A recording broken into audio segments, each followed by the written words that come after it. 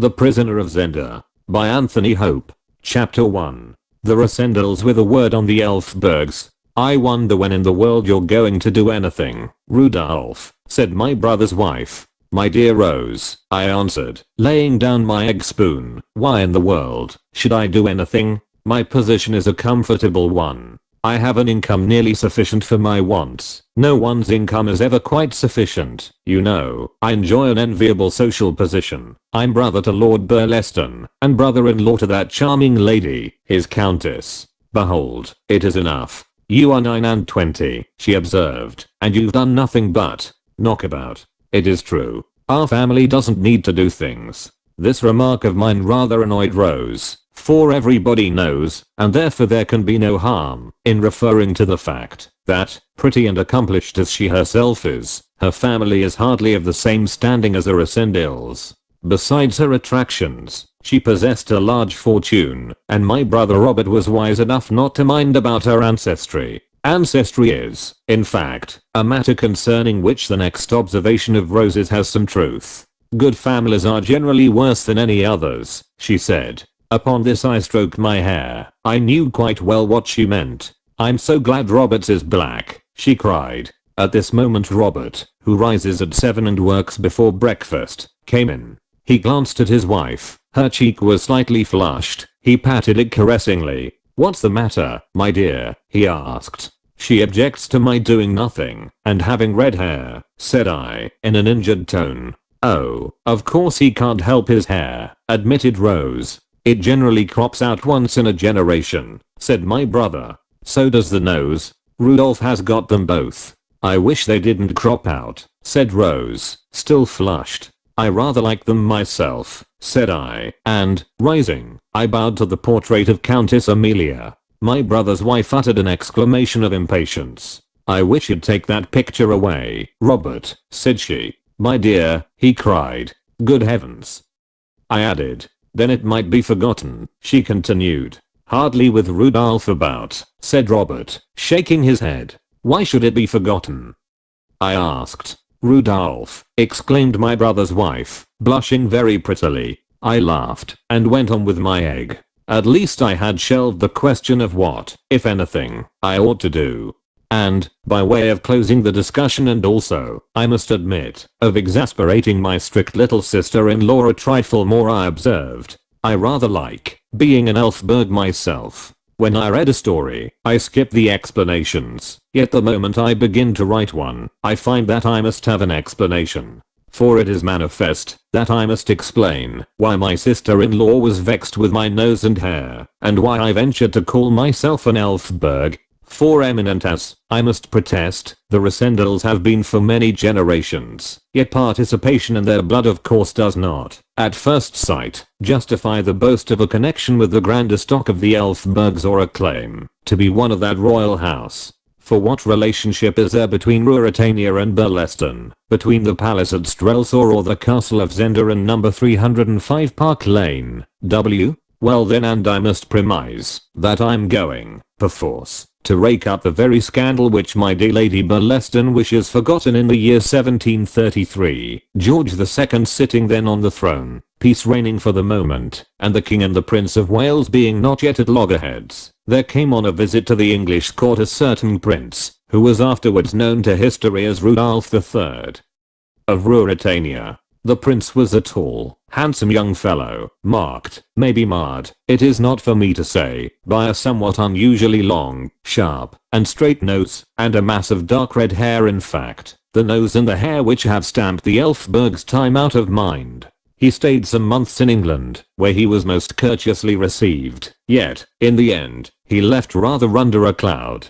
For he fought a duel. It was considered highly well-bred of him to waive all question of his rank, with a nobleman, well known in the society of the day, not only for his own merits, but as the husband of a very beautiful wife. In that duel Prince Rudolph received a severe wound, and, recovering therefrom, was adroitly smuggled off by the Ruritanian ambassador, who had found him a pretty handful. The nobleman was not wounded in the duel, but the morning being raw and damp on the occasion of the meeting, he contracted a severe chill, and, failing to throw it off, He died some 6 months after the departure of Prince Rudolf, without having found leisure to adjust his relations with his wife who, after another 2 months, bore an heir to the title and estates of the family of Burleston. This lady was the Countess Amelia, whose picture my sister-in-law wished to remove from the drawing room in Park Lane, and her husband was James, 5th Earl of Burleston and 22nd Baron Rassendyll, both in the peerage of England, and a Knight of the Garter. As for Rudolf, he went back to Ruritania, married a wife, and ascended the throne, whereon his progeny in the direct line have sat from then till this very hour with one short interval.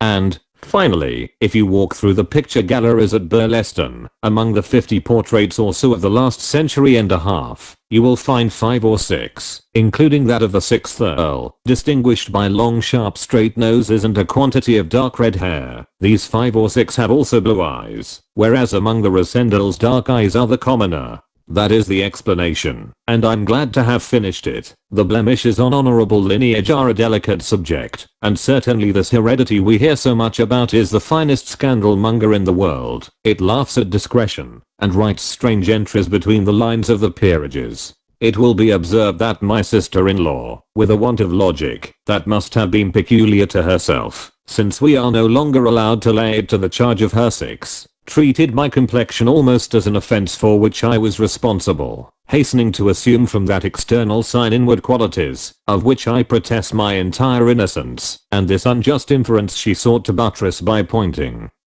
to the uselessness of the life I had led. Well, be that as it may, I had picked up a good deal of pleasure and a good deal of knowledge. I had been to a German school and a German university, and spoke German as readily and perfectly as English. I was thoroughly at home in French. I had a smattering of Italian and enough Spanish to swear by. I was, I believe, a strong, though hardly fine swordsman and a good shot. I could ride anything that had a back to sit on, and my head was as cool a one as you could find, for all its flaming cover. If you say that I ought to have spent my time in useful labor, I'm out of court, and have nothing to say, save that my parents had no business to leave me £2,000 a year and a roving disposition. The difference between you and Robert, said my sister-in-law, who often, bless her, speaks on a platform, and oftener still, as if she were on one, is that he recognizes the duties of his position, and you see the opportunities of yours. To a man of spirit, my dear Rose, I answered, opportunities are duties. Nonsense, said she, tossing her head, and after a moment she went on, now, here's Sir Jacob Barudale offering you exactly what you might be equal to, or 1,000 thanks. I murmured, he's to have an embassy in 6 months, and Robert says he is sure that he'll take you as an attaché. Do take it, Rudolph, to please me. Now, when my sister-in-law puts the matter in that way, wrinkling her pretty brows, twisting her little hands, and growing wistful in the eyes, all on account of an idle scamp like myself, for whom she has no natural responsibility, I'm visited with compunction. Moreover, I thought it possible that I could pass the time in the position suggested with some tolerable amusement. Therefore I said, my dear sister, if in 6 months' time no unforeseen obstacle has arisen, and Sir Jacob invites me, hang me if I don't go with Sir Jacob. Oh, Rudolph, how good of you. I'm glad. Where's he going to? He doesn't know yet, but it's sure to be a good embassy. Madam, said I, for your sake I'll go, if it's no more than a beggarly legation. When I do a thing, I don't do it by halves. My promise, then, was given, but 6 months are 6 months, and seem an eternity, and, inasmuch as they stretched between me and my prospective industry, I suppose attachés are industrious, but I know not, for I never became attaché to Sir Jacob or anybody else. I cast about for some desirable mode of spending them, and it occurred to me suddenly that I would visit Ruritania. It may seem strange that I had never visited that country yet, but my father, in spite of a sneaking fondness for the Elfbergs, which led him to give me his second son, the famous Elfberg name of Rudolph, had always been averse from my going, and, since his death, my brother, prompted by Rose, had accepted the family tradition which taught that a wide berth was to be given to that country. But the moment Ruritania had come into my head I was eaten up with a curiosity to see it. After all, red hair and long noses are not confined to the House of Elfberg, and the old story seemed a preposterously insufficient reason for debarring myself from acquaintance with the highly interesting and important kingdom, one which had played no small part in European history, and might do the like again under the sway of a young and vigorous ruler, such as the new king was rumored to be. My determination was clinched by reading in the Times that Rudolph V was to be crowned at Strelsau in the course of the next 3 weeks, and that great magnificence was to mark the occasion. At once I made up my mind to be present, and began my preparations. But, inasmuch as it has never been my practice to furnish my relatives with an itinerary of my journeys, and in this case I anticipated opposition to my wishes, I gave out that I was going for a ramble in the Tyrol, an old haunt of mine, and propitiated Rose's wrath by declaring that I intended to study the political and social problems of the interesting community which dwells in that neighborhood. Perhaps, I hinted darkly, there may be an outcome of the expedition. What do you mean? She asked. Well, said I carelessly, there seems a gap that might be filled by an exhaustive work on. Oh, will you write a book? She cried, clapping her hands. That would be splendid, wouldn't it, Robert? It's the best of introductions to political life nowadays, observed my brother, who has, by the way, introduced himself in this manner several times over. Burleston on Ancient Theories and Modern Facts and The Ultimate Outcome, by a political student, are both works of recognized eminence. I believe you are right, Bob, my boy, said I. Now promise you'll do it, said Rose earnestly. No, I won't promise, but if I find enough material, I will. That's fair enough, said Robert. Oh, material doesn't matter, she said, pouting. But this time she could get no more than a qualified promise out of me. To tell the truth, I would have wagered a handsome sum that the story of my expedition that summer would stain no paper and spoil not a single pen. And that shows how little we know what the future holds, for here I am, fulfilling my qualified promise, and writing, as I never thought to write, a book, though it will hardly serve as an introduction to political life, and has not a jot to do with the Tyrol. Neither would it, I fear, please Lady Burleston, if I were to submit it to her critical eye, a step which I have no intention of taking. Chapter 2. Concerning the color of men's hair. It was a maxim of my Uncle William's that no man should pass through Paris without spending 24 hours there. My uncle spoke out of a ripe experience of the world, and I honored his advice by putting up for a day and a night at the Continental on my way to the Tyrol. I called on George Featherly at the embassy, and we had a bit of dinner together at Durand's, and afterwards dropped into the opera, and after that we had a little supper, and after that we called on Bertram Bertrand, a versifier of some repute and Paris correspondent to the Critic. He had a very comfortable suite of rooms, and we found some pleasant fellows smoking and talking. It struck me, however, that Bertram himself was absent and in low spirits, and when everybody except ourselves had gone, I rallied him on his moping preoccupation. He fenced with me for a while, but at last, flinging himself on a sofa, he exclaimed, "Very well, have it your own way. I'm in love, infernally in love." "Oh, you'll write the better poetry," said I, by way of consolation. He ruffled his hair with his hand and smoked furiously.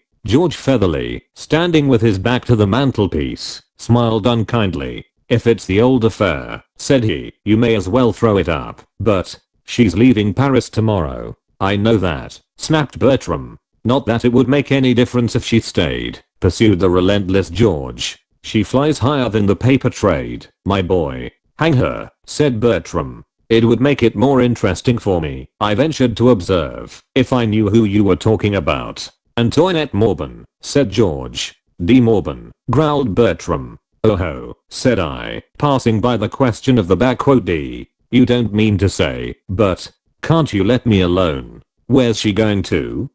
I asked, for the lady was something of a celebrity. George jingled his money, smiled cruelly at poor Bertram, and answered pleasantly, "Nobody knows. By the way, but I met a great man at her house the other night, at least, about a month ago. Did you ever meet him, the Duke of Strelsau?" "Yes, I did," growled Bertram. "An extremely accomplished man, I thought him." It was not hard to see that George's references to the Duke were intended to aggravate poor Bertram's sufferings. so that I drew the inference that the Duke had distinguished Madame de Morban by his attentions. She was a widow, rich, handsome, and, according to repute, ambitious. It was quite possible that she, as George put it, was flying as high as a personage who was everything he could be, short of enjoying strictly royal rank, for the Duke was the son of the late King of Ruritania by a second and morganatic marriage, and half-brother to the new king. He had been his father's favorite, and it had occasioned some unfavorable comment when he had been created a duke, with a title derived from no less a city than the capital itself. His mother had been of good, but not exalted, birth. He's not in Paris now, is he? I asked. Oh no. He's gone back to be present at the king's coronation, a ceremony which, I should say, he'll not enjoy much.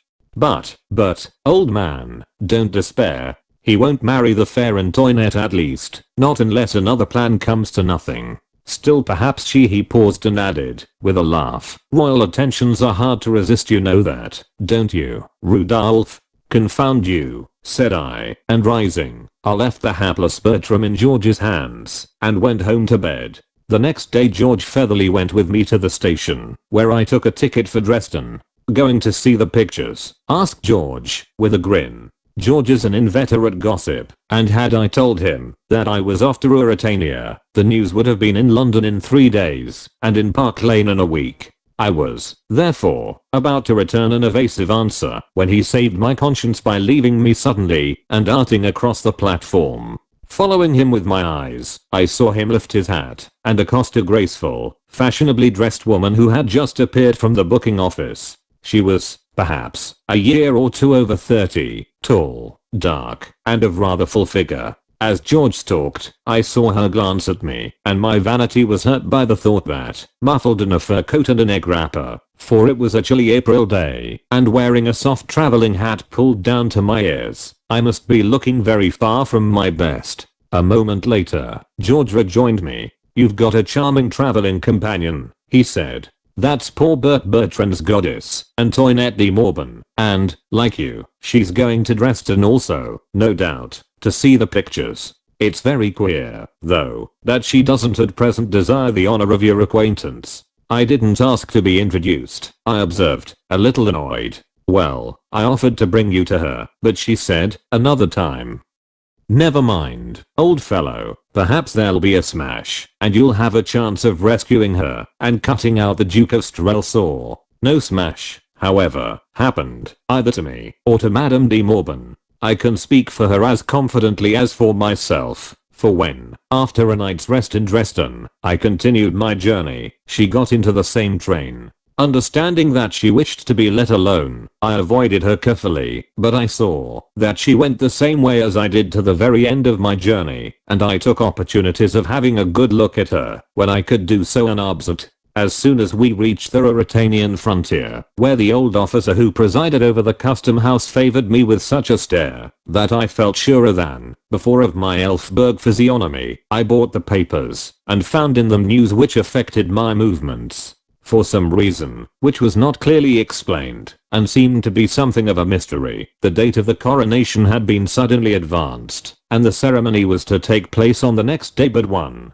The whole country seemed in a stir about it, and it was evident that Strelsau was thronged. Rooms were all let and hotels overflowing. There would be very little chance of my obtaining a lodging, and I should certainly have to pay an exorbitant charge for it. I made up my mind to stop at Zenda, a small town 50 miles short of the capital, and about 10 from the frontier. My train reached there in the evening. I would spend the next day, Tuesday, in a wander over the hills, which were said to be very fine, and in taking a glance at the famous castle, and go over by train to Strelsau on the Wednesday morning, returning at night to sleep at Zenda. Accordingly at Zenda I got out, and as the train passed where I stood on the platform, I saw my friend Madame de Morban in her place. Clearly she was going through to Strelsau, having, with more providence than I could boast, secured apartments there. I smiled to think how surprised George Featherly would have been to know that she and I had been fellow travelers for so long.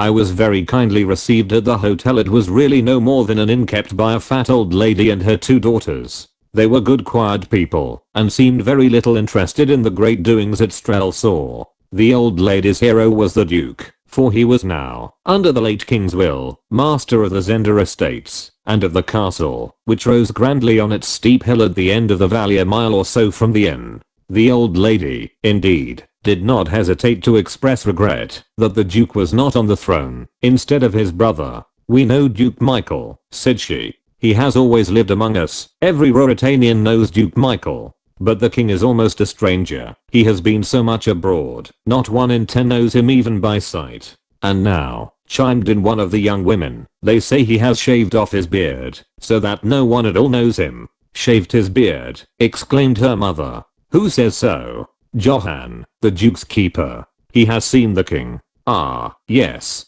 The king, sir, is now at the Duke's hunting lodge in the forest here. From here he goes to Strelsau to be crowned on Wednesday morning." I was interested to hear this, and made up my mind to walk next day in the direction of the lodge, on the chance of coming across the king. The old lady ran on garrulously. "Ah, and I wish he would stay at his hunting, that and wine, and one thing more, are all he loves, they say, and suffer our Duke to be crowned on Wednesday. That I wish, and I don't care who knows it." "Hush, mother," urged the daughters. "Oh, there's many to think as I do," cried the old woman stubbornly. I threw myself back in my deep armchair and laughed at her zeal. "For my part," said the younger and prettier of the two daughters, a fair, buxom, smiling wench, "I hate Black Michael. A red Elfberg for me, mother. The king, they say, is as red as a fox, or as—" and she laughed mischievously as she cast a glance at me and tossed her head at her sister's reproving face. "Many a man has cursed their red hair before now," muttered the old lady, "and I remember James, 5th Earl of Burleston. But never a woman," cried the girl. "And women, when it was too late," was the stern answer, reducing the girl to silence and blushes. "How comes the king here?" I asked, to break an embarrassed silence. "It is the Duke's land here, you say." "The Duke invited him, sir, to rest here till Wednesday. The Duke is at Strelsau, preparing the king's reception." "Then they're friends?" "None better," said the old lady. But my rosy damsel tossed her head again. She was not to be repressed for long, and she broke out again. They love one another as men do who want the same place and the same wife." The old woman glowered, but the last words pricked my curiosity, and I interposed before she could begin scolding. "What, the same wife too? How's that, young lady? All the world knows that Black Michael. Well then, mother, the Duke would give his soul to marry his cousin, the Princess Flavia, and that she is to be the queen." "Upon my word," said I begin to be sorry for your Duke. But if a man will be a younger son, why he must take what the elder leaves, and be as thankful to God as he can." And, thinking of myself, I shrugged my shoulders and laughed. And then I thought also of Antoinette de Morban and her journey to Strelsau. "It's little dealing Black Michael has with," began the girl, braving her mother's anger, but as she spoke a heavy step sounded on the floor, and a gruff voice asked in a threatening tone, "Who talks of Black Michael in his highness's own borough?" The girl gave a little shriek, half of fright, half, I think, of amusement. "You'll not tell of me, Johann," she said. "See where your chatter leads," said the old lady. The man who had spoken came forward. "We have company, Johann," said my hostess, and the fellow plucked off his cap. A moment later he saw me, and, to my amazement, he started back a step, as though he had seen something wonderful. "What ails you, Johann?" asked the elder girl. "This is a gentleman on his travels, come to see the coronation." The man had recovered himself, but he was staring at me with an intense, searching, almost fierce glance. "Good evening to you," said I. "Good evening, sir," he muttered, still scrutinizing me, and the merry girl began to laugh as she called, "See, Johann, it is the color you love." He started to see your hair, sir. "It's not the color we see most of here in Zenda." "I crave your pardon, sir," stammered the fellow, with puzzled eyes. "I expected to see no one." "Give him a glass to drink my health in, and I'll bid you good night, and thanks to you, ladies, for your courtesy and pleasant conversation." So speaking, I rose to my feet, and with a slight bow, turned to the door. The young girl ran to light me on the way, and the man fell back to let me pass, his eyes still fixed on me. The moment I was by, he started a step forward, asking, "Pray, sir, do you know our king?" I never saw him, said I. I hope to do so on Wednesday. He said no more, but I felt his eyes following me till the door closed behind me. My saucy conductor, looking over her shoulder at me as she preceded me upstairs, said, "There's no pleasing Master Johan for one of your color, sir. He prefers yours, maybe?"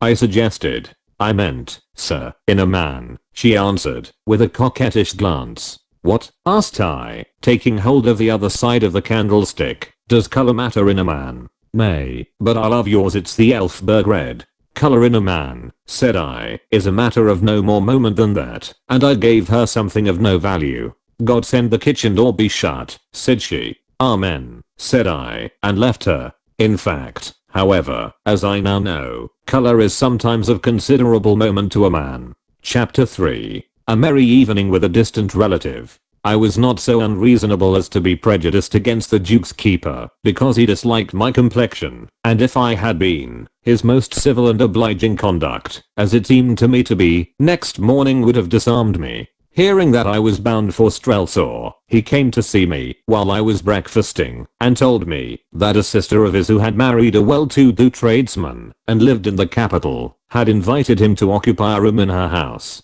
He had gladly accepted, but now found that his duties would not permit of his absence. He begged therefore that, if such humble, though, as he added, clean and comfortable, lodgings would satisfy me, I would take his place. He pledged his sister's acquiescence, and urged the inconvenience and crowding to which I should be subject in my journeys to and from Strelsau the next day. I accepted his offer without a moment's hesitation, and he went off to telegraph to his sister, while I packed up and prepared to take the next train. But I still hankered after the forest and the hunting lodge, and when my little maid told me that I could, by walking 10 miles or so through the forest, hit the railway at a roadside station, I decided to send my luggage direct to the address, which Johan had given, take my walk, and follow to Strelsau myself. Johan had gone off, and was not aware of the change in my plans, but, as its only effect was to delay my arrival at his sister's for a few hours, there was no reason for troubling to inform him of it. Doubtless the good lady would waste no anxiety on my account. I took an early luncheon, and, having bidden my kind entertainers farewell, promising to return to them on my way home, I set out to climb the hill that led to the castle, and thence to the forest of Zenda. Half an hour's leisurely walking brought me to the castle. It had been a fortress in old days, and the ancient keep was still in good preservation and very imposing. Behind it stood another portion of the original castle, and behind that again, and separated from it by a deep and broad moat, which ran all round the old buildings, was a handsome modern chateau, erected by the last king, and now forming the country residence of the Duke of Strelsau. The old and the new portions were connected by a drawbridge, and this indirect mode of access formed the only passage between the old building and the outer world, but leading to the modern chateau there was a broad and handsome avenue. It was an ideal residence. When Black Michael desired company, he could dwell in his chateau. If a fit of misanthropy seized him, he had merely to cross the bridge and draw it up after him. It ran on rollers, and nothing short of a regiment and a train of artillery could fetch him out. I went on my way, glad that poor Black Michael, though he could not have the throne nor the princess, had, at least, as fine a residence as any prince in Europe. Soon I entered the forest, and walked on for an hour or more in its cool somber shade. The great trees enlaced with one another over my head, and the sunshine stole through in patches as bright as diamonds, and hardly bigger. I was enchanted with the place, and, finding a felled tree trunk, propped my back against it, and stretching my legs out gave myself up to undisturbed contemplation of the solemn beauty of the woods, and to the comfort of a good cigar. And when the cigar was finished and I had, I suppose, inhaled as much beauty as I could, I went off into the most delightful sleep, regardless of my train to Strelsau, and of the fast waning afternoon. To remember a train in such a spot would have been rank sacrilege. Instead of that, I fell to dreaming that I was married to the Princess Flavia, and dwelt in the castle of Zenda, and beguiled whole days with my love in the glades of the forest, which made a very pleasant dream. In fact, I was just impressing a fervent kiss on the charming lips of the princess, when I heard, and the voice seemed at first a part of the dream, someone exclaim, in rough strident tones, "Why, the devil's in it. Shave him, and he'd be the king." The idea seemed whimsical enough for a dream. By the sacrifice of my heavy mustache and carefully pointed imperial, I was to be transformed into a monarch. I was about to kiss the princess again when I arrived, very reluctantly, at the conclusion that I was awake. I opened my eyes and found two men regarding me with much curiosity. Both wore shooting costumes and carried guns. One was rather short and very stoutly built, with a big bullet-shaped head, a bristly grey moustache, and small pale blue eyes, a trifle bloodshot. The other was a slender young fellow, of middle height, darkened complexion, and bearing himself with grace and distinction. I set the one down as an old soldier, the other for a gentleman accustomed to move in good society, but not unused to military life either. It turned out afterwards that my guess was a good one. The elder man approached me, beckoning the younger to follow. He did so, courteously raising his hat.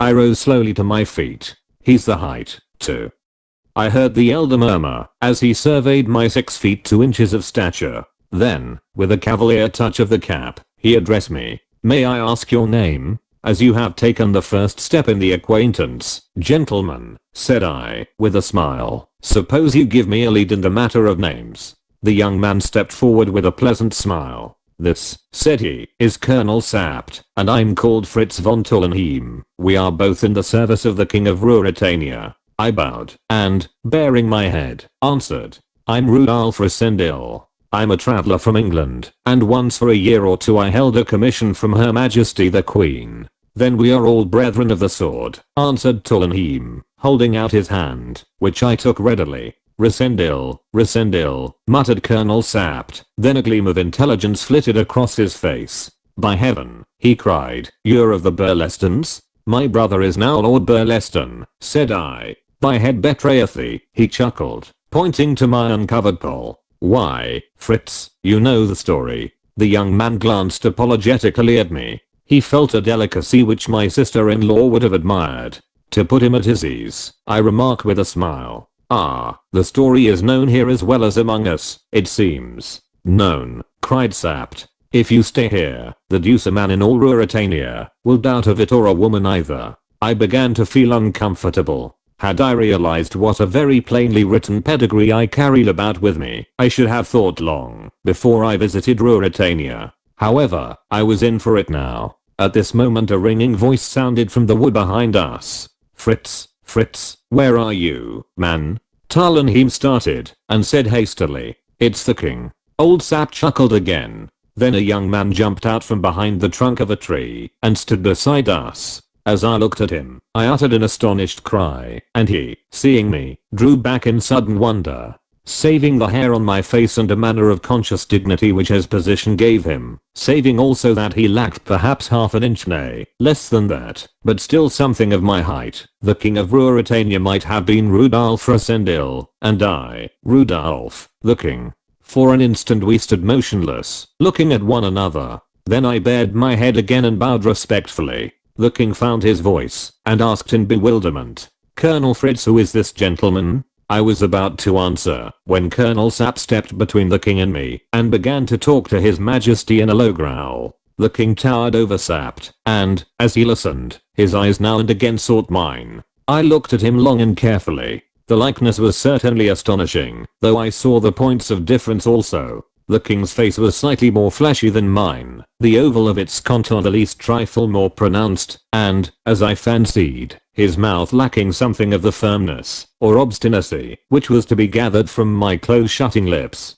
But, for all that, and above all minor distinctions, the likeness rose striking, salient, wonderful. Sapt ceased speaking, and the king still frowned. Then, gradually, the corners of his mouth began to twitch, his nose came down, as mine does when I laugh, his eyes twinkled, and, behold, he burst into the merriest fit of irrepressible laughter, which rang through the woods, and proclaimed him a jovial soul. "Well met, cousin," he cried, stepping up to me, clapping me on the back, and laughing still. "You must forgive me, if I was taken aback. A man doesn't expect to see double at this time of day, eh, Fritz?" "I must pray pardon, sire, for my presumption," said I. "I trust it will not forfeit your majesty's favor. By heaven, you'll always enjoy the king's countenance. he laughed, whether I like it or not, and, sir, I shall very gladly add to it what services I can. Where are you traveling to?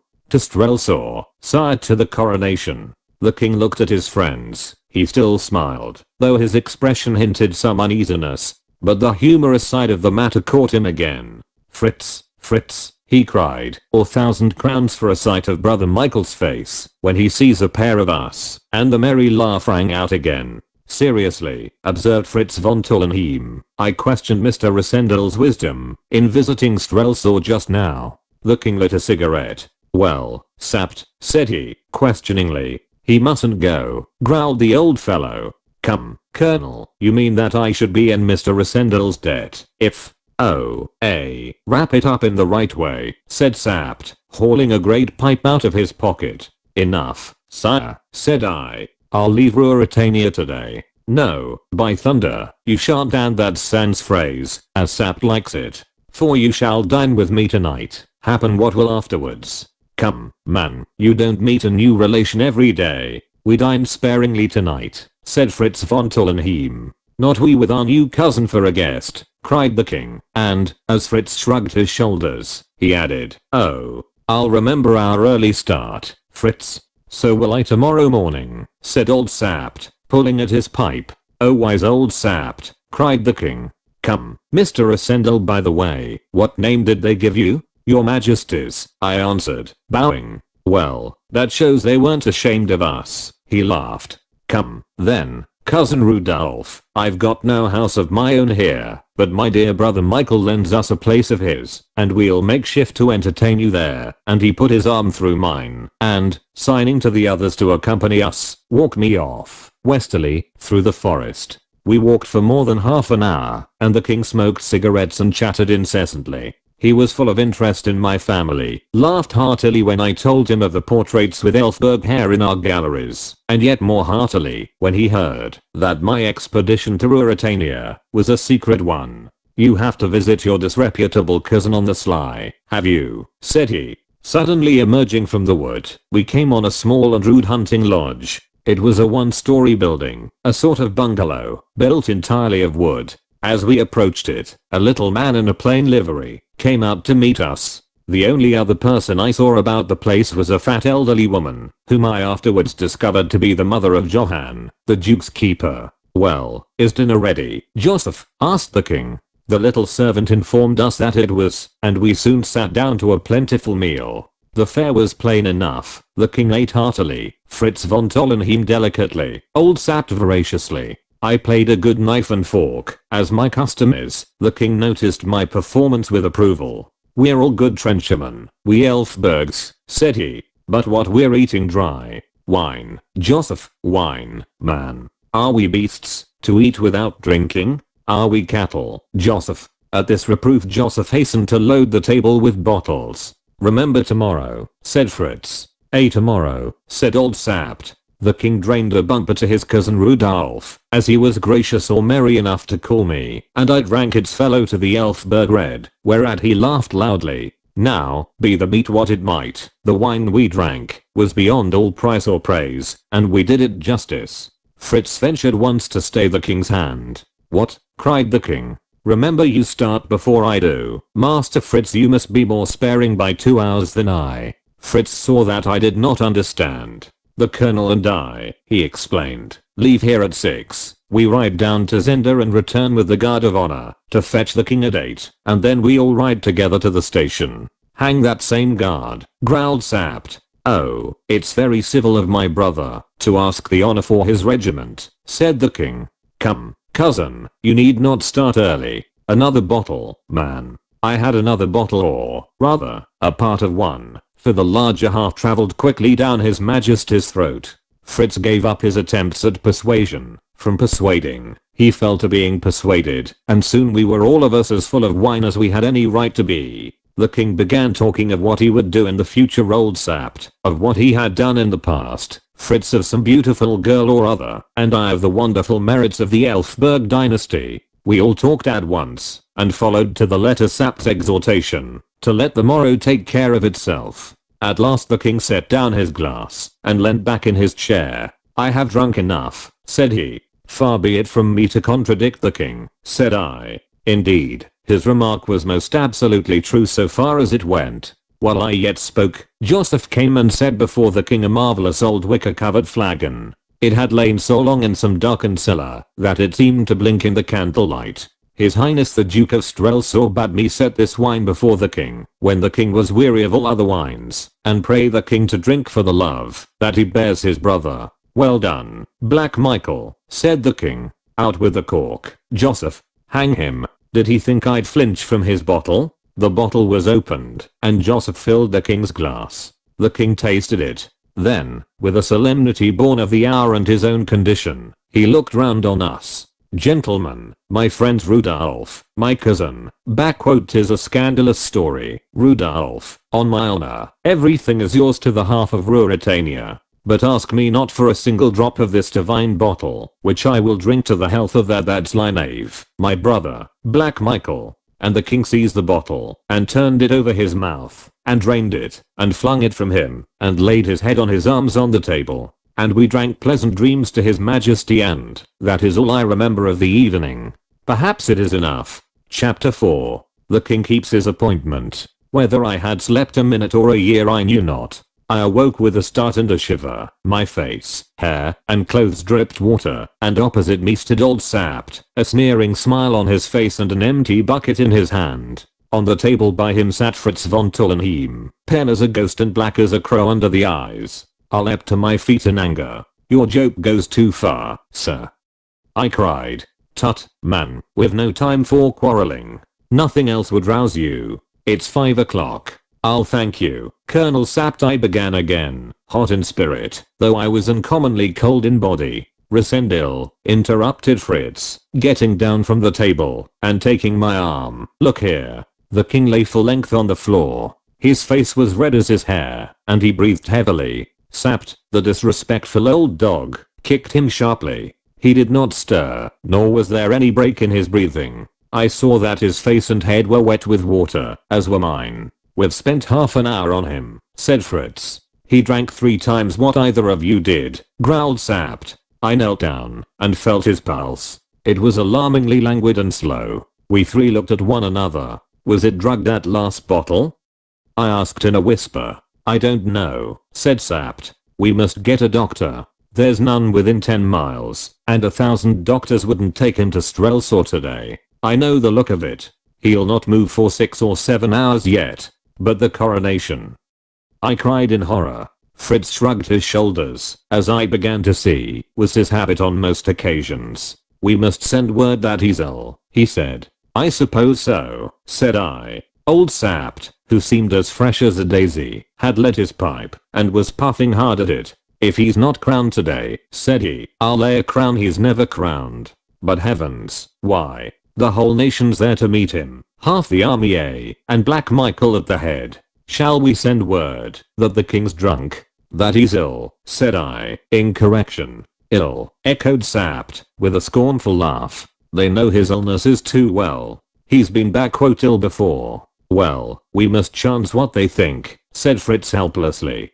I'll carry the news, and make the best of it. Sapt raised his hand. Tell me, said he. Do you think the king was drugged? I do, said I. And who drugged him? That damned hound, Black Michael, said Fritz between his teeth. Said Sapt, that he might not come to be crowned. Resendil here doesn't know our pretty Michael. What think you, Fritz? Has Michael no king ready? Has half Strelsau no other candidate? As God's alive, man, the throne's lost if the king show himself not in Strelsau today. I know Black Michael. We could carry him there, said I. And a very pretty picture he makes, sneered Sapt. Fritz von Tollenheim buried his face in his hands. The king breathed loudly and heavily. Sapt stirred him again with his foot. The drunken dog, he said, but he's an Elfberg and the son of his father, and may I rot in hell before Black Michael sits in his place. For a moment or two we were all silent. Then Sapt, knitting his bushy grey brows, took his pipe from his mouth, and said to me, as a man grows old he believes in fate. Fate sent you here. Fate sends you now to Strelsau. I staggered back, murmuring good God. Fritz looked up with an eager, bewildered gaze. Impossible, I muttered. I should be known. It's a risk against a certainty, said Sapt. If you shave, I'll wager you'll not be known. Are you afraid, sir? Come, lad, there, but it's your life, you know, if you're known and mine and Fritz is here. But, if you don't go, I swear to you Black Michael will sit tonight on the throne, and the king lie in prison or his grave. The king would never forgive it, I stammered. Are we women? Who cares for his forgiveness? The clock ticked 50 times, and 60 and 70 times, as I stood and thought. Then I suppose a look came over my face, for old Sapt caught me by the hand, crying. You'll go? Yes, I'll go, said I, and I turned my eyes on the prostrate figure of the king on the floor. Tonight, Sapt went on in a hasty whisper, we are to lodge in the palace. The moment they leave us you and I will mount our horses. Fritz must stay there and guard the king's room and ride here at a gallop.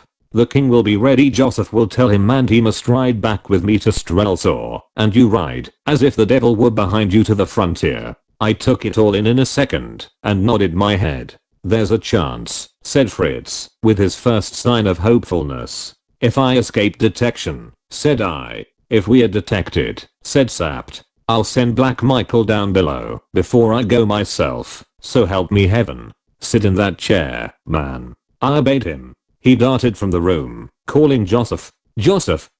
In 3 minutes he was back, and Joseph with him. The latter carried a jug of hot water, soap, and razors. He was trembling as Sapt told him how the land lay, and bade him shave me. Suddenly Fritz smote on his thigh. But the guard. They'll know. They'll know. Pooh. We shan't wait for the guard. We'll ride to Hofbräu and catch a train there. When they come, the bird'll be flown. But the king? The king will be in the wine cellar. I'm going to carry him there now. If they find him, they won't. How should they? Joseph will put them off. But, Sapt stamped his foot. We are not playing, he roared. My god, don't I know the risk? If they do find him, he's no worse off than if he isn't crowned today in Strelsau. So speaking, he flung the door open and, stooping, put forth the strength I did not dream he had, and lifted the king in his hands. And as he did so, the old woman, Johan the keeper's mother, stood in the doorway.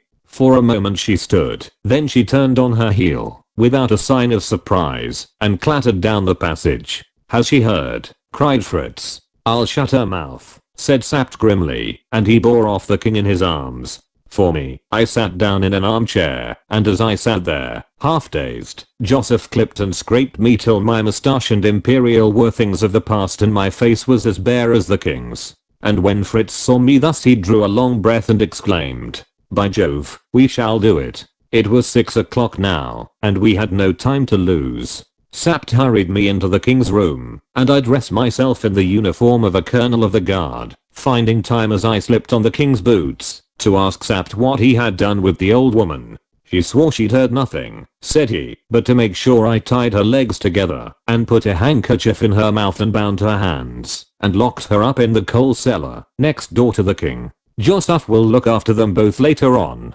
Then I burst out laughing, and even old Sapt grimly smiled. I fancy, said he, that when Joseph tells them the king is gone they'll think it is because we smelt a rat.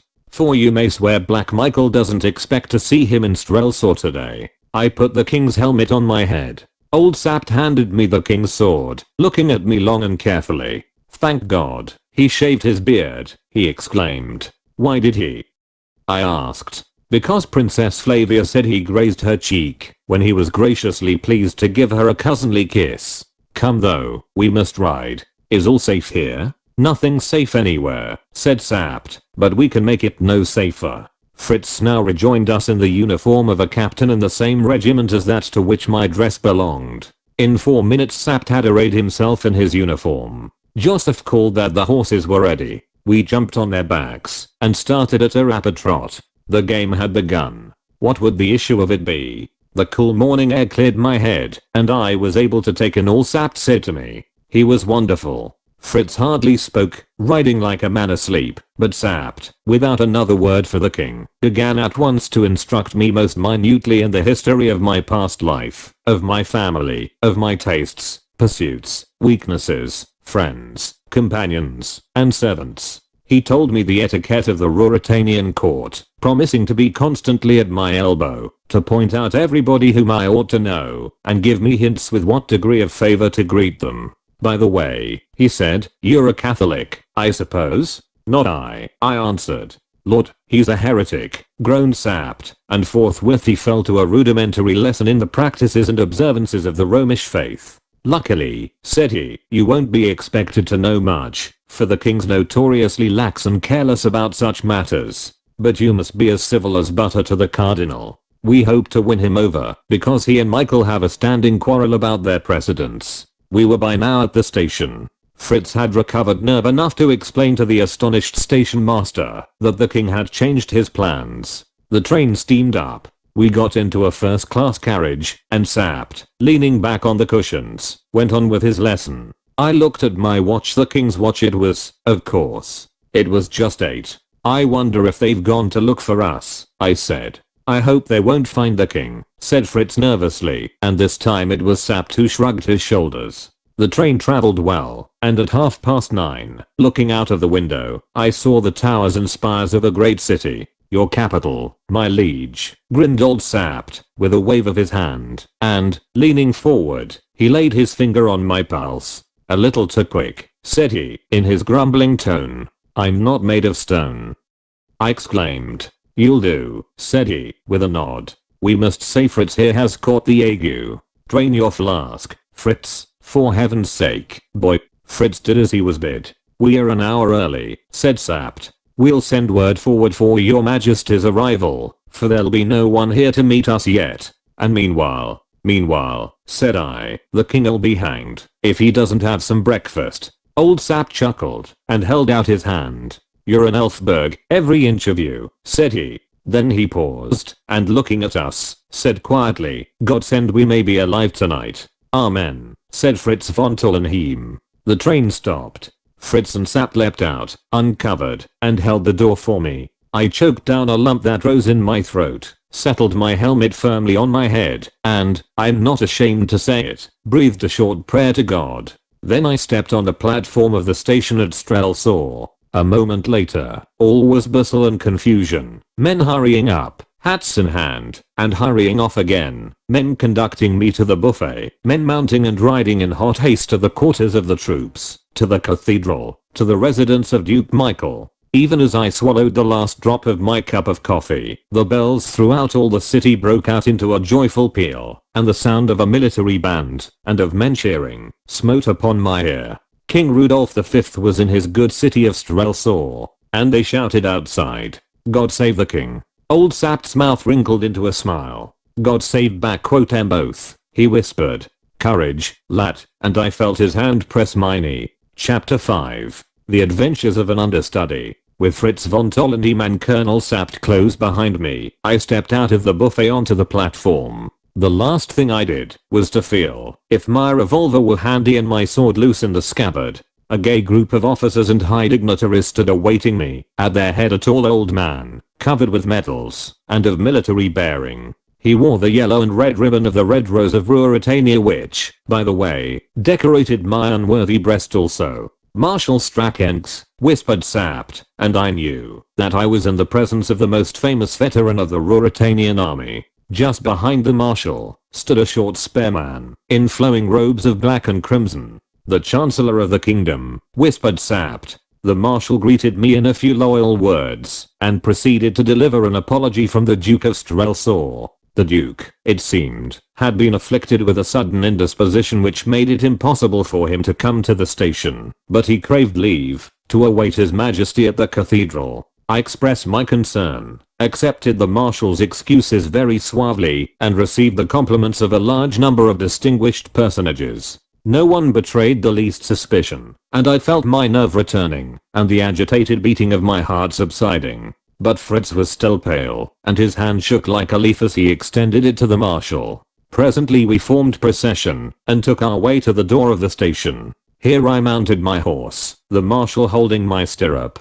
The civil dignitaries went off to their carriages, and I started to ride through the streets with the marshal on my right and Sapt, who, as my chief aide-de-camp, was entitled to the place, on my left. The city of Strelsau is partly old and partly new. spacious modern boulevards and residential quarters surround and embrace the narrow, tortuous, and picturesque streets of the original town. In the outer circles the upper classes live, in the inner the shops are situated, and, behind their prosperous fronts, lie hidden populous but wretched lanes and alleys, filled with a poverty-stricken, turbulent, and, in large measure, criminal class. These social and local divisions corresponded, as I knew from Sapt's information, to another division more important to me. The new town was for the king, but to the old town Michael of Strelsau was a hope, a hero, and a darling.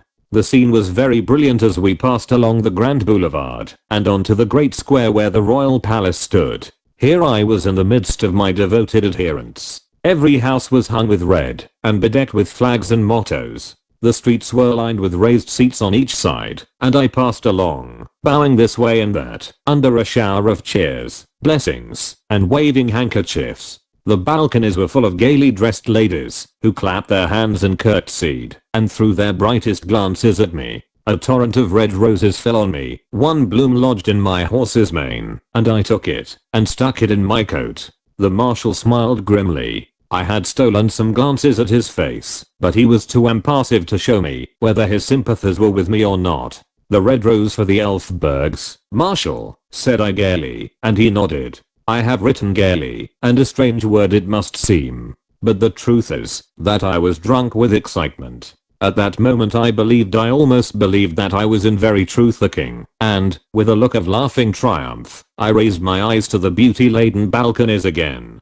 And then I started. For, looking down on me, with her handsome face and proud smile, was the lady who had been my fellow traveler Antoinette de Morban, and I saw her also start, and her lips moved, and she leant forward, and gazed at me, and I, collecting myself, met her eyes full and square, while again I felt my revolver. Suppose she had cried aloud, "That's not the king." Well, we went by, and then the marshal, turning round in his saddle, waved his hand, and the cuirassiers closed round us, so that the crowd could not come near me. We were leaving my quarter, and entering Duke Michael's, and this action of the marshal's showed me more clearly than words what the state of feeling in the town must be. But if fate made me a king, the least I could do, was to play the part handsomely. "Why this change in our order, Marshal?" said I. The marshal bit his white moustache. "It is more prudent, sire," he murmured. I drew rein. "Let those in front ride on," said I, "till they are 50 yards ahead.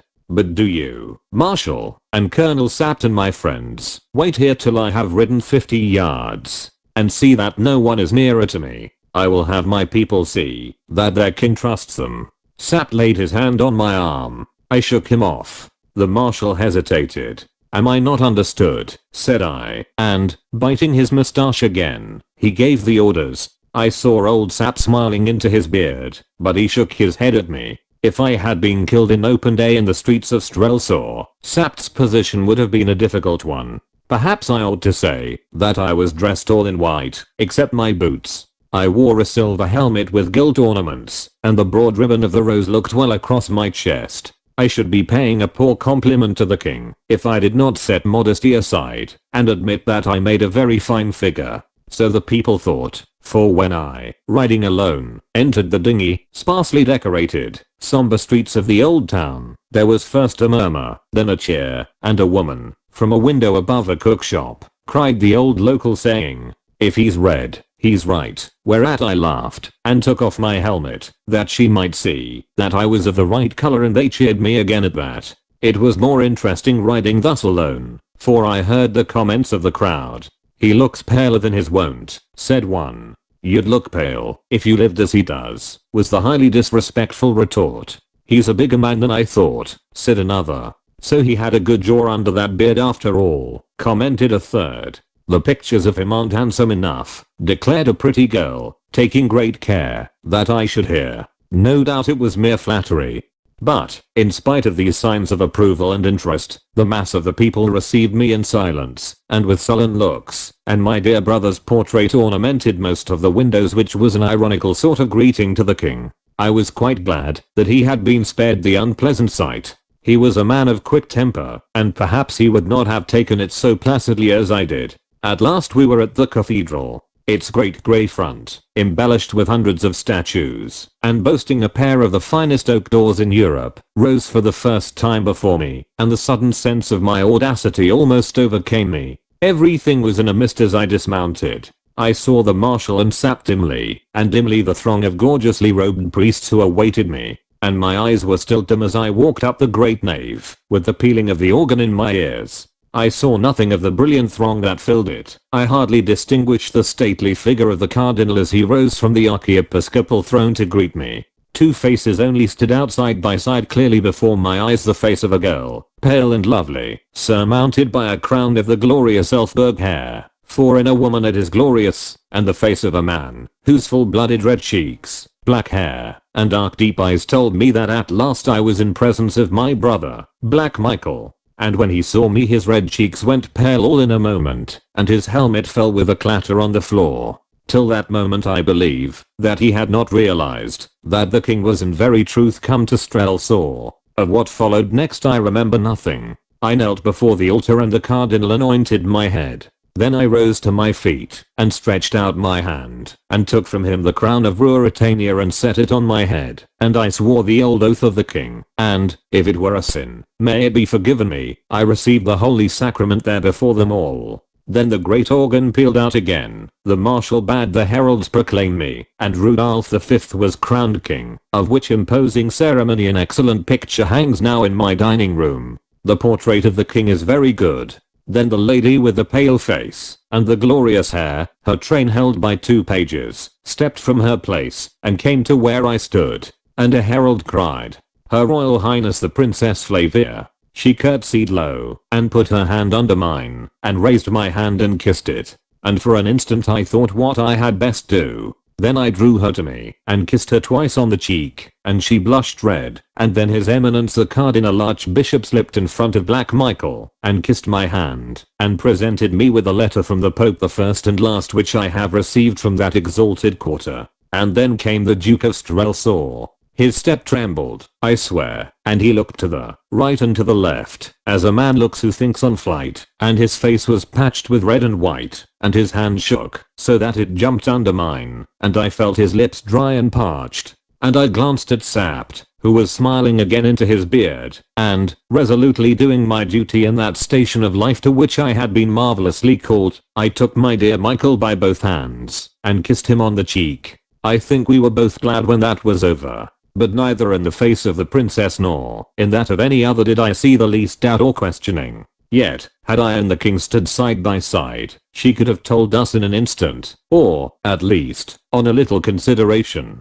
But neither she nor anyone else dreamed or imagined that I could be other than the king. So the likeness served, and for an hour I stood there, feeling as weary and blasé as though I had been a king all my life, and everybody kissed my hand, and the ambassadors paid me their respects, among them old Lord Topham, at whose house in Grosvenor Square I had danced a score of times. Thank heaven, the old man was as blind as a bat, and did not claim my acquaintance. Then back we went through the streets to the palace, and I heard them cheering Black Michael, but he, Fritz told me, sat biting his nails like a man in a reverie, and even his own friends said that he should have made a braver show. I was in a carriage now, side by side with the Princess Flavia, and a rough fellow cried out, "And when's the wedding?" And as he spoke another struck him in the face, crying, "Long live Duke Michael," and the princess colored. It was an admirable tint and looked straight in front of her. Now I felt in a difficulty, because I had forgotten to ask Sap the state of my affections, or how far matters had gone between the princess and myself.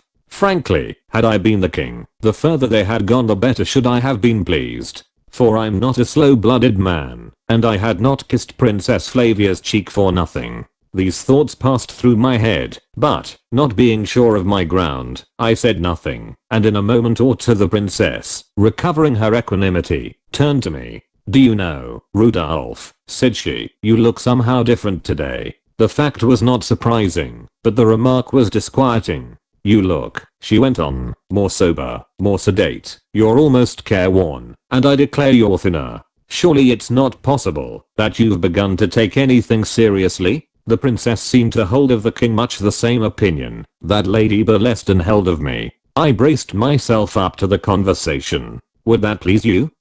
I asked softly. "Oh, you know my views," said she, turning her eyes away. "Whatever pleases you, I try to do," I said, and, as I saw her smile and blush, I thought that I was playing the king's hand very well for him. So I continued, and what I said was perfectly true. "I assure you, my dear cousin, that nothing in my life has affected me more than the reception I've been greeted with today." She smiled brightly, but in an instant grew grave again, and whispered, "Did you notice Michael?" "Yes," said I, adding, "he wasn't enjoying himself."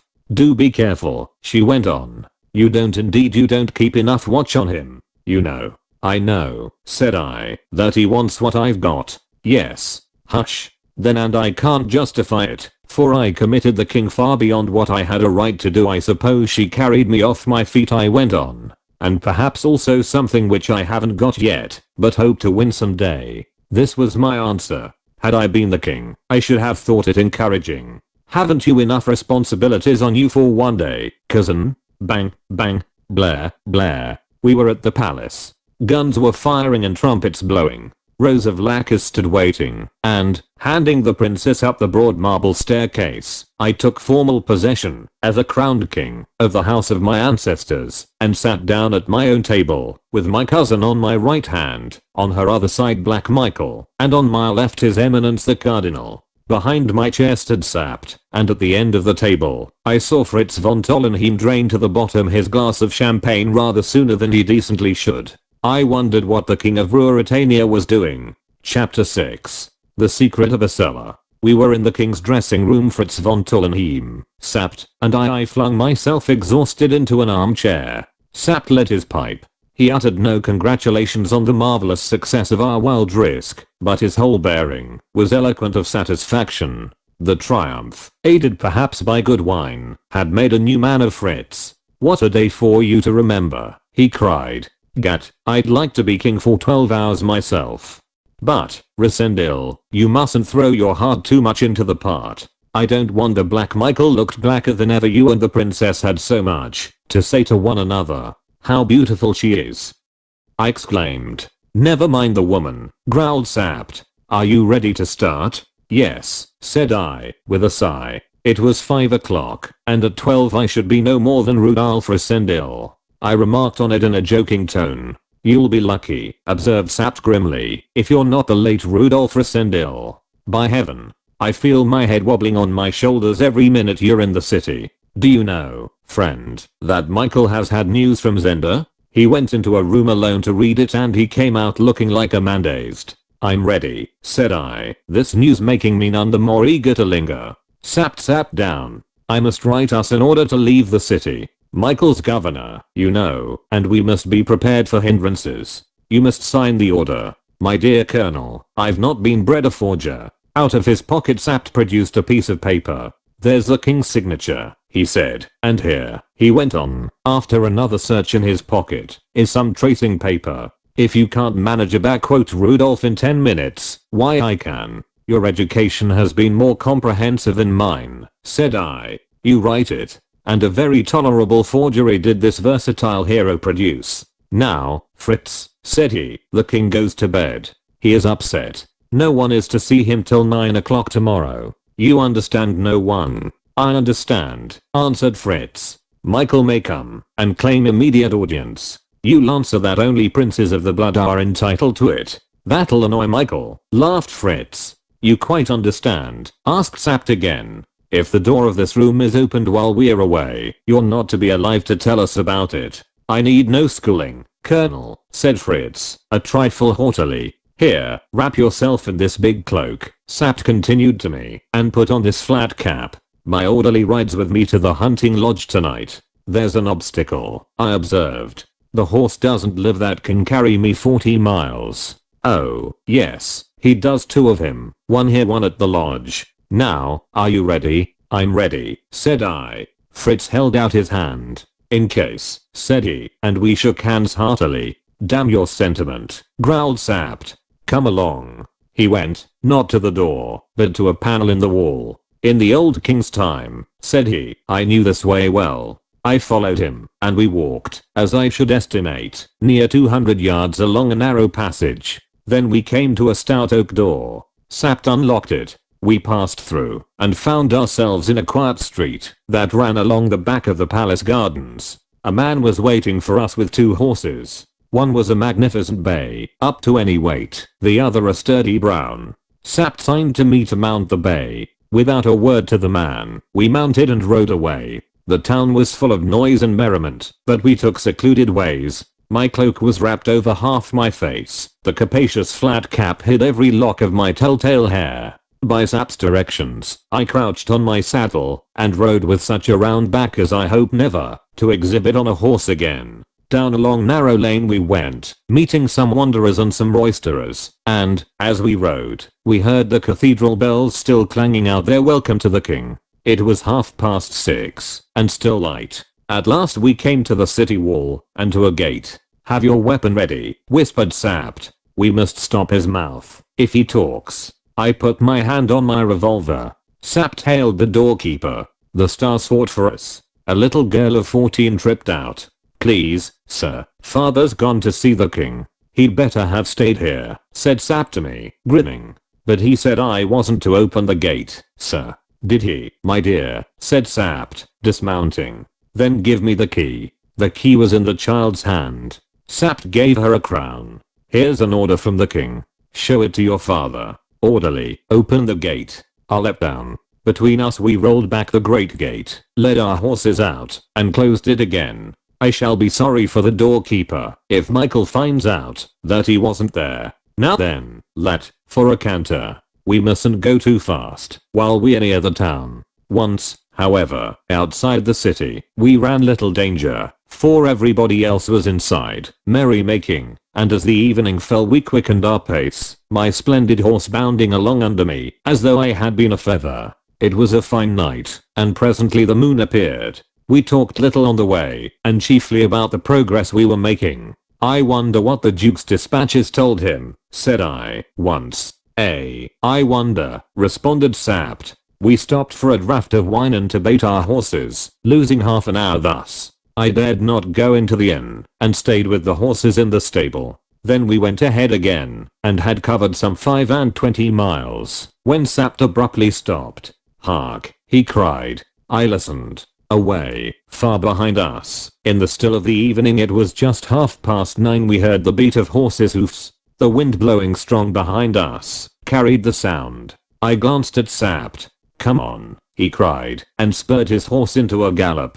When we next paused to listen, the shouts were not audible, and we relaxed our pace. Then we heard them again.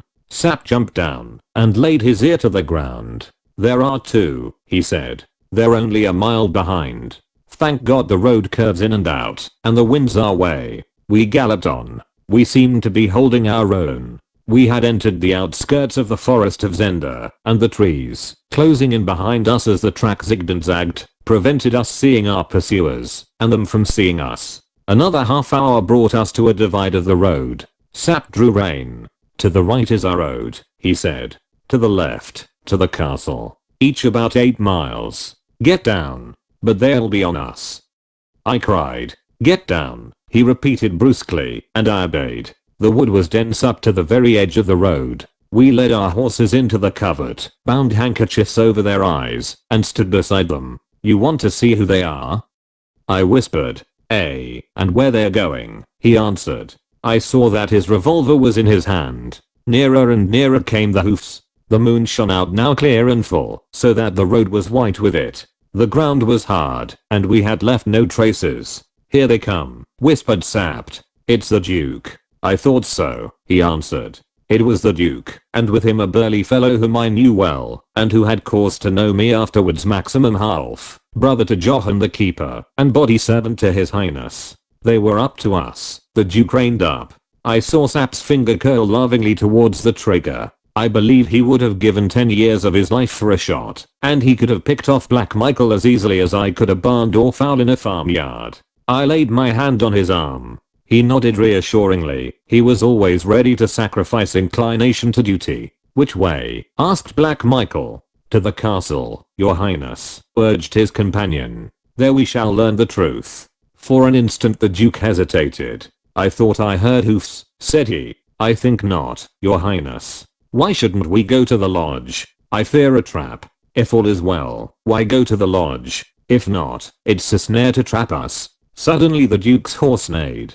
In an instant we folded our cloaks close round our horses' heads, and, holding them thus, covered the Duke and his attendant with our revolvers. If they had found us, they had been dead men, or our prisoners. Michael waited a moment longer. Then he cried, "To Zenda, then," and setting spurs to his horse, galloped on. Sapt raised his weapon after him, and there was such an expression of wistful regret on his face, that I had much ado not to burst out laughing. For 10 minutes we stayed where we were. "You see," said Sapt, "they've sent him news that all is well." "What does that mean?" I asked. "God knows," said Sapt, frowning heavily, "but it's brought him from Strelsor in a rare puzzle." Then we mounted and rode as fast as our weary horses could lay their feet to the ground. For those last 8 miles we spoke no more. Our minds were full of apprehension. All is well. What did it mean? Was all well with the king? At last the lodge came in sight. Spurring our horses to a last gallop, we rode up to the gate. All was still and quiet. Not a soul came to meet us. We dismounted in haste. Suddenly Sapt caught me by the arm. "Look there," he said, pointing to the ground. I looked down. At my feet lay 5 or 6 silk handkerchiefs, torn and slashed and rent. I turned to him questioningly. "They're what I tied the old woman up with," said he. "Fasten the horses and come along." The handle of the door turned without resistance. We passed into the room which had been the scene of last night's bout. It was still strewn with the remnants of our meal, and with empty bottles. "Come on," cried Sapt, whose marvelous composure had at last almost given way. We rushed down the passage towards the cellars. The door of the coal cellar stood wide open. "They found the old woman," said I. "You might have known that from the handkerchiefs," he said. Then we came opposite the door of the wine cellar. It was shut. It looked in all respects as it had looked when we left it that morning. "Come, it's all right," said I. A loud oath from Sapt rang out. His face turned pale, and he pointed again at the floor. From under the door a red stain had spread over the floor of the passage and dried there. Sapt sank against the opposite wall. I tried the door. It was locked. "Where's Joseph?" muttered Sapt. "Where's the king?" I responded. Sapt took out a flask and put it to his lips. I ran back to the dining room and seized a heavy poker from the fireplace. In my terror and excitement I rained blows on the lock of the door, and I fired a cartridge into it. It gave way, and the door swung open. "Give me a light," said I, but Sapt still leant against the wall. He was, of course, more moved than I, for he loved his master. Afraid for himself he was not. No man ever saw him that, but to think what might lie in that dark cellar was enough to turn any man's face pale. I went myself and took a silver candlestick from the dining table and struck a light, and, as I returned, I felt the hot wax drip on my naked hand as the candle swayed to and fro, so that I cannot afford to despise Colonel Sapt for his agitation. I came to the door of the cellar. The red stain, turning more and more to a dull brown, stretched inside. I walked 2 yards into the cellar and held the candle high above my head. I saw the full bins of wine. I saw spiders crawling on the walls. I saw too a couple of empty bottles lying on the floor, and then, away in the corner, I saw the body of a man, lying flat on his back, with his arms stretched wide, and a crimson gash across his throat. I walked to him, and knelt down beside him, and commended to God the soul of a faithful man. For it was the body of Joseph, the little servant, slain in guarding the king. I felt a hand on my shoulders, and, turning, saw Sapt, eyes glaring and terror-struck, beside me. "The king? My God, the king," he whispered hoarsely. I threw the candle's gleam over every inch of the cellar. "The king is not here," said I. Chapter 7. His Majesty sleeps in Strelsor. I put my arm round Sapt's waist and supported him out of the cellar, drawing the battered door close after me. For 10 minutes or more we sat silent in the dining room. Then old Sapt rubbed his knuckles into his eyes, gave one great gasp, and was himself again. As the clock on the mantelpiece struck 1 he stamped his foot on the floor, saying, "They've got the king." "Yes," said I, "all's well," as Black Michael's dispatch said. What a moment it must have been for him when the royal salutes fired at Strelsor this morning. "I wonder when he got the message. It must have been sent in the morning," said Sapt. They must have sent it before news of your arrival at Strelsau reached Zenda. I suppose it came from Zenda, and he's carried it about all day. I exclaimed. Upon my honor, I'm not the only man who's had a trying day. What did he think? Sapped. What does that matter? What does he think? Now, I rose to my feet. We must get back, I said, and rouse every soldier in Strelsau. We ought to be in pursuit of Michael before midday. Old Sapt pulled out his pipe and carefully lit it from the candle which guttered on the table. The king may be murdered while we sit here, I urged. Sapt smoked on for a moment in silence. That cursed old woman, he broke out. She must have attracted their attention somehow. I see the game. They came up to kidnap the king, and as I say, somehow they found him. If you hadn't gone to Strelsau, you and I and Fritz had been in heaven by now. And the king? Who knows where the king is now? He asked. Come, let's be off, said I, but he sat still, and suddenly he burst into one of his grating chuckles. By Jove, we've shaken up Black Michael. Come, come. I repeated impatiently. And we'll shake him up a bit more, he added, a cunning smile broadening on his wrinkled, weather-beaten face, and his teeth working on an end of his grizzled moustache. Lad, we'll go back to Strelsau. The king shall be in his capital again tomorrow. The king? The crowned king? You're mad, I cried. If we go back and tell the trick we played, what would you give for our lives? Just what they're worth, said I. And for the king's throne. Do you think that the nobles and the people will enjoy being fooled as you fooled them? Do you think they'll love the king who was too drunk to be crowned and sent a servant to personate him? He was drugged and I'm no servant. Mine will be Black Michael's version. He rose, came to me, and laid his hand on my shoulder. Lad, he said, if you play the man, you may save the king yet. Go back and keep his throne warm for him. But the duke knows the villains he has employed. No. But they can't speak, roared Sapt in grim triumph. We've got back.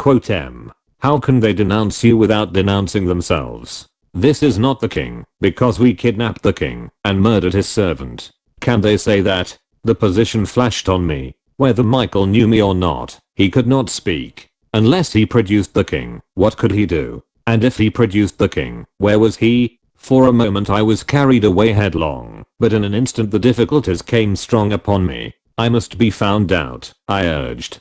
Perhaps, but every hour's something. Above all, we must have a king in Strelsau, or the city will be Michael's in 24 hours. And what would the king's life be worth then, or his throne? Lad, you must do it. Suppose they kill the king? They'll kill him, if you don't. Sapt, suppose they have killed the king? Then, by heaven, you're as good an Elfberg as Black Michael, and you shall reign in Ruritania. But I don't believe they have, nor will they kill him, if you're on the throne. Will they kill him, to put you in? It was a wild plan, wilder even and more hopeless than the trick we had already carried through, but as I listened to Sapt I saw the strong points in our game. And then I was a young man and I loved action, and I was offered such a hand in such a game as perhaps never man played yet. I shall be found out, I said.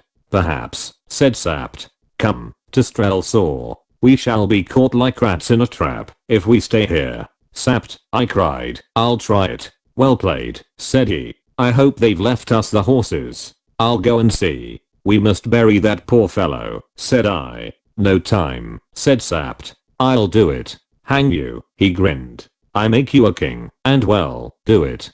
Go and fetch him, while I look to the horses. He can't lie very deep, but I doubt if he'll care about that. Poor little Joseph. He was an honest bit of a man. He went out, and I went to the cellar. I raised poor Joseph in my arms and bore him into the passage, and thence towards the door of the house. Just inside I laid him down, remembering that I must find spades for our task. At this instant Sapt came up. The horses are all right. There's the own brother to the one that brought you here. But you may save yourself that job. I'll not go before he's buried. Yes, you will. Not I, Colonel Sapt. Not for all Ruritania. You fool, said he. Come here. He drew me to the door. The moon was sinking, but about 300 yards away, coming along the road from Zenda, I made out a party of men. There were 7 or 8 of them, 4 were on horseback and the rest were walking, and I saw that they carried long implements, which I guessed to be spades and mattocks, on their shoulders. They'll save you the trouble, said Sapt. come along. He was right. The approaching party must, beyond doubt, be Duke Michael's men, come to remove the traces of their evil work. I hesitated no longer, but an irresistible desire seized me. Pointing to the corpse of poor little Joseph, I said to Sapt, "Colonel, we ought to strike a blow for him. You'd like to give him some company, eh? But it's too risky work, Your Majesty. I must have a slap at back."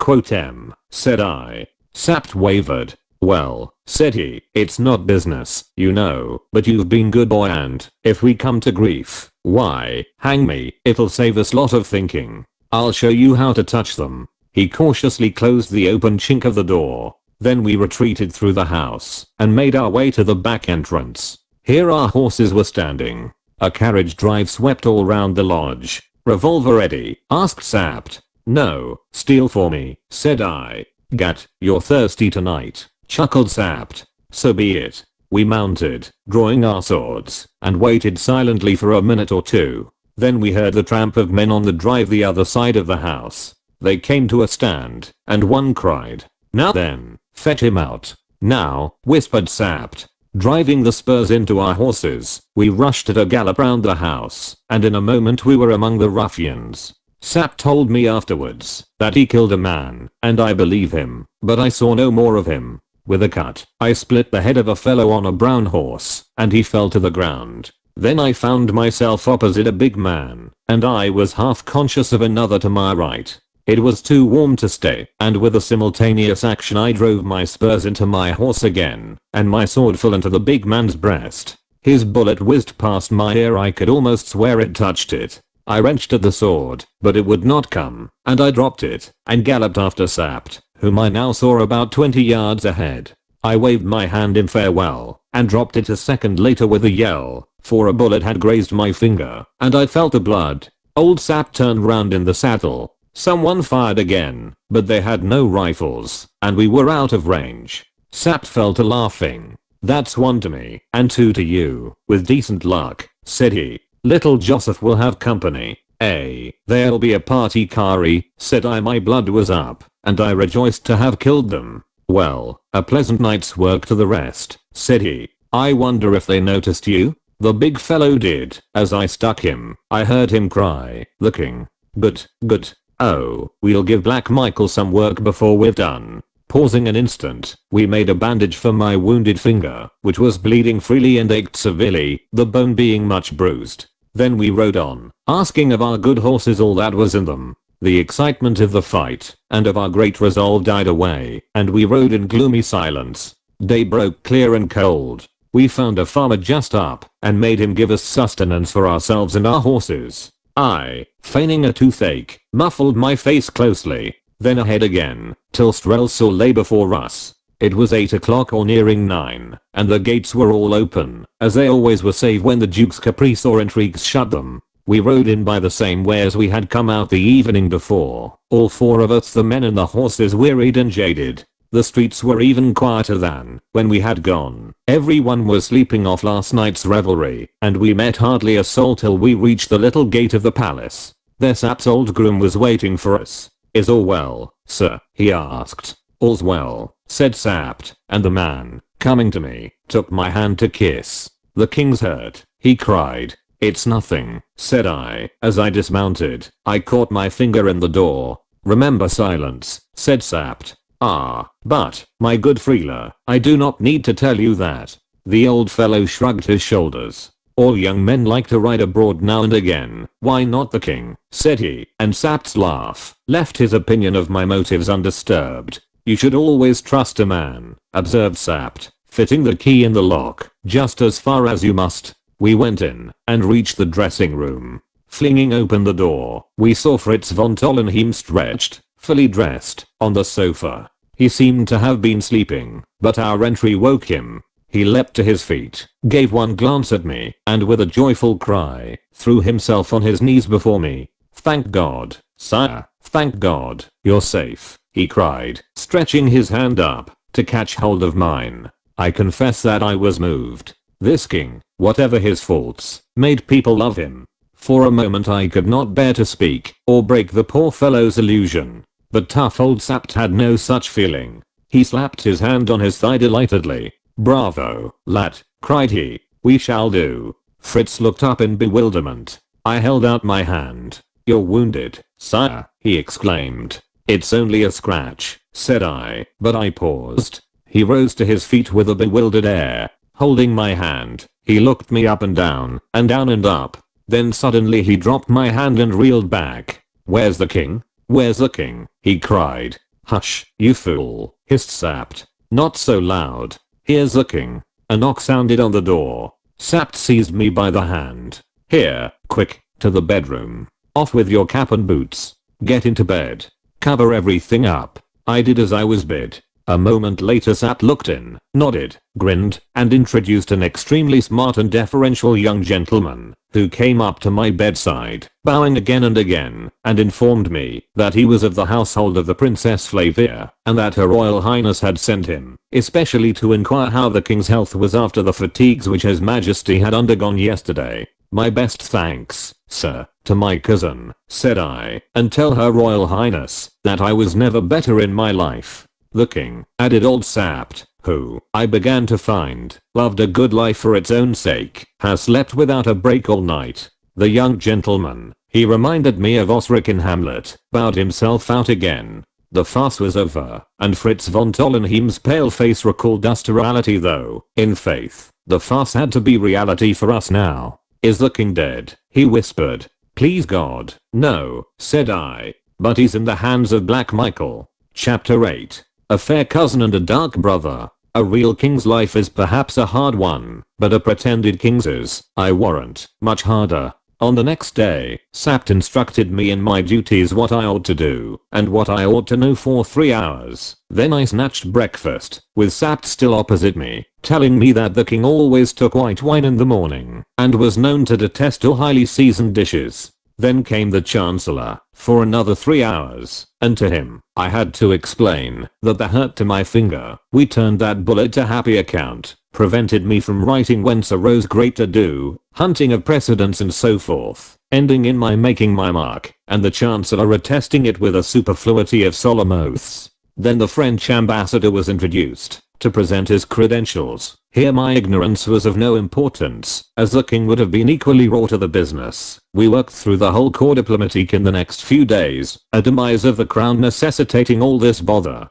Then, at last, I was left alone. I called my new servant, we had chosen, to succeed poor Joseph, a young man who had never known the king, had a brandy and soda brought to me, and observed to Sapt that I trusted, that I might now have a rest. Fritz von Tollenheim was standing by. "By heaven," he cried, "we waste time. Aren't we going to throw Black Michael by the heels?" "Gently, my son, gently," said Sapt, knitting his brows. "It would be a pleasure, but it might cost us dear. Would Michael fall, and leave the king alive?" "And," I suggested, "while the king is here in Strelsau, on his throne, what grievance has he against his dear brother Michael? Are we to do nothing, then?" "We are to do nothing, stupid," growled Sapt. "In fact, Fritz," said I, "I'm reminded of a situation in one of our English plays, The Critic. Have you heard of it? Or, if you like, of two men, each covering the other with a revolver. For I can't expose Michael without exposing myself." "And the king," put in Sapt.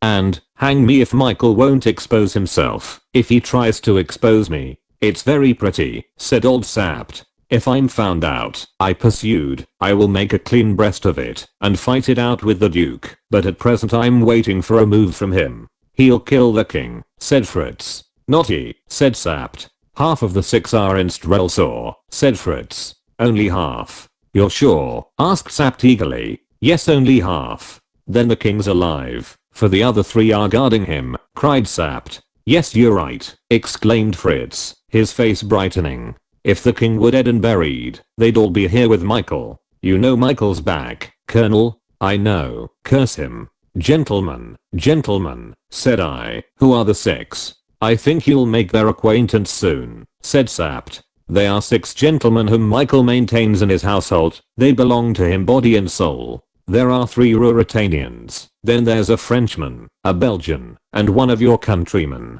They'd all cut a throat, if Michael told them," said Fritz. "Perhaps they'll cut mine," I suggested.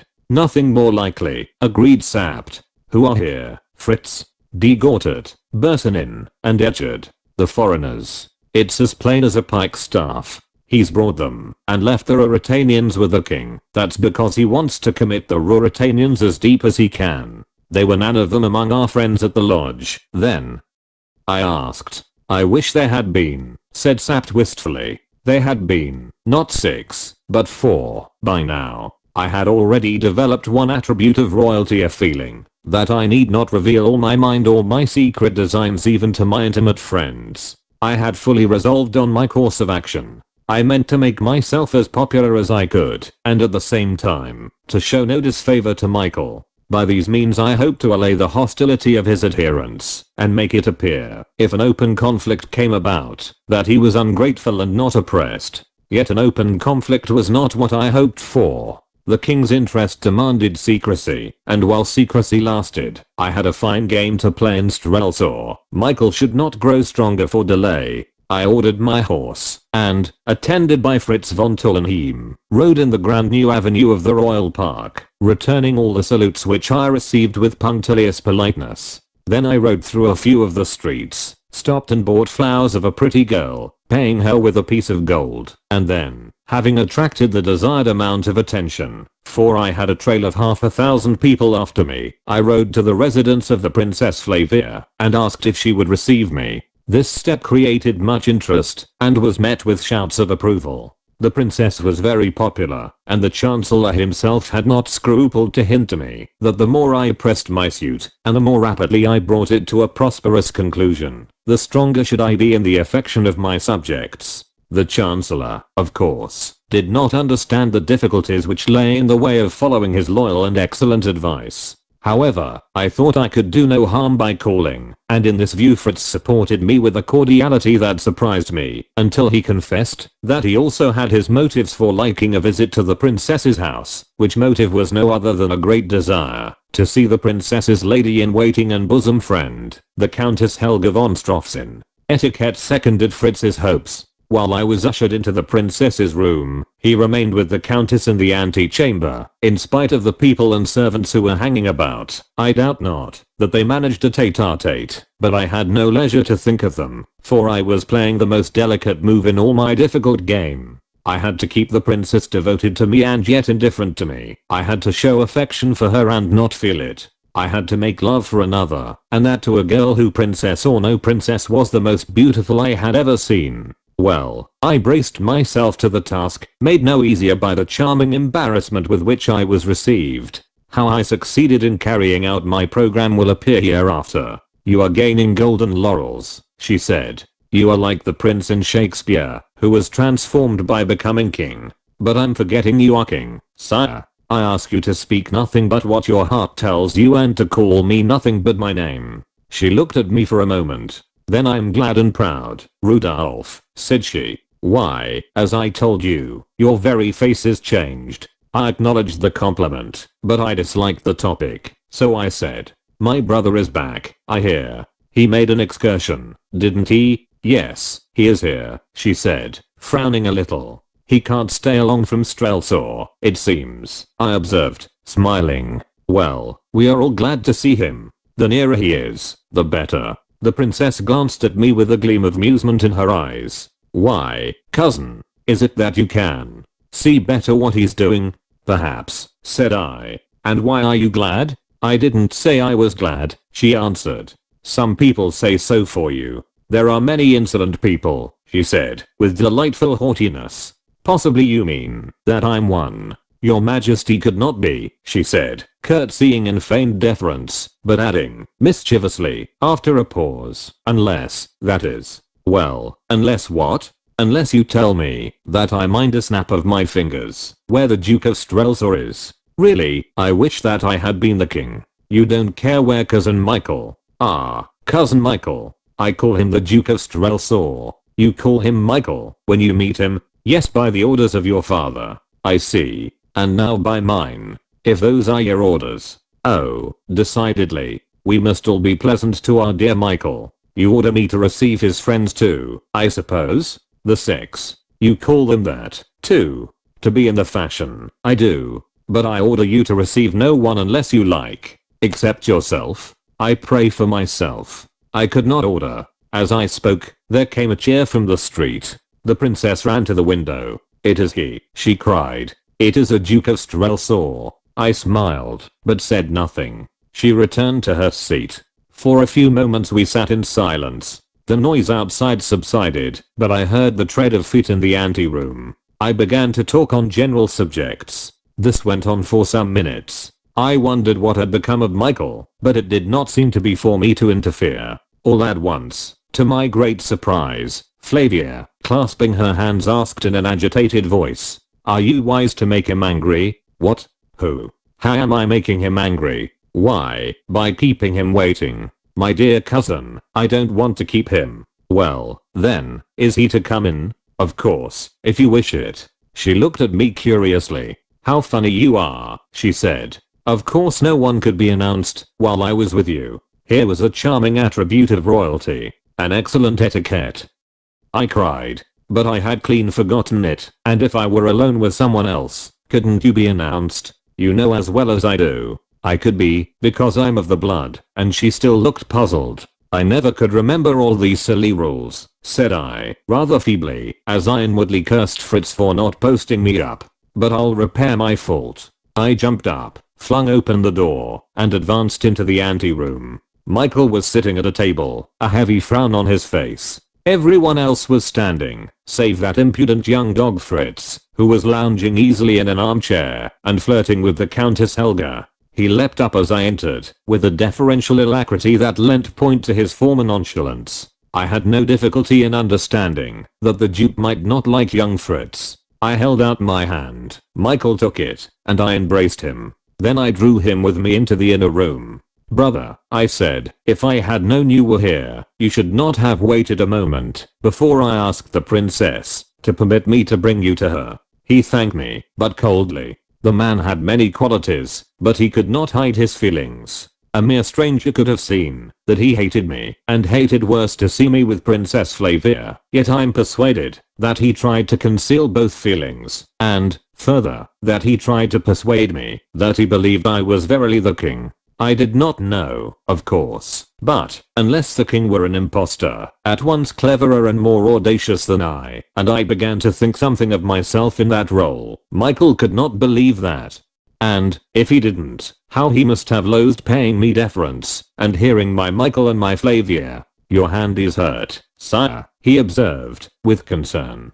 Yes, I was playing a game with the mongrel dog. I meant to stir him, and you know, brother, such have uncertain tempers. He smiled sourly, and his dark eyes rested on me for a moment. "But is there no danger from the bite?" cried Flavia anxiously. "None from this," said I. "If I gave him a chance to bite deeper, it would be different, cousin." "But surely he has been destroyed," said she. "Not yet. We're waiting to see if his bite is harmful. And if it is," asked Michael, with his sour smile, "he'll be knocked on the head." "Brother," said I. "You won't play with him anymore," urged Flavia. "Perhaps I shall. He might bite again." "Doubtless he'll try," said I, smiling.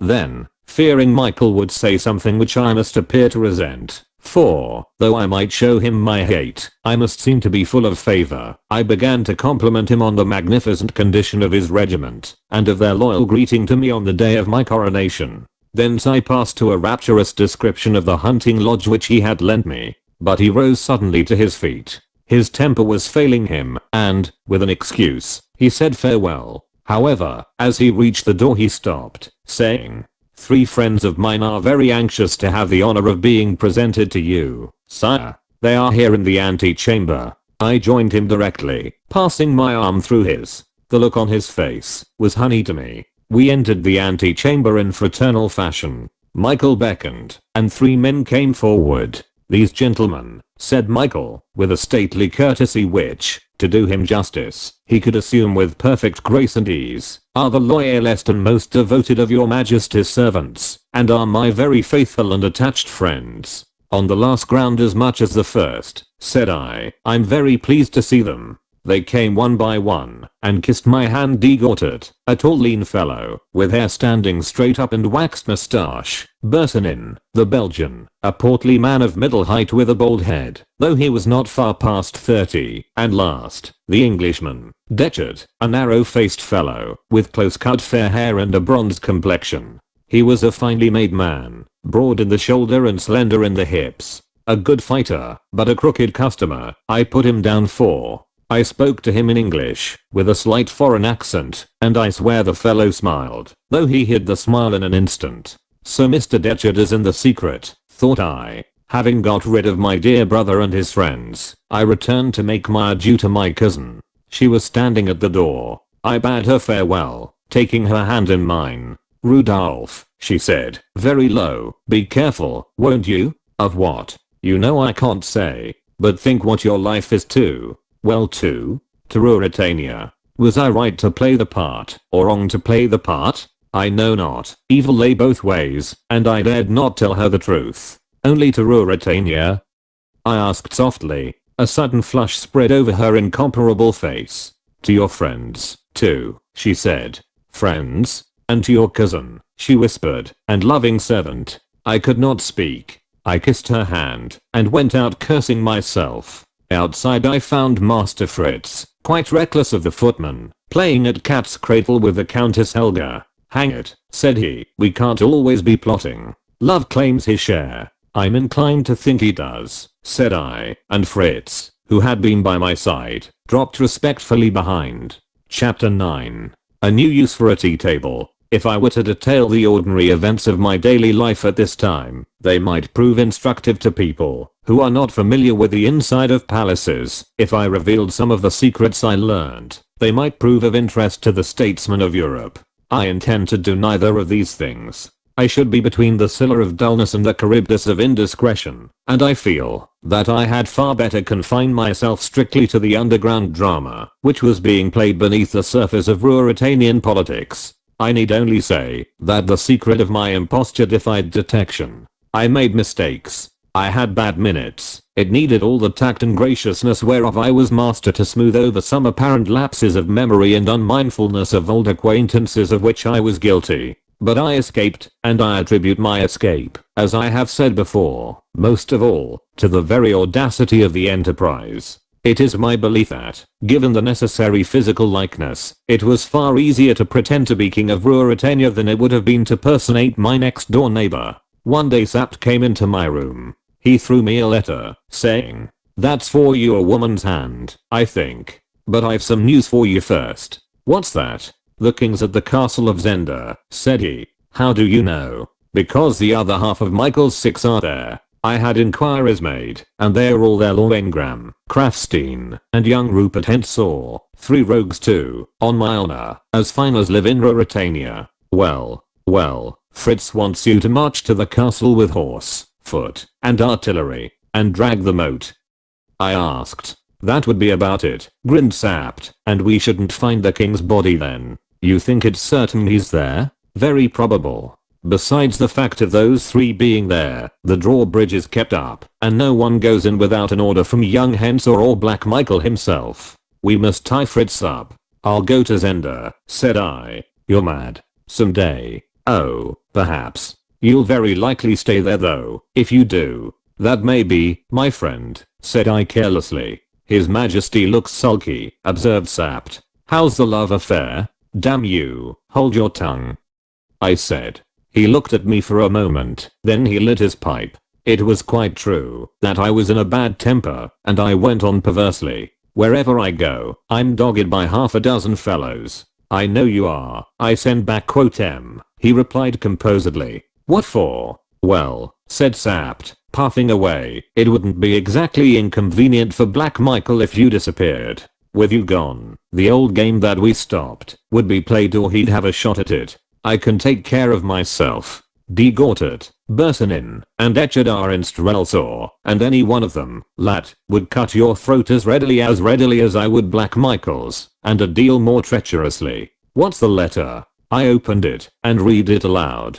"If the king desires to know what it deeply concerns the king to know, let him do as this letter bids him. At the end of the new avenue there stands a house in large grounds. The house has a portico with a statue of a nymph on it. A wall encloses the garden. There is a gate in the wall at the back. At 12 o'clock tonight, if the king enters alone by that gate, turns to the right, and walks 20 yards, he will find a summer house, approached by a flight of 6 steps. If he mounts and enters, he will find someone who will tell him what touches most dearly his life and his throne. This is written by a faithful friend. He must be alone. If he neglects the invitation his life will be in danger. Let him show this to no one, or he will ruin a woman who loves him. Black Michael does not pardon. No, observed Sapt, as I ended, but he can dictate a very pretty letter. I had arrived at the same conclusion, and was about to throw the letter away, when I saw there was more writing on the other side.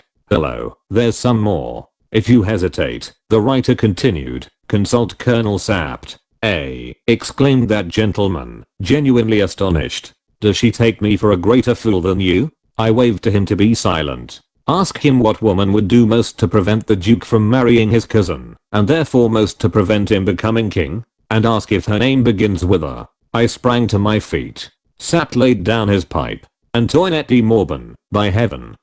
I cried. How do you know? Asked Sapt. I told him what I knew of the lady, and how I knew it. He nodded. It's so far true that she's had a great row with Michael, said he, thoughtfully. If she would, she could be useful, I said. I believe, though, that Michael wrote that letter. So do I, but I mean to know for certain. I shall go, Sapt. No, I shall go, said he. You may go as far as the gate. I shall go to the summer house. I'm hanged if you shall. I rose and leant my back against the mantelpiece. Sapt, I believe in that woman, and I shall go. I don't believe in any woman, said Sapt, and you shan't go. I either go to the summer house, or back to England, said I. Sapt began to know exactly how far he could lead or drive, and when he must follow. We are playing against time, I added. Every day we leave the king, where he is there is fresh risk. Every day I masquerade like this, there is fresh risk. Sapt, we must play high, we must force the game. So be it, he said, with a sigh. To cut the story short, at 11:30 that night Sapt and I mounted our horses. Fritz was again left on guard, our destination not being revealed to him. It was a very dark night. I wore no sword, but I carried a revolver, a long knife, and a bullseye lantern. We arrived outside the gate. I dismounted. Sapt held out his hand. I shall wait here, he said. If I hear a shot, I'll. Stay where you are, it's the king's only chance. You mustn't come to grief too. You're right, lad. Good luck. I pressed the little gate. It yielded, and I found myself in a wild sort of shrubbery. There was a grass-grown path, and, turning to the right as I had been bidden, I followed it cautiously. My lantern was closed. The revolver was in my hand. I heard not a sound. Presently a large dark object loomed out of the gloom ahead of me. It was the summer house. Reaching the steps, I mounted them, and found myself confronted by a weak, rickety wooden door, which hung upon the latch. I pushed it open and walked in. A woman flew to me, and seized my hand. Shut the door, she whispered. I obeyed and turned the light of my lantern on her. She was in evening dress, arrayed very sumptuously, and her dark striking beauty was marvelously displayed in the glare of the bullseye. The summer house was a bare little room, furnished only with a couple of chairs and a small iron table, such as one sees in a tea garden or an open-air cafe. Don't talk, she said. We've no time. Listen. I know you, Mr. Ascendil. I wrote that letter at the Duke's orders. So I thought, said I. In 20 minutes 3 men will be here to kill you. 3. Yes. You must be gone by then. If not, tonight you'll be killed. Or they will. Listen, listen. When you're killed, your body will be taken to a low quarter of the town. It will be found there. Michael will at once arrest all your friends. Colonel Sapt and Captain von Tollenheim first proclaim a state of siege in Strelsau, and send a messenger to Zenda. The other 3 will murder the king in the castle, and the duke will proclaim either himself or the princess himself, if he is strong enough. Anyhow, he'll marry her, and become king in fact, and soon in name. Do you see? It's a pretty plot.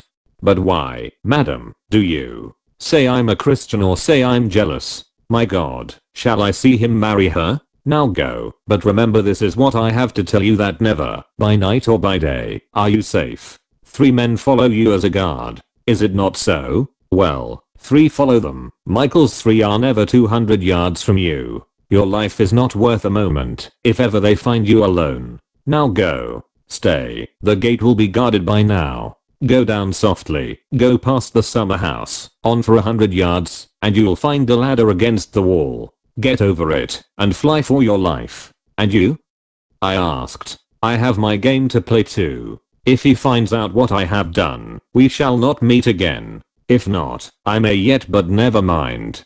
Go at once. But what will you tell him? That you never came, that you saw through the trick. I took her hand and kissed it. Madam, said I, you have served the king well tonight. Where is he in the castle? She sank her voice to a fearful whisper. I listened eagerly. Across the drawbridge you come to a heavy door. Behind that lies hark. What's that? There were steps outside. They're coming. They're too soon. Heavens, they're too soon, and she turned pale as death. They seem to me, said I, to be in the nick of time. Close your lantern. See, there's a chink in the door. Can you see them? I put my eye to the chink. On the lowest step I saw 3 dim figures. I cocked my revolver. Antoinette hastily laid her hand on mine. You may kill one, said she. But what then? A voice came from outside, a voice that spoke perfect English.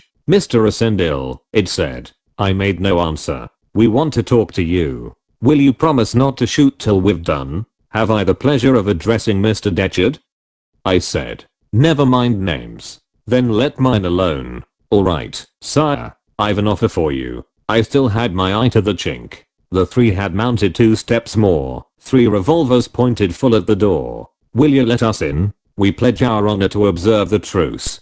Don't trust them, whispered Antoinette. We can speak through the door, said I. But you might open it and fire, objected Detchard, and though we should finish you, you might finish one of us. Will you give your honor not to fire while we talk? Don't trust them, whispered Antoinette again. A sudden idea struck me. I considered it for a moment. It seemed feasible. I give my honor not to fire before you do, said I, but I won't let you in. Stand outside and talk. That's sensible, he said. The 3 mounted the last step and stood just outside the door. I laid my ear to the chink. I could hear no words, but Detchard's head was close to that of the taller of his companions. Degorted, I guessed. Humph. Private communications, thought I. Then I said aloud. Well, gentlemen, what's the offer? A safe conduct to the frontier, and £50,000 English. No, no, whispered Antoinette in the lowest of whispers. They are treacherous.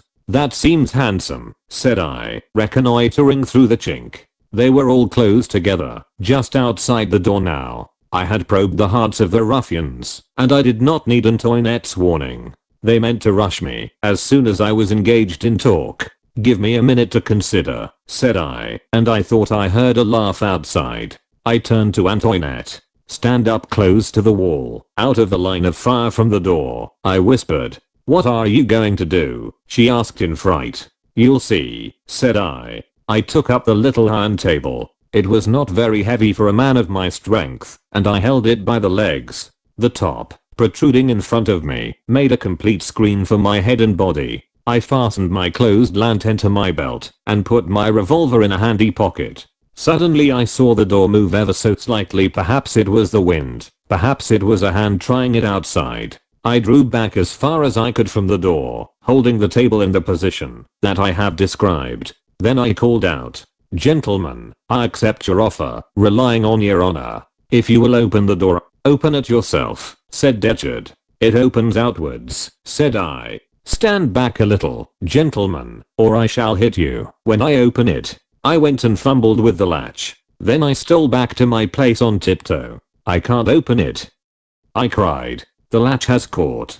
"Tut. I'll open it," cried Detchard. "Nonsense. Burton in. Why not? Are you afraid of one man?" I smiled to myself. An instant later the door was flung back. The gleam of a lantern showed me the three close together outside, their revolvers leveled. With a shout, I charged at my utmost pace across the summer house and through the doorway. 3 shots rang out and battered into my shield. Another moment, and I leapt out, and the table caught them full and square, and in a tumbling, swearing, struggling mass, they and I and that brave table rolled down the steps of the summer house to the ground below. And Toinette de Morban shrieked, but I rose to my feet, laughing aloud. De Gortat and Bersonin lay like men stunned. Detchard was under the table, but, as I rose, he pushed it from him and fired again. I raised my revolver and took a snapshot. I heard him curse, and then I ran like a hare, laughing as I went, past the summer house, and along by the wall. I heard steps behind me, and turning round I fired again for luck. The steps ceased. Please God, said I, she told me the truth about the ladder, for the wall was high, and topped with iron spikes. Yes, there it was. I was up and over in a minute. Doubling back, I saw the horses, then I heard a shot. It was Sapt. He had heard us, and was battling and raging with the locked gate, hammering it and firing into the keyhole like a man possessed. He had quite forgotten that he was not to take part in the fight. Whereat I laughed again, and said, as I clapped him on the shoulder, come home to bed, old chapter. I've got the finest tea table story that ever you heard. He started and cried, you're safe, and wrung my hand. But a moment later he added, and what the devil are you laughing at? 4 gentlemen round the tea table, said I, laughing still, for it had been uncommonly ludicrous to see the formidable 3 altogether routed and scattered with no more deadly weapon than an ordinary tea table. Moreover, you will observe that I had honorably kept my word, and not fired till they did. Chapter 10. A great chance for Evelyn. It was the custom that the prefect of police should send every afternoon a report to me on the condition of the capital and the feeling of the people. The document included also an account of the movements of any persons whom the police had received instructions to watch. Since I had been in Strelsau, Sapt had been in the habit of reading the report and telling me any items of interest which it might contain. On the day after my adventure in the summer house, he came in as I was playing a hand of Eckert with Fritz von Tullenheim. The report is rather full of interest this afternoon, he observed, sitting down. Do you find, I asked, any mention of a certain fracas? He shook his head with a smile. I find this first, he said. His Highness the Duke of Strelsau left the city, so far as it appears, suddenly, accompanied by several of his household. His destination is believed to be the castle of Zenda, but the party traveled by road, and not by train. Millimeters de Gortat, Bersonin, and Etchard followed an hour later, the last named carrying his arm in a sling. The cause of his wound is not known, but it is suspected that he has fought a duel, probably incidental to a love affair. That is remotely true, I observed, very well pleased to find that I had left my mark on the fellow. Then we come to this, pursued Sapt, Madame de Morban, whose movements have been watched according to instructions, left by train at midday. She took a ticket for Dresden, It's an old habit of hers, said I. The Dresden train stops at Zenda. An acute fellow, this. And finally listen to this. The state of feeling in the city is not satisfactory. The king is much criticized, you know. He's told to be quite frank. For taking no steps about his marriage. From inquiries among the entourage of the Princess Flavia, Her Royal Highness is believed to be deeply offended by the remissness of His Majesty. The common people are coupling her name with that of the Duke of Strelsau, and the Duke gains much popularity from the suggestion. I have caused the announcement that the king gives a ball tonight in honor of the princess to be widely diffused, and the effect is good. That is news to me, said I. Oh, the preparations are all made, laughed Fritz. I've seen to that. Sapt turned to me and said, in a sharp decisive voice, you must make love to her tonight, you know. I think it is very likely I shall, if I see her alone, said I. Hang it, Sapt, you don't suppose I find it difficult? Fritz whistled a bar or two, then he said, you'll find it only too easy. Look here, I hate telling you this, but I must. The Countess Helga told me that the princess had become most attached to the king. Since the coronation, her feelings have undergone a marked development. It's quite true that she is deeply wounded by the king's apparent neglect. Here's a kettle of fish. I groaned. Tut, tut, said Sapt. I suppose you've made pretty speeches to a girl before now? That's all she wants. Fritz, himself a lover, understood better my distress. He laid his hand on my shoulder, but said nothing. I think, though, pursued that cold-blooded old sapt, that you'd better make your offer tonight. Good heavens.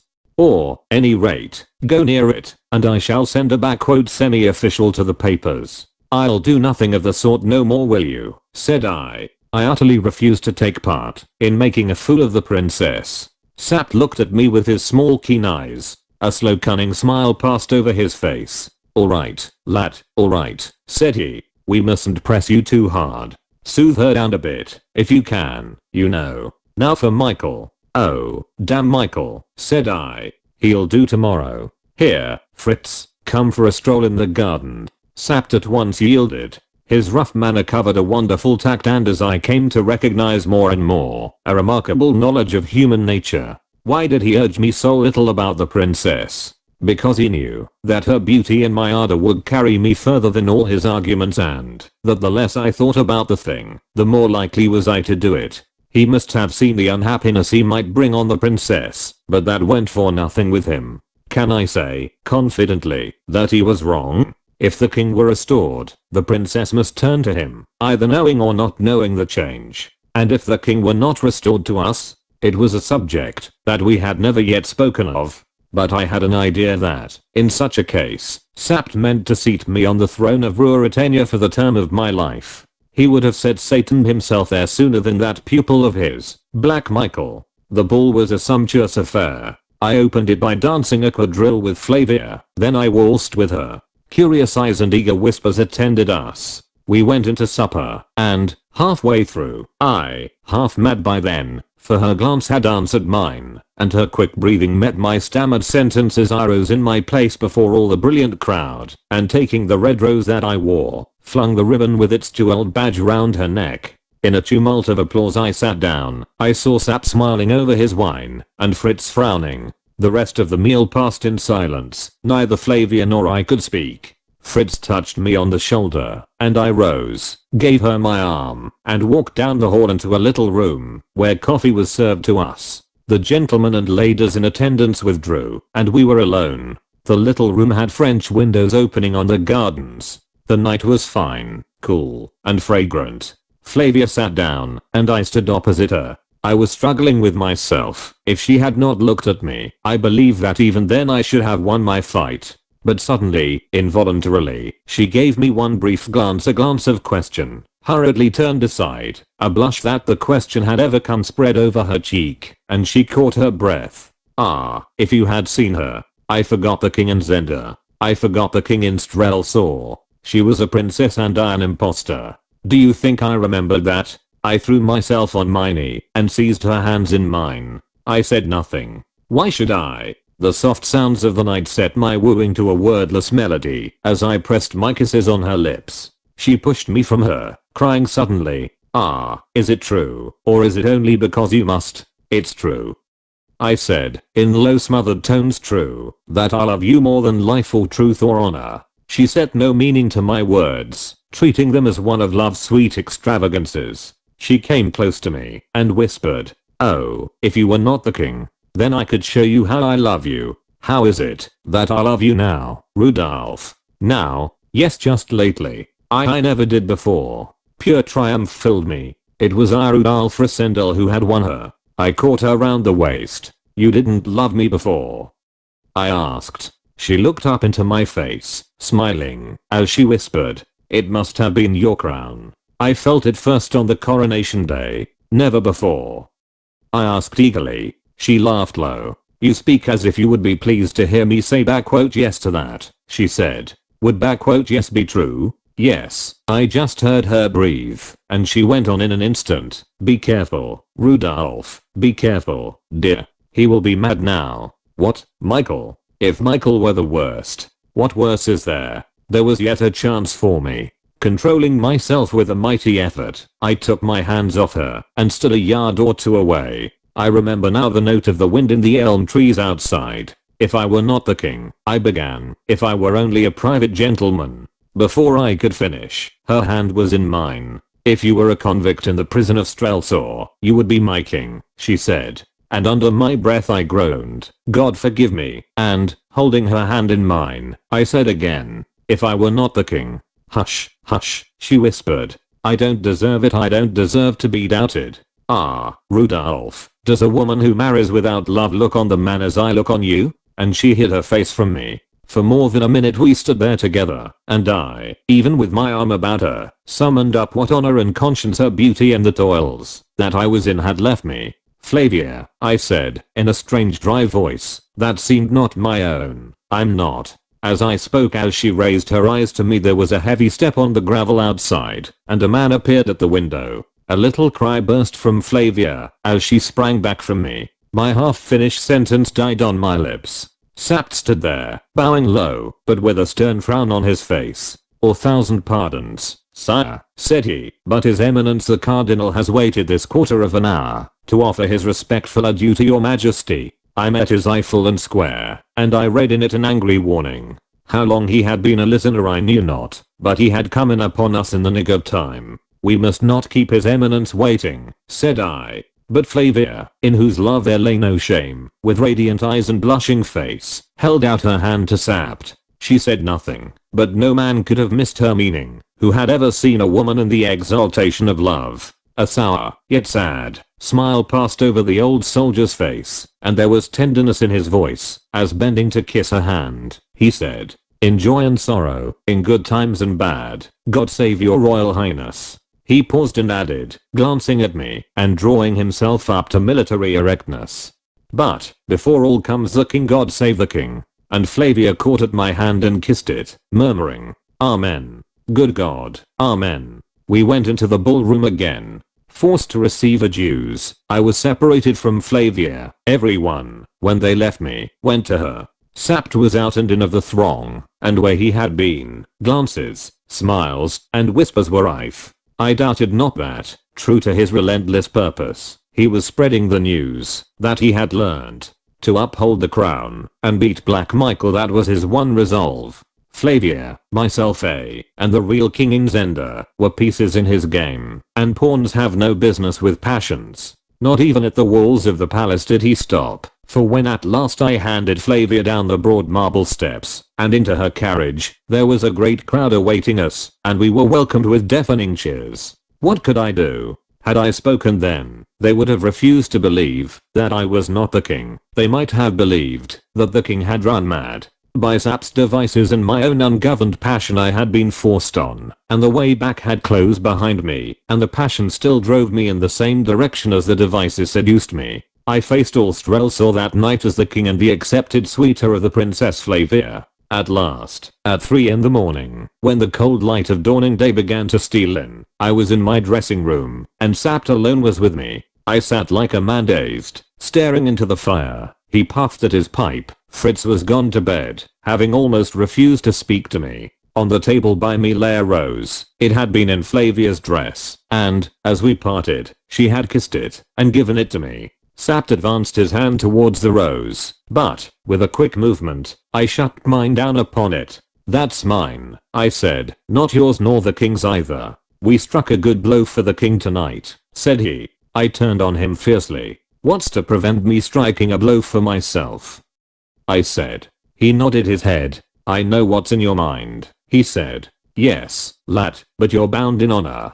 Have you left me any honor? Oh, come, to play a little trick on a girl. You can spare me that. Colonel Sapt, if you would not have me utterly a villain, if you would not have your king rot in Zenda, while Michael and I play for the great stake outside, you follow me. I follow you. We must act, and quickly. You saw tonight, you heard tonight." "I did," said he. "Your cursed acuteness told you what I should do. Well, leave me here a week and there's another problem for you. Do you find the answer?" "Yes, I find it," he answered, frowning heavily. "But if you did that, you'd have to fight me first and kill me. Well, and if I had or a score of men, I tell you, I could raise all Strelsau on you in an hour and choke you with your lies. Yes, your mad lies in your mouth. It's gospel truth," he said. "Thanks to my advice you could. I could marry the princess and send Michael and his brother together too. I'm not denying it, lad," said he. "Then, in God's name," I cried, stretching out my hands to him, "let us go to Zenda and crush this Michael and bring the king back to his own again." The old fellow stood and looked at me for full a minute. And the princess, he said. I bowed my head to meet my hands and crushed the rose between my fingers and my lips. I felt his hand on my shoulder, and his voice sounded husky as he whispered low in my ear. Before God, you're the finest elfberg of them all. But I have eaten of the king's bread, and I'm the king's servant. Come, we will go to Zenda. And I looked up and caught him by the hand. And the eyes of both of us were wet. Chapter 11.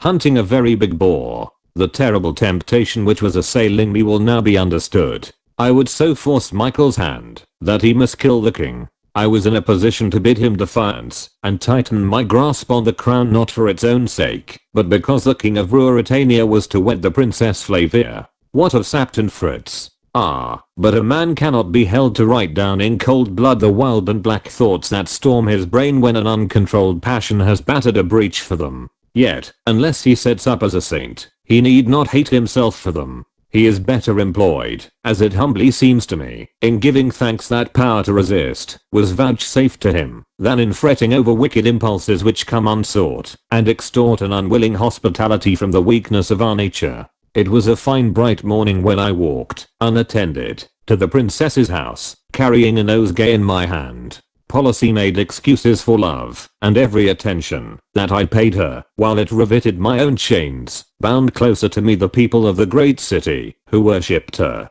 I found Fritz's inamorata, the Countess Helga, gathering blooms in the garden for her mistress's wear, and prevailed on her to take mine in their place.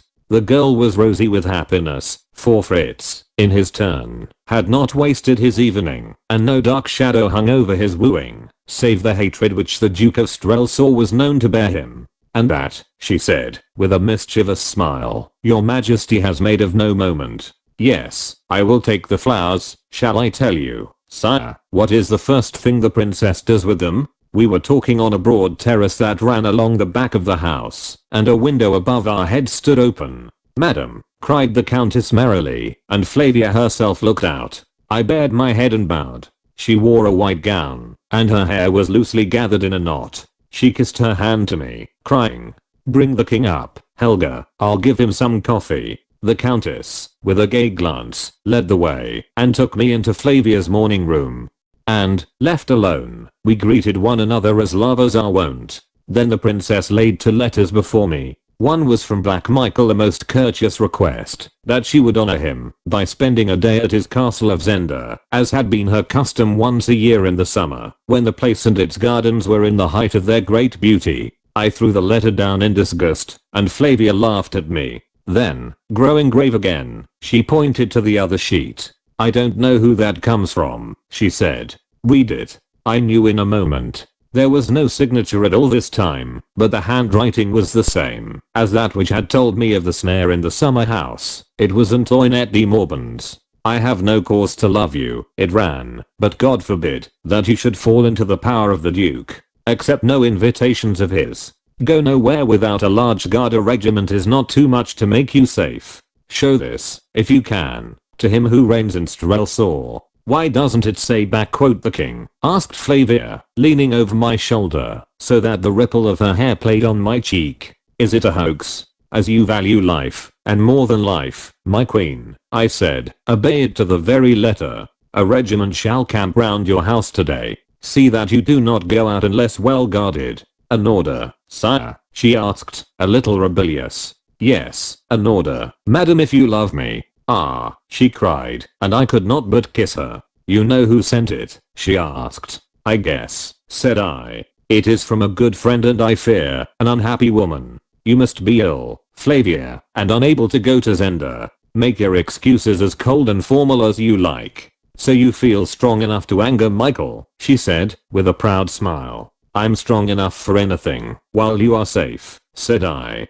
Soon I tore myself away from her, and then, without consulting Sapt, I took my way to the house of Marshal Strakenks. I had seen something of the old general, and I liked and trusted him. Sapt was less enthusiastic, but I had learned by now that Sapt was best pleased when he could do everything, and jealousy played some part in his views. As things were now, I had more work than Sapt and Fritz could manage, for they must come with me to Zenda, and I wanted a man to guard what I loved most in all the world, and suffer me to set about my task of releasing the king with a quiet mind. The marshal received me with most loyal kindness. To some extent, I took him into my confidence. I charged him with the care of the princess, looking him full and significantly in the face as I bade him let no one from her cousin the duke approach her, unless he himself were there, and a dozen of his men with him. You may be right, sire, said he, shaking his grey head sadly. I have known better men than the duke do worse things than that for love. I could quite appreciate the remark, but I said, there's something beside love, Marshal. Love's for the heart. Is there nothing my brother might like for his head? I pray that you wrong him, sire. Marshal, I'm leaving Strelsau for a few days. Every evening I will send a courier to you. If for 3 days none comes, you will publish an order which I will give you, depriving Duke Michael of the governorship of Strelsau and appointing you in his place. You will declare a state of siege. Then you will send word to Michael that you demand an audience of the king. You follow me, sire. In 24 hours. If he does not produce the king, I laid my hand on his knee. Then the king is dead, and you will proclaim the next heir. You know who that is. The Princess Flavia. And swear to me, on your faith and honor, and by the fear of the living God, that you will stand by her to the death, and kill that reptile, and seat her where I sit now. On my faith and honor, and by the fear of God, I swear it. And may Almighty God preserve your majesty, for I think that you go on an errand of danger.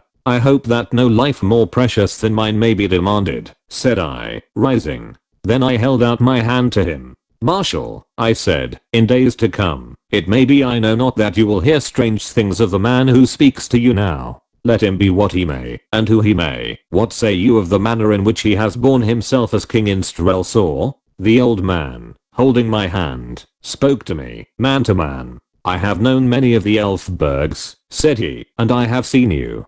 And, happen what may, you have borne yourself as a wise king, and a brave man, and you have proved as courteous a gentleman, and as gallant a lover as any, that have been of the house. Be that my epitaph, said I, when the time comes, that another sits on the throne of Ruritania. God send a far day, and may I not see it, said he. I was much moved, and the marshal's worn face twitched. I sat down, and wrote my order. I can hardly yet write, said I, my finger is stiff still. It was, in fact, the first time that I had ventured to write more than a signature, and in spite of the pains I had taken to learn the king's hand, I was not yet perfect in it. Indeed, sire, he said, it differs a little from your ordinary handwriting. It is unfortunate, for it may lead to a suspicion of forgery. Marshal, said I, with a laugh, what use are the guns of Strelsau if they can't assuage a little suspicion? He smiled grimly and took the paper.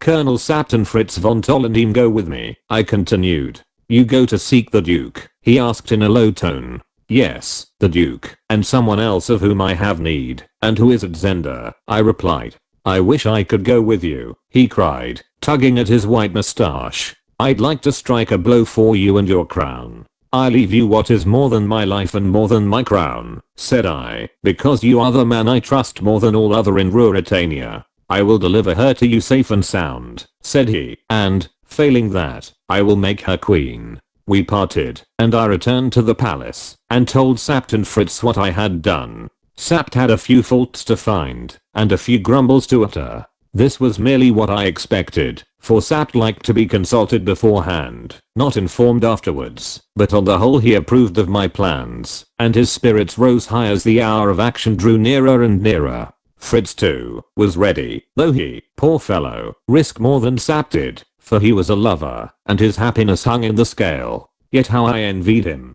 For the triumphant issue which would crown him with happiness and unite him to his mistress, the success for which we were bound to hope and strive and struggle, meant to me sorrow more certain and greater than, if I were doomed to fail. He understood something of this, for when we were alone, save for old Sapt, who was smoking at the other end of the room, he passed his arm through mine, saying, "It's hard for you. Don't think I don't trust you. I know you have nothing but true thoughts in your heart." But I turned away from him, thankful that he could not see what my heart held, but only be witness to the deeds that my hands were to do. Yet even he did not understand, for he had not dared to lift his eyes to the Princess Flavia, as I had lifted mine. Our plans were now all made, even as we proceeded to carry them out, and as they will hereafter appear. The next morning we were to start on the hunting excursion. I had made all arrangements for being absent, and now there was only one thing left to do, the hardest, the most heartbreaking. As evening fell, I drove through the busy streets to Flavia's residence. I was recognized as I went and heartily cheered. I played my part and made shift to look the happy lover. In spite of my depression, I was almost amused at the coolness and delicate hauteur with which my sweet lover received me. She had heard that the king was leaving Strelsau on a hunting expedition. I regret that we cannot amuse your majesty here in Strelsau, she said, tapping her foot lightly on the floor. I would have offered you more entertainment, but I was foolish enough to think. Well, what? I asked, leaning over her. That just for a day or two after last night you might be happy without much gaiety, and she turned pettishly from me, as she added, I hope the boars will be more engrossing. I'm going after a very big boar, said I, and, because I could not help it, I began to play with her hair, but she moved her head away. Are you offended with me? I asked, in faint surprise, for I could not resist tormenting her a little. I had never seen her angry, and every fresh aspect of her was a delight to me. What right have I to be offended? True, you said last night that every hour away from me was wasted. But a very big boar, that's a different thing. Perhaps the boar will hunt me, I suggested. Perhaps, Flavia, he'll catch me. She made no answer. You are not touched even by that danger? Still she said nothing, and I, stealing round, found her eyes full of tears. You weep for my danger? Then she spoke very low. This is like what you used to be, but not like the king I have come to love. With a sudden great groan, I caught her to my heart. My darling, I cried, forgetting everything but her. Did you dream that I left you to go hunting? What then, Rudolph? Ah, you're not going? Well, it is hunting. I go to seek Michael in his lair. She had turned very pale. So, you see, sweet, I was not so poor a lover as you thought me. I shall not be long gone. You will write to me, Rudolph. I was weak, but I could not say a word to stir suspicion in her. I'll send you all my heart every day, said I, and you'll run no danger, none that I need not. And when will you be back? Ah, how long will it be? When shall I be back? I repeated, yes, yes. Don't be long, dear, don't be long. I shan't sleep while you're away. I don't know when I shall be back, said I. Soon, Rudolph, soon. God knows, my darling. But, if never, hush, hush, and she pressed her lips to mine. If never, I whispered, you must take my place. You'll be the only one of the house then. You must reign, and not weep for me. For a moment she drew herself up like a very queen. Yes, I will, she said. I will reign. I will do my part though all my life will be empty and my heart dead, yet I'll do it. She paused, and sinking against me again, wailed softly, come soon, come soon. Carried away, I cried loudly, as God lives, yes, I myself will see you once more before I die. What do you mean? She exclaimed, with wondering eyes, but I had no answer for her, and she gazed at me with her wondering eyes. I dared not ask her to forget, she would have found it an insult. I could not tell her then who and what I was. She was weeping, and I had but to dry her tears. Shall a man not come back to the loveliest lady in all the wide world, said I,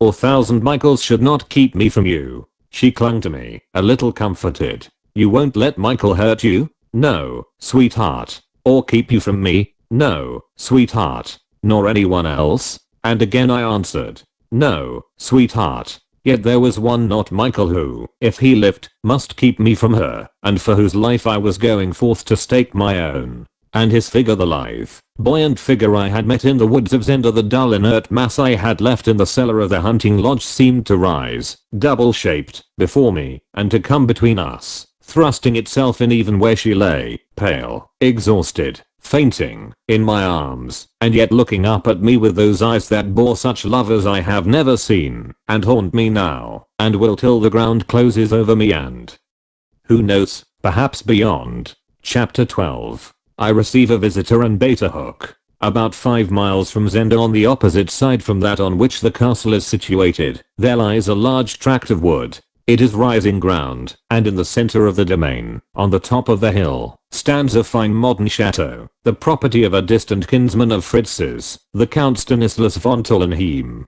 Count Stanislas himself was a student and a recluse. He seldom visited the house, and had, on Fritz's request, very readily and courteously offered me its hospitality for myself and my party. This, then, was our destination, chosen ostensibly for the sake of the boar hunting, for the wood was carefully preserved, and boars, once common all over Ruritania, were still to be found there in considerable numbers, really because it brought us within striking distance of the Duke of Strelsor's more magnificent dwelling on the other side of the town. A large party of servants, with horses and luggage, started early in the morning. We followed at midday, traveling by train for 30 miles, and then mounting our horses to ride the remaining distance to the chateau. We were a gallant party. Besides Sapt and Fritz, I was accompanied by 10 gentlemen. Every one of them had been carefully chosen, and no less carefully sounded, by my 2 friends, and all were devotedly attached to the person of the king. They were told a part of the truth. The attempt on my life in the summer house was revealed to them as a spur to their loyalty and an incitement against Michael.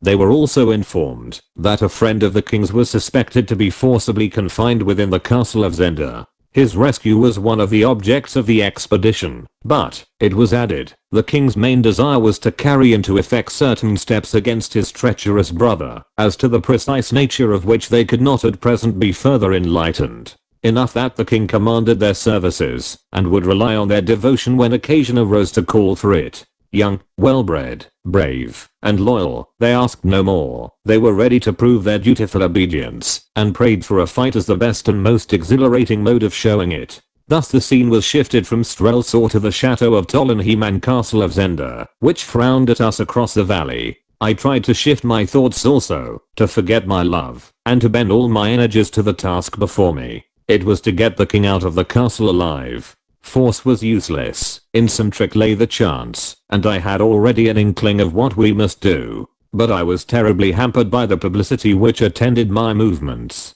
Michael must know by now of my expedition, and I knew Michael too well to suppose that his eyes would be blinded by the feint of the boar hunt. He would understand very well what the real quarry was. That, however, must be risked, that and all it might mean, for Sapt, no less than myself, recognized that the present state of things had become unendurable. And there was one thing that I dared to calculate or not, as I now know, without warrant. It was this, that Black Michael would not believe that I meant well by the king. He could not appreciate, I will not say an honest man, for the thoughts of my own heart have been revealed, but a man acting honestly. He saw my opportunity as I had seen it, as Sapt had seen it. He knew the princess, nay, and I declare that a sneaking sort of pity for him invaded me. In his way he loved her. He would think that Sapt and Fritz could be bribed, so the bribe was large enough. Thinking thus, would he kill the king, my rival and my danger? Verily, that he would, with as little compunction as he would kill a rat. But he would kill Rudolf Rassendyll first, if he could, and nothing but the certainty of being utterly damned by the release of the king alive and his restoration to the throne, would drive him to throw away the trump card which he held in reserve to balk the supposed game of the impudent impostor Rassendyll. Musing on all this as I rode along, I took courage. Michael knew of my coming. Sure enough, I had not been in the house an hour, when an imposing embassy arrived from him. He did not quite reach the impudence of sending my would-be assassins, but he sent the other 3 of his famous 6, the 3 Ruritanian gentlemen Lohengram, Krafstein, and Rupert Hensor. A fine, strapping trio they were, splendidly horsed and admirably equipped. Young Rupert, who looked a daredevil, and could not have been more than 22 or 23, took the lead, and made us the neatest speech, wherein my devoted subject, and loving brother Michael of Strelsor, prayed me to pardon him for not paying his addresses in person, and, further, for not putting his castle at my disposal, the reason for both of these apparent derelictions being, that he and several of his servants lay sick of scarlet fever, and were in a very sad, and also a very infectious state. So declared young Rupert with an insolent smile on his curling upper lip and a toss of his thick hair, he was a handsome villain, and the gossip ran that many a lady had troubled her heart for him already. If my brother has scarlet fever, said I, he is nearer my complexion than he is wont to be, my lord. I trust he does not suffer. He is able to attend to his affairs. Sire, I hope all beneath your roof are not sick. What of my good friends, Gortert, Burtonin, and Etchard? I heard the last had suffered a hurt. Lohengram and Krafstein looked glum and uneasy, but young Rupert's smile grew broader. He hopes soon to find a medicine for it. Sire, he answered. And I burst out laughing, for I knew what medicine Etchard longed for. It is called revenge. You will dine with us, gentlemen? I asked. Young Rupert was profuse in apologies. They had urgent duties at the castle. Then, said I, with a wave of my hand, to our next meeting, gentlemen. May it make us better acquainted. We will pray your majesty for an early opportunity, quoth Rupert airily, and he strode past Sapt with such jeering scorn on his face, that I saw the old fellow clench his fist, and scowl black as night. For my part, if a man must needs be a knave, I would have him a debonair knave, and I liked Rupert Henshaw better than his long-faced close-eyed companions. It makes your sin no worse, as I conceive, to do it a la mode and stylishly. Now it was a curious thing, that on this first night, instead of eating the excellent dinner my cooks had prepared for me, I must needs leave my gentleman to eat it alone, under Sap's presiding care, and ride myself with Fritz to the town of Zenda and a certain little inn that I knew of. There was little danger in the excursion, the evenings were long and light, and the road this side of Zenda well frequented. So off we rode, with a groom behind us. I muffled myself up in a big cloak. Fritz, said I, as we entered the town, there's an uncommonly pretty girl at this inn. How do you know? He asked. Because I've been there, said I. Since he began. No. Before, said I. But they'll recognize you? Well, of course they will. Now, don't argue, my good fellow, but listen to me. We are two gentlemen of the king's household, and one of us has a toothache. The other will order a private room and dinner, and, further, a bottle of the best wine for the sufferer. And if he be as clever a fellow as I take him for, the pretty girl, and no other will wait on us. What if she won't? Objected Fritz. My dear Fritz, said I, if she won't for you, she will for me. We were at the inn. Nothing of me, but my eyes was visible as I walked in. The landlady received us. 2 minutes later, my little friend, Eva, I fear me, on the lookout for such guests as might prove amusing, made her appearance. Dinner and the wine were ordered. I sat down in the private room. A minute later Fritz came in. She's coming, he said. If she were not, I should have to doubt the Countess Helga's taste. She came in. I gave her time to set the wine down. I didn't want it dropped. Fritz poured out a glass and gave it to me. Is the gentleman in great pain? The girl asked, sympathetically. The gentleman is no worse than when he saw you last, said I, throwing away my cloak. She started, with a little shriek. Then she cried. It was the king. Then, I told mother, so the moment I saw his picture. Oh, sir, forgive me. Faith, you gave me nothing that hurt much, said I. But the things we said, I forgive them for the thing you did. I must go and tell mother. Stop, said I, assuming a graver air. We are not here for sport tonight. Go and bring dinner, and not a word of the king being here. She came back in a few minutes, looking grave, yet very curious. Well, how is Johann? I asked, beginning my dinner. Oh, that fellow, Sir my lord king, I mean. Sir will do please. How is he? We hardly see him now, sir. And why not? I told him he came too often. Sir, said she, tossing her head. So he sulks and stays away. Yes, sir. But you could bring him back? I suggested with a smile. Perhaps I could, said she. I know your powers, you see, said I, and she blushed with pleasure. It's not only that, sir, that keeps him away. He's very busy at the castle. But there's no shooting on now. No, sir, but he's in charge of the house. Johann turned housemaid? The little girl was brimming over with gossip. Well, there are no others, said she. There's not a woman there, not as a servant, I mean. They do say, but perhaps it's false, sir. Let's have it for what it's worth, said I. Indeed, I'm ashamed to tell you, sir. Oh, see, I'm looking at the ceiling. They do say there is a lady there, sir, but, except for her, there's not a woman in the place. And Johann has to wait on the gentleman. Poor Johann. He must be overworked. Yet I'm sure he could find half an hour, to come and see you. It would depend on the time, sir, perhaps. Do you love him? I asked. Not I, sir. And you wish to serve the king? Yes, sir. Then tell him to meet you at the second milestone out of Zenda tomorrow evening at 10 o'clock. Say you'll be there, and we'll walk home with him. Do you mean him harm, sir? Not if he will do as I bid him. But I think I've told you enough, my pretty maid. See that you do as I bid you. And, mind, no one is to know that the king has been here. I spoke a little sternly, for there is seldom harm in infusing a little fear into a woman's liking for you, and I softened the effect by giving her a handsome present. Then we dined, and, wrapping my cloak about my face, with Fritz leading the way, we went downstairs to our horses again. It was but 8:30, and hardly yet dark. The streets were full for such a quiet little place, and I could see that gossip was all agog. With the king on one side and the duke on the other, Zenda felt itself the center of all Ruritania. We jogged gently through the town, but set our horses to a sharper pace when we reached the open country. You want to catch this fellow Johann? Asked Fritz. And I fancy I've baited the hook right. Our little Delilah will bring our Samson. It is not enough, Fritz, to have no women in a house, though brother Michael shows some wisdom there. If you want safety, you must have none within 50 miles. None nearer than Strelsau, for instance, said poor Fritz, with a lovelorn sigh. We reached the avenue of the chateau, and were soon at the house. As the hoofs of our horses sounded on the gravel, Sapt rushed out to meet us. Thank God, you're safe, he cried. Have you seen anything of them? Of whom?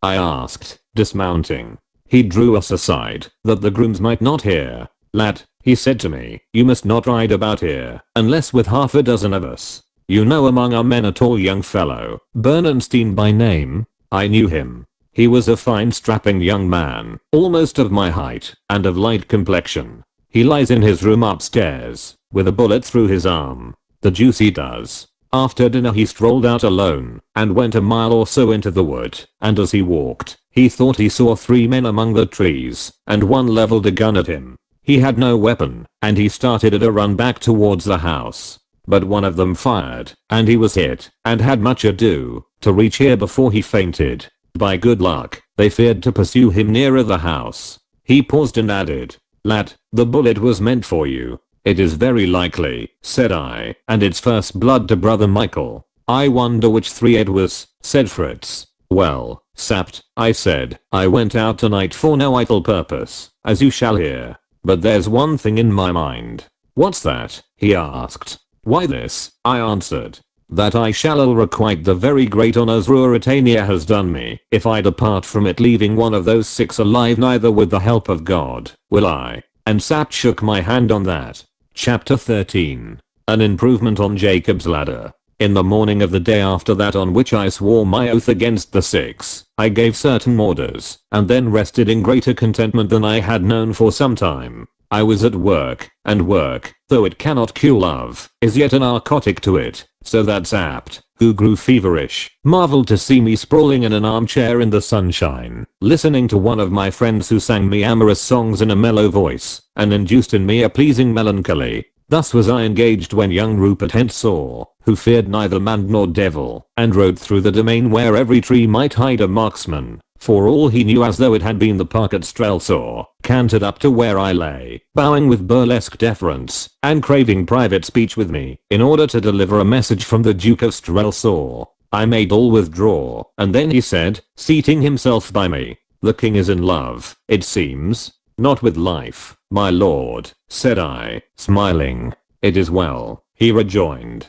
Come, we are alone, Resendil. I rose to a sitting posture. What's the matter? He asked. I was about to call one of my gentlemen to bring your horse, my lord. If you do not know how to address the king, my brother must find another messenger. Why keep up the farce? He asked, negligently dusting his boot with his glove. Because it is not finished yet, and meanwhile I'll choose my own name. Oh, so be it. Yet I spoke in love for you, for indeed you are a man after my own heart. Saving my poor honesty, said I, maybe I am. But that I keep faith with men, and honor with women, maybe I am, my lord. He darted a glance at me, a glance of anger. Is your mother dead? Said I. She's dead. She may thank God, said I, and I heard him curse me softly. Well, what's the message? I continued. I had touched him on the raw, for all the world knew he had broken his mother's heart, and flaunted his mistresses in her house, and his airy manner was gone for the moment. The Duke offers you more than I would, he growled. A halter for you, sire, was my suggestion. But he offers you safe conduct across the frontier and 1,000,000 crowns. I prefer your offer, my lord, if I'm bound to one. You refuse. Of course. I told Michael you would, and the villain, his temper restored, gave me the sunniest of smiles. The fact is, between ourselves, he continued, Michael doesn't understand a gentleman. I began to laugh. And you? I asked. I do, he said. Well, the halter be it. I'm sorry you won't live to see it, I observed. Has His Majesty done me the honor to fasten a particular quarrel on me? I would you were a few years older, though. Oh, God gives years, but the devil gives increase, laughed he. I can hold my own. How is your prisoner? I asked. The K, your prisoner. I forgot your wishes, sire. Well, he is alive. He rose to his feet. I imitated him. Then, with a smile, he said, and the pretty princess. Faith, I'll wager the next Elfberg will be red enough, for all that Black Michael will be called his father. I sprang a step towards him, clenching my hand. He did not move an inch, and his lip curled in insolent amusement. Go, while your skin's whole, I muttered. He had repaid me with interest my hit about his mother. Then came the most audacious thing I have known in my life. My friends were some 30 yards away. Rupert called to a groom to bring him his horse, and dismissed the fellow with the crown. The horse stood near. I stood still, suspecting nothing. Rupert made as though to mount, then he suddenly turned to me, his left hand resting in his belt, his right outstretched. Shake hands, he said. I bowed, and did as he had foreseen. I put my hands behind me. Quicker than thought, his left hand darted out at me, and a small dagger flashed in the air. He struck me in the left shoulder. Had I not swerved, it had been my heart. With a cry, I staggered back. Without touching the stirrup, he leapt upon his horse, and was off like an arrow, pursued by cries and revolver shots, the last as useless as the first, and I sank into my chair, bleeding profusely, as I watched the devil's brat disappear down the long avenue.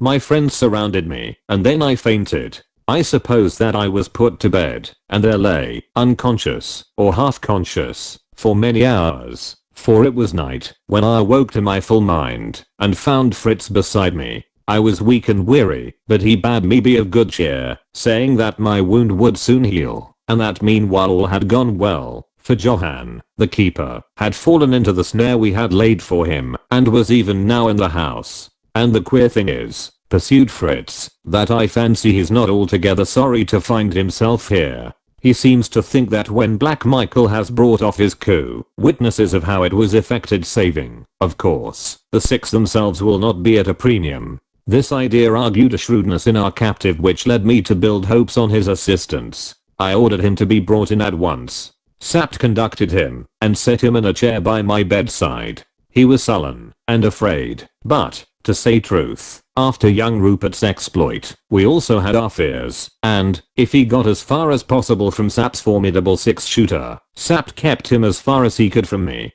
Moreover, when he came in his hands were bound, but that I would not suffer. I need not stay to recount the safeguards and rewards we promised the fellow, all of which were honorably observed and paid, so that he lives now in prosperity, though where I may not mention, and we were the more free inasmuch as we soon learned that he was rather a weak man than a wicked, and had acted throughout this matter more from fear of the Duke, and of his own brother Maximin than for any love of what was done. But he had persuaded all of his loyalty, and though not in their secret councils, was yet, by his knowledge of their dispositions within the castle, able to lay bare before us the very heart of their devices. And here, in brief, is his story. Below the level of the ground in the castle, approached by a flight of stone steps which abutted on the end of the drawbridge, were situated two small rooms, cut out of the rock itself. The outer of the two had no windows, but was always lighted with candles. The inner had one square window, which gave upon the moat. In the outer room there lay always, day and night, 3 of the 6, and the instructions of Duke Michael were that on any attack being made on the outer room, the three were to defend the door of it, so long as they could without risk to themselves. But, so soon as the door should be in danger of being forced, then Rupert Hensor or Detchard, for one of these two was always there, should leave the others to hold it, as long as they could, and himself pass into the inner room, and, without more ado, kill the king who lay there, well treated indeed, but without weapons, and with his arms confined in fine steel chains, which did not allow him to move his elbow more than 3 inches from his side. Thus, before the outer door were stormed, the king would be dead. And his body? For his body would be evidence as damning as himself. "May, sir," said Johann, "His Highness has thought of that." While the two hold the outer room, the one who has killed the king unlocks the bars in the square window. They turn on a hinge. The window now gives no light, for its mouth is choked by a great pipe of earthenware, and this pipe, which is large enough to let pass through it the body of a man, passes into the moat, coming to an end immediately above the surface of the water, so that there is no perceptible interval between water and pipe. The king being dead, his murderer swiftly ties a weight to the body, and, dragging it to the window, raises it by a pulley. For, lest the weight should prove too great, Detchard has provided one, till it is level with the mouth of the pipe. He inserts the feet in the pipe, and pushes the body down. Silently, without splash or sound, it falls into the water, and thence to the bottom of the moat, which is 20 feet deep thereabouts. This done, the murderer cries loudly, "All's well," and himself slides down the pipe, and the others, if they can, and the attack is not too hot, run to the inner room, and, seeking a moment's delay, bar the door, and in their turn slide down. And though the king rises not from the bottom, they rise and swim round to the other side, where the orders are for men, to weight them with ropes, to haul them out, and horses. And here, if things go ill, the Duke will join them, and seek safety by riding, but if all goes well, they will return to the castle, and have their enemies in a trap. That, sir, is the plan of His Highness for the disposal of the king in case of need. But it is not to be used till the last, for, as we all know, he is not minded to kill the king unless he can, before or soon after, kill you also, sir. Now, sir, I have spoken the truth, as God is my witness, and I pray you to shield me from the vengeance of Duke Michael, for if, after he knows what I have done, I fall into his hands, I shall pray for one thing out of all the world, a speedy death, and that I shall not obtain from him. The fellow's story was rudely told, but our questions supplemented his narrative. What he had told us applied to an armed attack, but if suspicions were aroused, and there came overwhelming force such, for instance, as I, the king, could bring, their idea of resistance would be abandoned, the king would be quietly murdered, and slid down the pipe. And here comes an ingenious touch: one of the 6 would take his place in the cell, and, on the entrance of the searchers, loudly demand release and redress, and Michael, being summoned, would confess to hasty action, but he would say the man had angered him by seeking the favor of a lady in the castle. This was Antoinette de Morban, and he had confined him there, as he conceived he, as Lord of Zenda,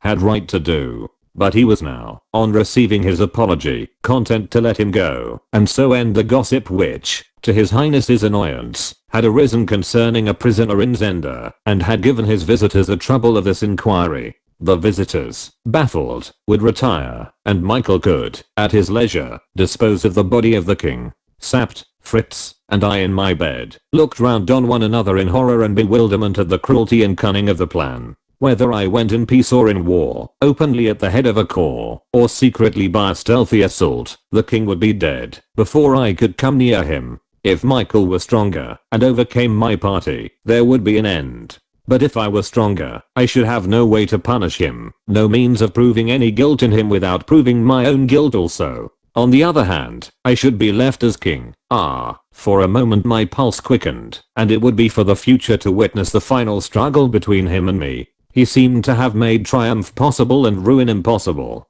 At the worst, he would stand as well as he had stood before I crossed his path with but one man between him and the throne, and that man an impostor. At best, there would be none left to stand against him. I had begun to think that Black Michael was over fond of leaving the fighting to his friends, but now I acknowledged that the brains, if not the arms, of the conspiracy were his. Does the king know this? I asked. I and my brother, answered Johann, put up the pipe under the orders of my lord of Hensor. He was on guard that day, and the king asked my lord what it meant. Backquote faith, he answered, with his airy laugh. Backquote it's a new improvement on the ladder of Jacob, whereby, as you have read, sire, men pass from the earth to heaven. We thought it not meet, that your majesty should go, in case, sire, you must go, by the common route. So we have made you a pretty private passage, where the vulgar cannot stare at you, or incommode your passage. That, sire, is the meaning of that pipe. And he laughed and bowed, and prayed the king's leave, to replenish the king's glass, for the king was at supper. And the king, though he is a brave man, as are all of his house, grew red and then white as he looked on the pipe, and at the merry devil who mocked him. Ah, sir, and the fellow shuddered. It is not easy to sleep quiet in the castle of Zenda, for all of them would as soon cut a man's throat as play a game at cards, and my lord Rupert would choose it sooner for a pastime than any other, sooner than he would ruin a woman, though that he loves also. The man ceased, and I bade Fritz take him away, and have him carefully guarded, and, turning to him, I added, if anyone asks you if there is a prisoner in Zenda, you may answer backquote yes.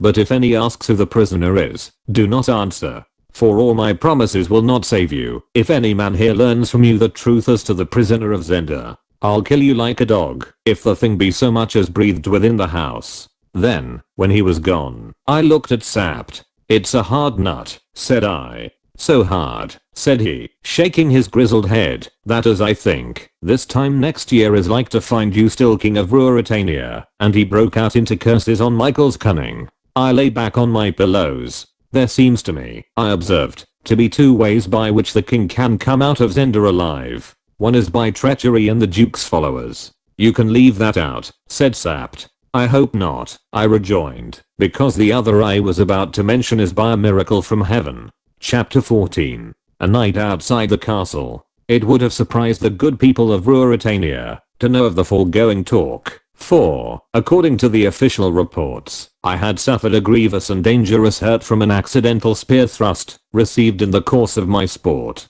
I caused the bulletins to be of a very serious character and created great public excitement, whereby three things occurred. First, I gravely offended the medical faculty of Strelsau by refusing to summon to my bedside any of them, save a young man, a friend of Fritz's, whom we could trust. Secondly, I received word from Marshal Strakenks that my orders seemed to have no more weight than his, and that the Princess Flavia was leaving for Tullenheim under his unwilling escort, news whereat I strove not to be glad and proud. And thirdly, my brother, the Duke of Strelsau, although too well informed to believe the account of the origin of my sickness, was yet persuaded by the reports, and by my seeming inactivity, that I was in truth incapable of action, and that my life was in some danger. This I learned from the man Johann, whom I was compelled to trust and send back to Zenda, where, by the way, Rupert Hensor had him soundly flogged for daring to smirch the morals of Zenda by staying out all night in the pursuits of love. This, from Rupert, Johann deeply resented, and the Duke's approval of it did more to bind the keeper to my side than all my promises. On Flavia's arrival I cannot dwell. Her joy at finding me up and well, instead of on my back, and fighting with death, makes a picture that even now dances before my eyes till they grow too dim to see it, and her approaches, that I had not trusted even her, must excuse the means I took to quiet them. In truth, to have her with me once more was like a taste of heaven to a damned soul, the sweeter for the inevitable doom that was to follow, and I rejoiced in being able to waste 2 whole days with her. And when I had wasted 2 days, the Duke of Strelsau arranged a hunting party. The stroke was near now, for Sapt and I, after anxious consultations, had resolved that we must risk a blow, our resolution being clinched by Johann's news that the king grew peaked, pale, and ill, and that his health was breaking down under his rigorous confinement. Now a man, be he king or no king, may as well die swiftly, and as becomes a gentleman, from bullet or thrust, as rot his life out in a cellar. That thought made prompt action advisable in the interests of the king. From my own point of view, it grew more and more necessary, for Strakenks urged on me the need of a speedy marriage, and my own inclinations seconded him with such terrible insistence, that I feared for my resolution. I do not believe that I should have done the deed I dreamt of, but I might have come to flight, and my flight would have ruined the cause. And yes, I'm no saint. Ask my little sister-in-law, and worse still might have happened. It is perhaps as strange a thing as has ever been in the history of a country, that the king's brother and the king's personator, in a time of profound outward peace, near a placid, undisturbed country town, under semblance of amity, should wage a desperate war for the person and life of the king. Yet such was the struggle that began now between Zenda and Tillenheim. When I look back on the time, I seem to myself to have been half mad. Sapt has told me that I suffered no interference and listened to no remonstrances, and if ever a king of Ruritania ruled like a despot, I was, in those days, the man. Look where I would, I saw nothing that made life sweet to me, and I took my life in my hand and carried it carelessly as a man dangles an old glove. At first they strove to guard me, to keep me safe, to persuade me not to expose myself, but when they saw how I was set, there grew up among them, whether they knew the truth or not, a feeling that fate ruled the issue, and that I must be left to play my game with Michael my own way. Late next night I rose from table, where Flavia had sat by me, and conducted her to the door of her apartments. There I kissed her hand, and bade her sleep sound and wake to happy days. Then I changed my clothes and went out. Sapt and Fritz were waiting for me with 6 men and the horses. Over his saddle Sapt carried a long coil of rope, and both were heavily armed. I had with me a short stout cudgel, and a long knife. Making a circuit, we avoided the town, and in an hour, found ourselves slowly mounting the hill that led to the castle of Zenda. The night was dark and very stormy. Gusts of wind and spits of rain caught us as we breasted the incline, and the great trees moaned and sighed. When we came to a thick clump, about a quarter of a mile from the castle, we bade our 6 friends hide there with the horses. Sapt had a whistle, and they could rejoin us in a few moments if danger came, but, up to now, we had met no one. I hoped that Michael was still off his guard, believing me to be safe in bed. However that might be, we gained the top of the hill without accident, and found ourselves on the edge of the moat where it sweeps under the road, separating the old castle from it. A tree stood on the edge of the bank, and Sapt, silently and diligently, set to make fast the rope. I stripped off my boots, took a pull at a flask of brandy, loosened the knife in its sheath, and took the cudgel between my teeth. Then I shook hands with my friends, not heeding a last look of entreaty from Fritz, and laid hold of the rope. I was going to have a look at Jacob's ladder. Gently I lowered myself into the water. Though the night was wild, the day had been warm and bright, and the water was not cold. I struck out, and began to swim round the great walls which frowned above me. I could see only 3 yards ahead. I had then good hopes of not being seen, as I crept along close under the damp moss-grown masonry. There were lights from the new part of the castle on the other side, and now and again I heard laughter and merry shouts. I fancied I recognized young Rupert Hensel's ringing tones, and pictured him flushed with wine. Recalling my thoughts to the business in hand, I rested a moment. If Johan's description were right, I must be near the window now. Very slowly I moved, and out of the darkness ahead loomed a shape. It was the pipe, curving from the window to the water. About 4 feet of its surface were displayed. It was as background as 2 men. I was about to approach it, when I saw something else, and my heart stood still. The nose of a boat protruded beyond the pipe on the other side, and listening intently, I heard a slight shuffle as of a man shifting his position. Who was the man who guarded Michael's invention? Was he awake, or was he asleep? I felt if my knife were ready, and trod water. As I did so, I found bottom under my feet. The foundations of the castle extended some 15 inches, making a ledge, and I stood on it, out of water from my armpits upwards. Then I crouched and peered through the darkness under the pipe, where, curving, it left a space. There was a man in the boat. A rifle lay by him. I saw the gleam of the barrel. Here was the sentinel. He sat very still. I listened. He breathed heavily, regularly, monotonously. By heaven, he slept. Kneeling on the shelf, I drew forward under the pipe till my face was within 2 feet of his. He was a big man, I saw. It was Maximum Half, the brother of Johann. My hand stole to my belt, and I drew out my knife. Of all the deeds of my life, I love the least to think of this, and whether it were the act of man or a traitor I will not ask. I said to myself, it is war and the king's life is at stake. and I raised myself from beneath the pipe and stood up by the boat, which lay moored by the ledge. Holding my breath, I marked the spot and raised my arm. The great fellow stirred. He opened his eyes wider. He gasped in terror at my face and clutched at his rifle. I struck home, and I heard the chorus of a love song from the opposite bank. Leaving him where he lay, a huddled mass, I turned to Jacob's ladder.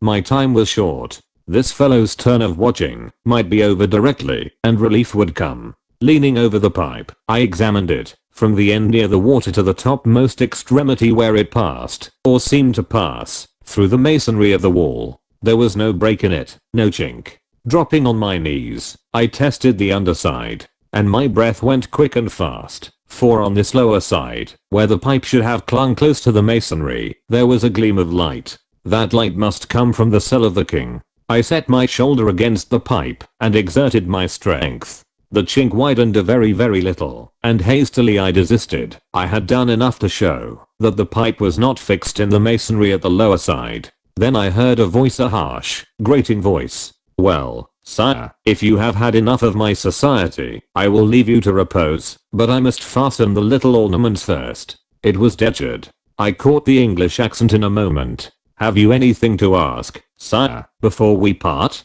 The king's voice followed. It was his, though it was faint and hollow, different from the merry tones I had heard in the glades of the forest. "Pray, my brother," said the king, "to kill me. I'm dying by inches here. The duke does not desire your death, sire, yet," sneered Detchard, "when he does, behold your path to heaven." The king answered, "So be it. And now, if your orders allow it, pray leave me. May you dream of paradise," said the ruffian. The light disappeared. I heard the bolts of the door run home. And then I heard the sobs of the king. He was alone, as he thought.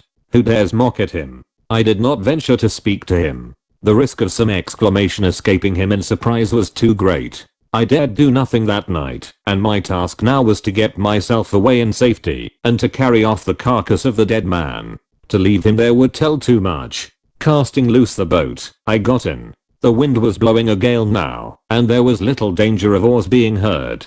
I rowed swiftly round to where my friends waited. I had just reached the spot when a loud whistle sounded over the moat behind me. "Hello, Maximum," I heard shouted. I hailed Sapt in a low tone. The rope came down. I tied it round the corpse, and then went up it myself. "Whistle you too," I whispered, "for our men, and haul in the line. No talk now." They hauled up the body. Just as it reached the road, 3 men on horseback swept round from the front of the castle. We saw them, but, being on foot ourselves, we escaped their notice. But we heard our men coming up with a shout. "The devil, but it's dark," cried a ringing voice. It was young Rupert. A moment later, shots rang out. Our people had met them. I started forward at a run, Sapt and Fritz following me. "Thrust, thrust," cried Rupert again, and a loud groan following told that he himself was not behindhand. "I'm done, Rupert," cried a voice. "They're 3 to 1. Save yourself." I ran on, holding my cudgel in my hand. Suddenly a horse came towards me. A man was on it, leaning over his shoulder. "Are you cooked too, Krafstein?" he cried. There was no answer. I sprang to the horse's head. It was Rupert Henshaw, at last, I cried, for we seemed to have him. He had only his sword in his hand. My men were hot upon him. Sapt and Fritz were running up. I had outstripped them, but if they got close enough to fire, he must die or surrender. At last, I cried. "It's the play actor," cried he, slashing at my cudgel. He cut it clean in two, and, judging discretion better than death, I ducked my head, and, I blush to tell it, scampered for my life. The devil was in Rupert Henshaw, for he put spurs to his horse, and I, turning to look, saw him ride, full gallop, to the edge of the moat and leap in, while the shots of our party fell thick round him like hail.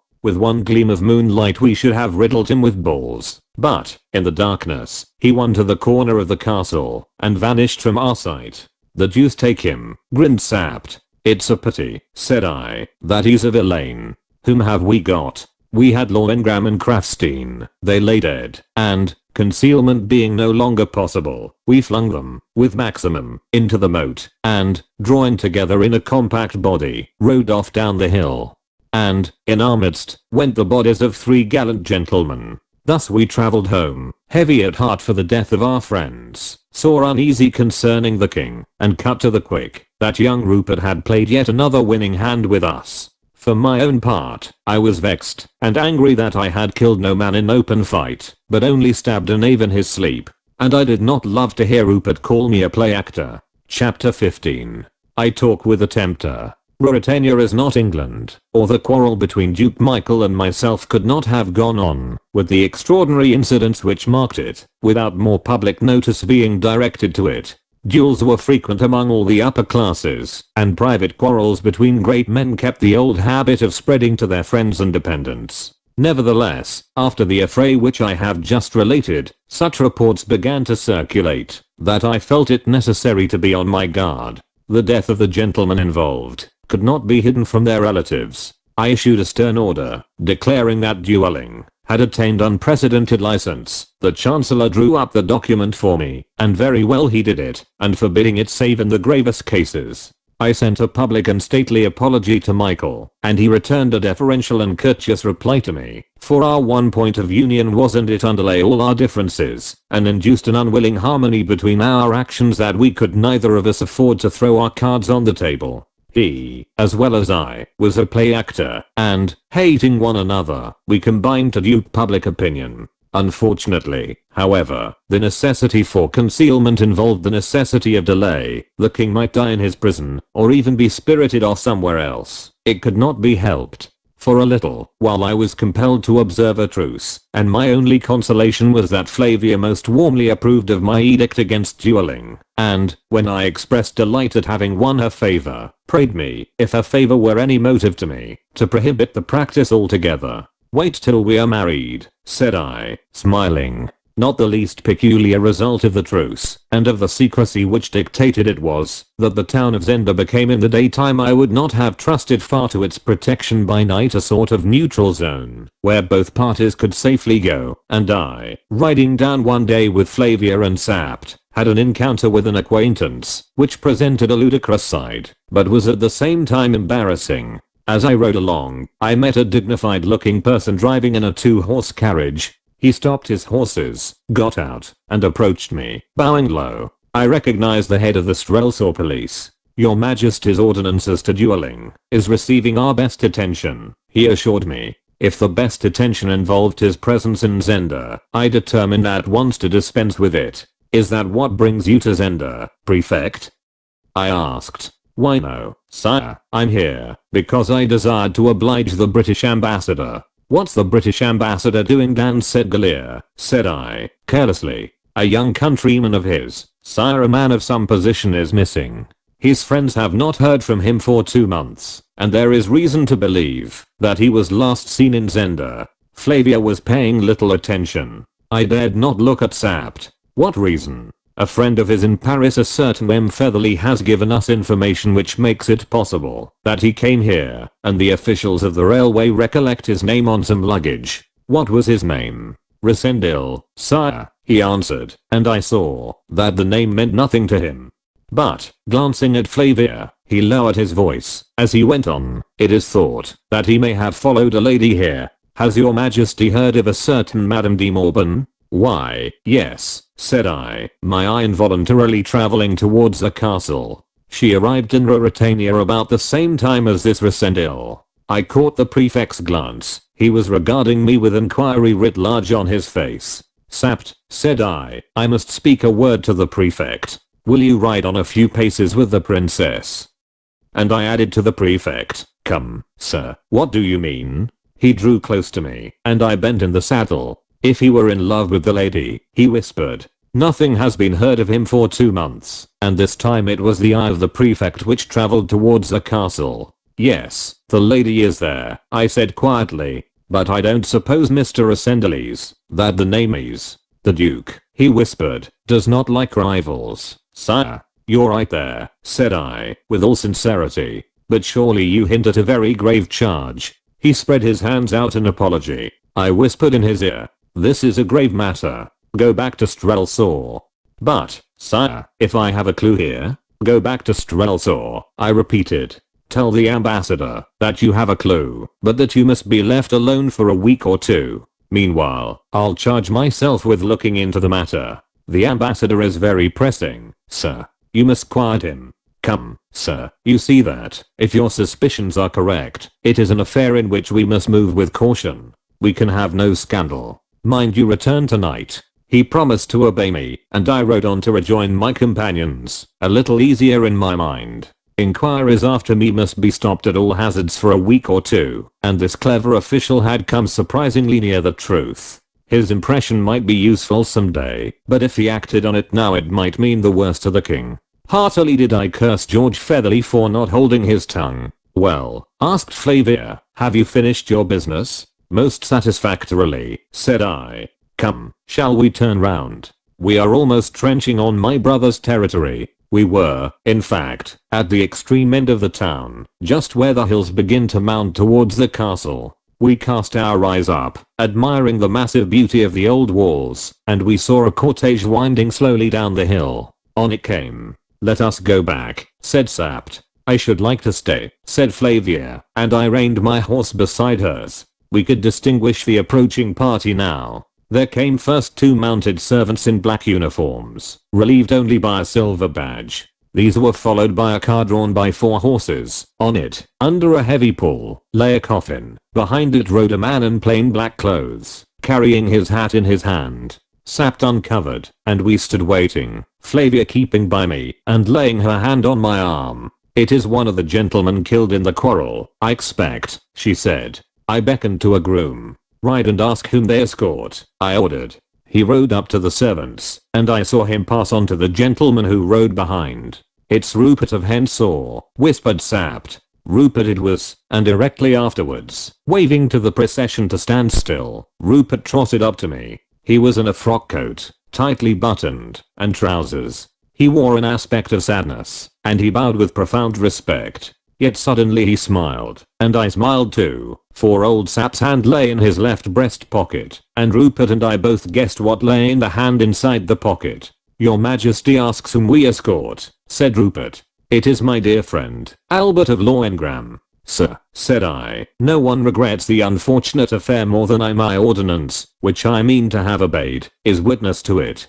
Poor fellow, said Flavia softly, and I saw Rupert's eyes flash at her. Whereat I grew red, for, if I had my way, Rupert Hensor should not have defiled her by so much as a glance. Yet he did it, and dared to let admiration be seen in his look. Your Majesty's words are gracious, he said. I grieve for my friend. Yet, sire, others must soon lie as he lies now. It is a thing we all do well to remember, my lord, I rejoined. Even kings, sire, said Rupert, in a moralizing tone, and old Sapt swore softly by my side. It is true, said I. How fares my brother, my lord? He is better, sire. I'm rejoiced. He hopes soon to leave for Strelsau, when his health is secured. He is only convalescent then? There remain 1 or 2 small troubles, answered the insolent fellow, in the mildest tone in the world. Express my earnest hope, said Flavia, that they may soon cease to trouble him. Your Royal Highness's wishes, humbly, my own, said Rupert, with a bold glance that brought a blush to Flavia's cheek.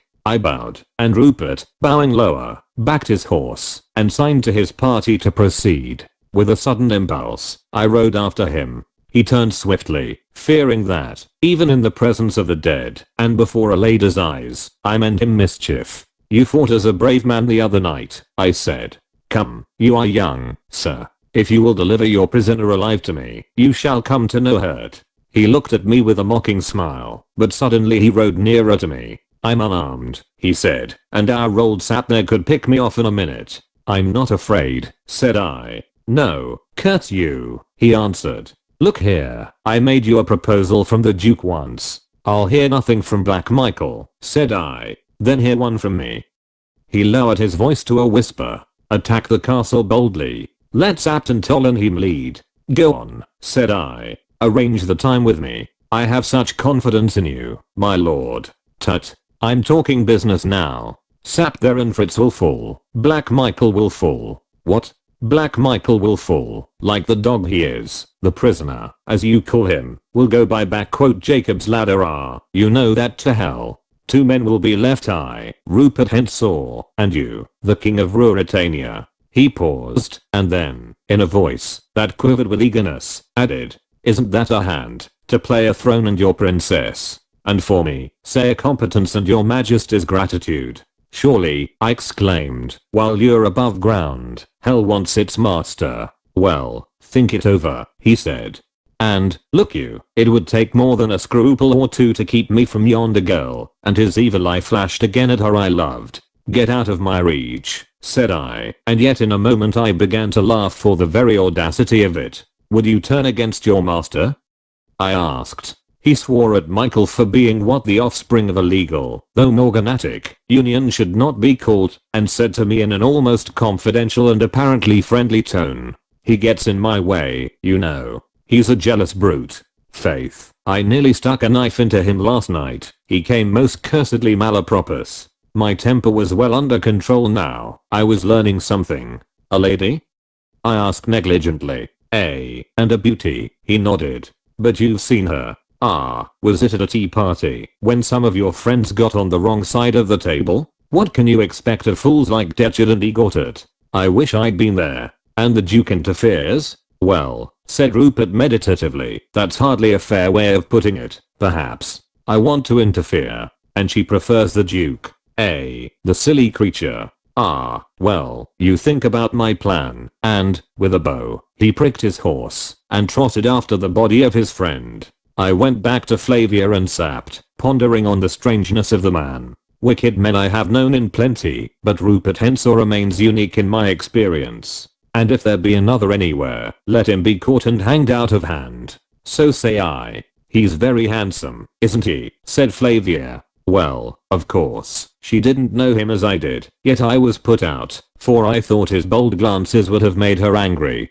But my dear Flavia was a woman, and so she was not put out. On the contrary, she thought young Rupert very handsome as, beyond question, the ruffian was. And how sad he looked at his friend's death, said she. He'll have better reason to be sad at his own, observed Sapt, with a grim smile. As for me, I grew sulky. Unreasonable it was perhaps, for what better business had I to look at her with love than had even Rupert's lust for lies? And sulky I remained till, as evening fell, and we rode up to Tullenheim, Sapt having fallen behind in case anyone should be following us. Flavia, riding close beside me, said softly, with a little half-ashamed laugh. Unless you smile, Rudolph, I cry. Why are you angry? It was something that fellow said to me, said I, but I was smiling as we reached the door and dismounted. There a servant handed me a note. It was unaddressed. Is it for me? I asked. Yes, sire, a boy brought it. I tore it open. Johan carries this for me. I warned you once. In the name of God, and if you are a man, rescue me from this den of murderers ADM. I handed it to Sapt, but all that the tough old soul said in reply to this piteous appeal was, whose fault brought her there? Nevertheless, not being faultless myself, I took leave to pity and Toinette de Morban. Chapter 16. A desperate plan. As I had ridden publicly in Zenda, and had talked there with Rupert Henshaw, of course all pretense of illness was at an end. I marked the effect on the garrison of Zenda. They ceased to be seen abroad, and any of my men who went near the castle reported that the utmost vigilance prevailed there. Touched as I was by Madame de Morban's appeal, I seemed as powerless to befriend her as I had proved to help the king. Michael bade me defiance, and although he too had been seen outside the walls, with more disregard for appearances than he had hitherto shown, he did not take the trouble to send any excuse for his failure to wait on the king. Time ran on in inactivity, when every moment was pressing, for not only was I faced with the new danger which the stir about my disappearance brought on me, but great murmurs had arisen in Strelsau at my continued absence from the city. They had been greater, but for the knowledge that Flavia was with me, and for this reason I suffered her to stay, though I hated to have her where danger was, and though every day of our present sweet intercourse strained my endurance almost to breaking. As a final blow, nothing would content my advisers, Strakenx and the Chancellor, who came out from Strelsau to make an urgent representation to me, save that I should appoint a day for the public solemnization of my betrothal, a ceremony which in Ruritania is well nigh as binding, and great a thing as the marriage itself. And this with Flavia sitting by me I was forced to do, setting a date a fortnight ahead, and appointing the cathedral in Strelsau as the place. And this formal act being published far and wide, caused great joy throughout the kingdom, and was the talk of all tongues, so that I reckoned there were but 2 men who chafed at it, I mean Black Michael and myself, and but one who did not know of it, that one the man whose name I bore, the king of Ruritania. In truth, I heard something of the way the news was received in the castle, for after an interval of 3 days, the man Johann, greedy for more money, though fearful for his life, again found means to visit us. He had been waiting on the Duke when the tidings came. Black Michael's face had grown blacker still, and he had sworn savagely, nor was he better pleased when young Rupert took oath that I meant to do as I said, and turning to Madame de Morban, wished her joy on arrival gone. Michael's hand stole towards his sword, said Johann, but not a bit did Rupert care, for he rallied the Duke on having made a better king than had reigned 4 years past in Ruritania. And, said he, with a meaning bow to his exasperated master, the devil sends the princess a finer man than heaven had marked out for her, by my soul, it does. Then Michael harshly bade him hold his tongue and leave them, but Rupert must needs first kiss Madame's hand, which he did, as though he loved her, while Michael glared at him. This was the lighter side of the fellow's news, but more serious came behind, and it was plain that, if time pressed at Tullenheim, it pressed none the less fiercely at Zenda. For the king was very sick, Johann had seen him, and he was wasted, and hardly able to move. There could be no thought of taking another for him now. So alarmed were they, that they had sent for a physician from Strelsau, and the physician having been introduced into the king's cell, had come forth pale and trembling, and urgently prayed the Duke to let him go back, and meddle no more in the affair, but the Duke would not, and held him there a prisoner, telling him his life was safe, if the king lived, while the Duke desired, and died when the Duke desired not otherwise.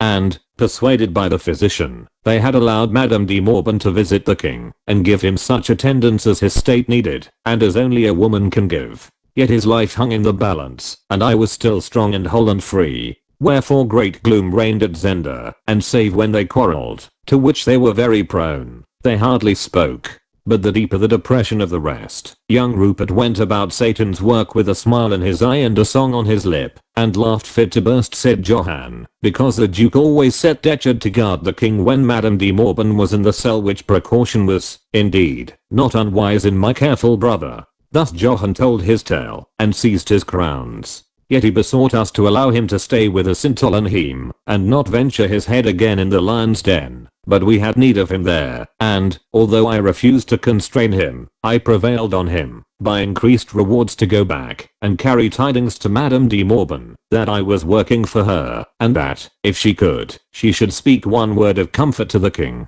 For while suspense is bad for the sick, yet despair is worse still, and it might be that the king lay dying of mere hopelessness, for I could learn of no definite disease that afflicted him. And how do they guard the king now? I asked, remembering that 2 of the 6 were dead, and Maximum half also. Detchard and Burson in watch by night, Rupert Hensor and Egorted by day, sir, he answered. Only 2 at a time. Sir, but the others rest in a room just above, and are within sound of a cry or a whistle. A room just above. I didn't know of that. Is there any communication between it and the room where they watch? No, sir. You must go down a few stairs, and through the door by the drawbridge, and so to where the king is lodged. And that door is locked. Only the 4 lords have keys, sir. I drew nearer to him. And have they keys of the grating? I asked in a low whisper. I think, sir, only Detchard and Rupert. Where does the Duke lodge? In the chateau, on the 1st floor. His apartments are on the right as you go towards the drawbridge. And Madame de Morban? Just opposite, on the left. But her door is locked, after she has entered.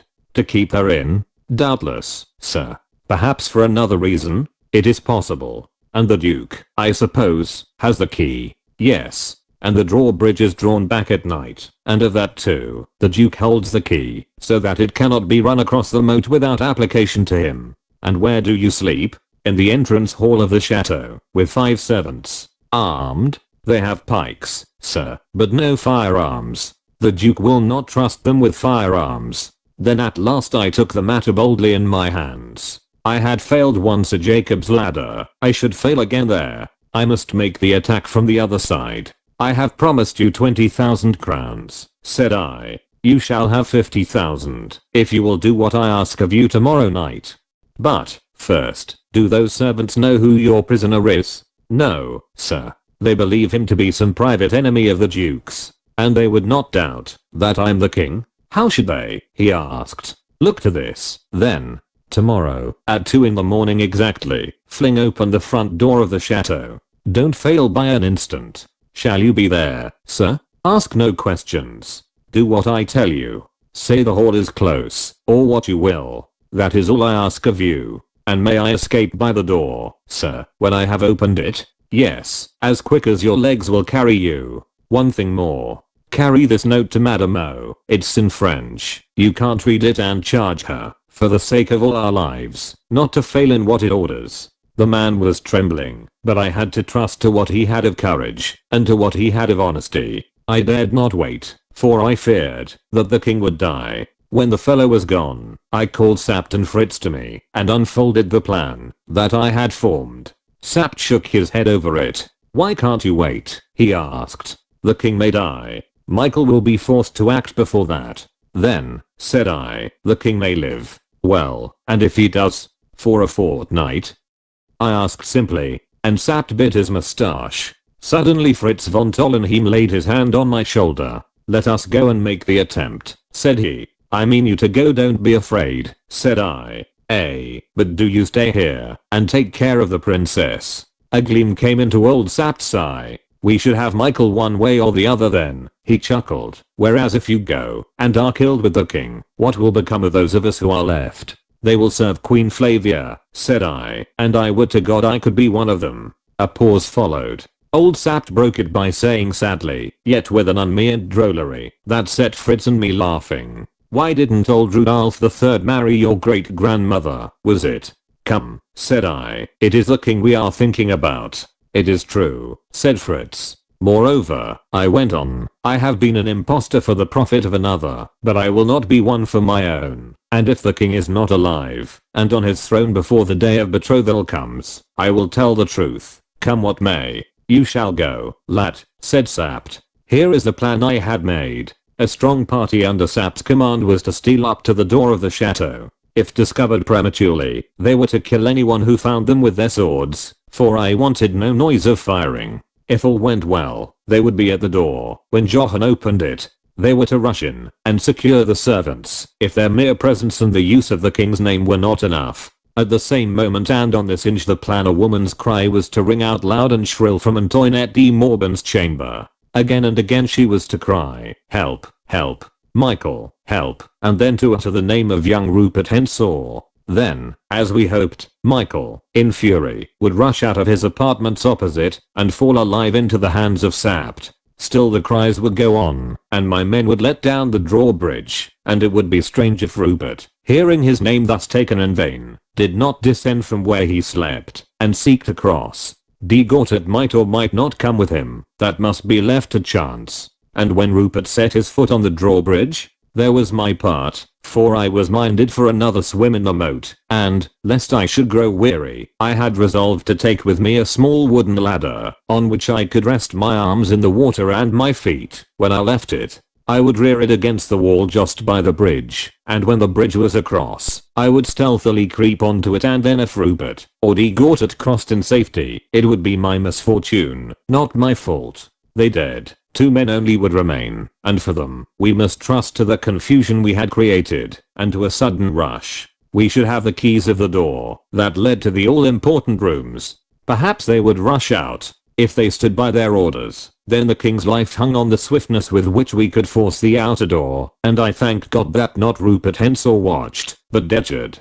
For though Detchard was a cool man, relentless, and no coward, he had neither the dash nor the recklessness of Rupert. Moreover, he, if any one of them, really loved Black Michael, and it might be that he would leave Burson in to guard the king, and rush across the bridge, to take part in the affray on the other side. So I planned desperately. and that our enemy might be the better lull to security, I gave orders that our residence should be brilliantly lighted from top to bottom, as though we were engaged in revelry, and should so be kept all night, with music playing, and people moving to and fro. Strakenks would be there, and he was to conceal our departure, if he could, from Flavia. And if we came not again by the morning, he was to march openly and in force to the castle and demand the person of the king. If Black Michael were not there, as I did not think he would be, the marshal would take Flavia with him, as swiftly as he could, to Strelsau, and there proclaim Black Michael's treachery and the probable death of the king, and rally all that there was honest and true around the banner of the princess. And, to say truth, this was what I thought most likely to happen.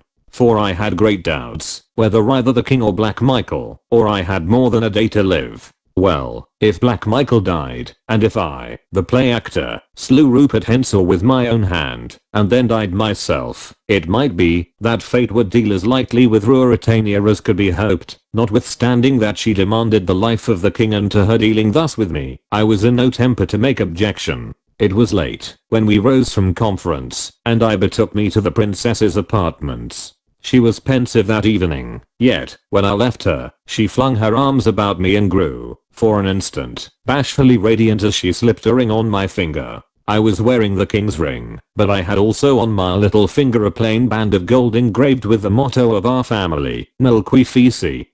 This I took off, and put on her, and signed to her to let me go, and she, understanding, stood away and watched me with dimmed eyes. Wear that ring, even though you wear another, when you are queen, I said.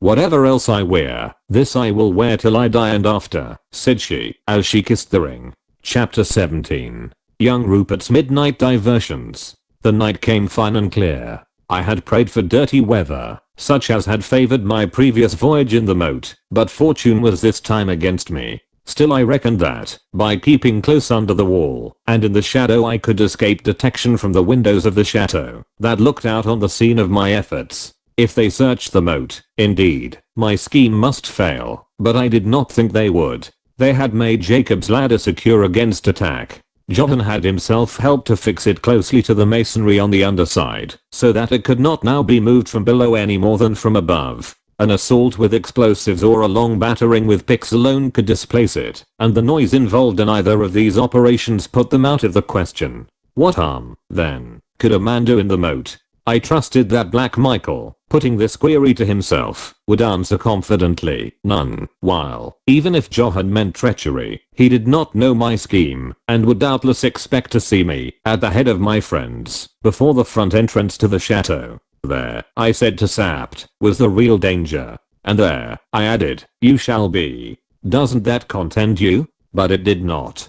Dearly would he have liked to come with me, had I not utterly refused to take him. One man might escape notice, to double the party more than double the risk, and when he ventured to hint once again that my life was too valuable, I, knowing the secret thought he clung to, sternly bade him be silent, assuring him that, unless the king lived through the night, I would not live through it either. At 12 o'clock, Sapt's command left the chateau of Tollenheim and struck off to the right, riding by unfrequented roads, and avoiding the town of Zenda. If all went well, they would be in front of the castle by about 1:45. Leaving their horses half a mile off, they were to steal up to the entrance and hold themselves in readiness for the opening of the door. If the door were not opened by 2, they were to send Fritz von Tollenheim round to the other side of the castle. I would meet him there, if I were alive, and we would consult whether to storm the castle or not. If I were not there, they were to return with all speed to Tollenheim, rouse the marshal, and march in force to Zenda.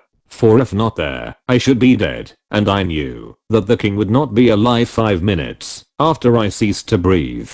I must now leave Sapt and his friends, and relate how I myself proceeded on this eventful night. I went out on the good horse which had carried me, on the night of the coronation, back from the hunting lodge to Strelsau. I carried a revolver in the saddle and my sword. I was covered with a large cloak, and under this, I wore a warm tight-fitting woolen jersey, a pair of knickerbockers, thick stockings, and light canvas shoes. I had rubbed myself thoroughly with oil, and I carried a large flask of whiskey. The night was warm, but I might probably be immersed a long while, and it was necessary to take every precaution against cold, for cold not only saps a man's courage if he has to die, but impairs his energy if others have to die, and, finally, gives him rheumatics if it be God's will that he lives. Also, I tied round my body a length of thin but stout cord, and I did not forget my ladder. I, starting after sapped, took a shorter route, skirting the town to the left, and found myself in the outskirts of the forest at about 12:30.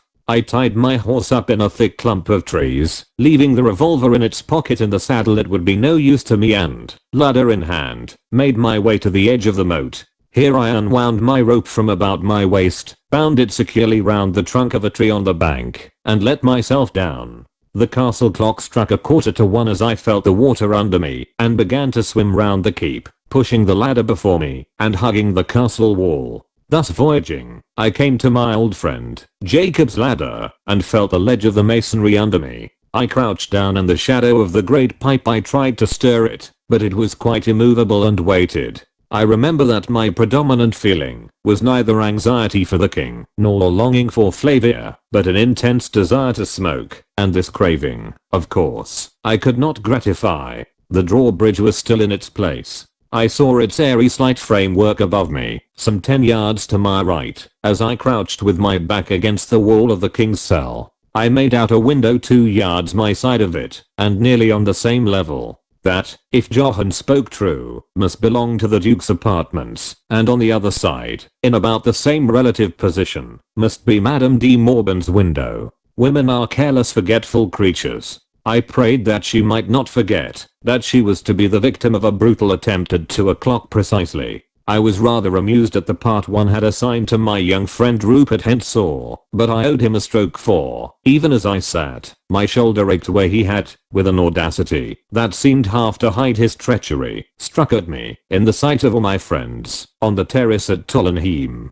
Suddenly the Duke's window grew bright. The shutters were not closed, and the interior became partially visible to me as I cautiously raised myself till I stood on tiptoe. Thus placed, my range of sight embraced a yard or more inside the window, while the radius of light did not reach me. The window was flung open and someone looked out. I marked Antoinette de Morban's graceful figure, and, though her face was in shadow, the fine outline of her head was revealed against the light behind. I longed to cry softly, remember, but I dared not, and happily, for a moment later a man came up and stood by her. He tried to put his arm round her waist, but with a swift motion she sprang away and leant against the shutter, her profile towards me. I made out who the newcomer was. It was young Rupert. A low laugh from him made me sure, as he leant forward, stretching out his hand towards her. Gently, gently, I murmured. You're too soon, my boy. His head was close to hers. I suppose he whispered to her, for I saw her point to the moat, and I heard her say, in slow and distinct tones,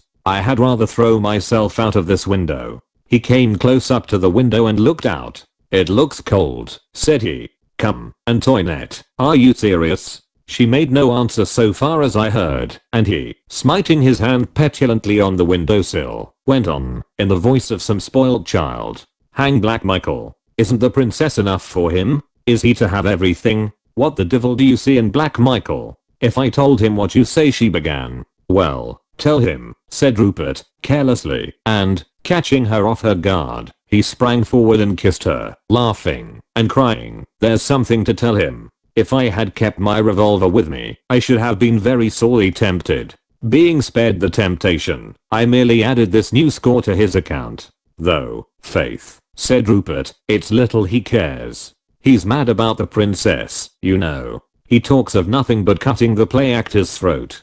Didn't he? Indeed. And if I do it for him, what do you think he's promised me? The unhappy woman raised her hands above her head, in prayer or in despair. But I detest waiting, said Rupert, and I saw that he was about to lay his hand on her again, when there was a noise of a door in the room opening, and a harsh voice cried, What are you doing here, sir? Rupert turned his back to the window, bowed low, and said, in his loud, merry tones, apologizing for your absence, sir. Could I leave the lady alone? The newcomer must be Black Michael. I saw him directly as he advanced towards the window. He caught young Rupert by the arm. The moat would hold more than the king, said he, with a significant gesture. Does your highness threaten me? Asked Rupert. Or threat is more warning than most men get from me. Yet, observed Rupert, Rudolph Rassendyll has been much threatened, and yet lives. Am I in fault because my servants bungle? Asked Michael scornfully.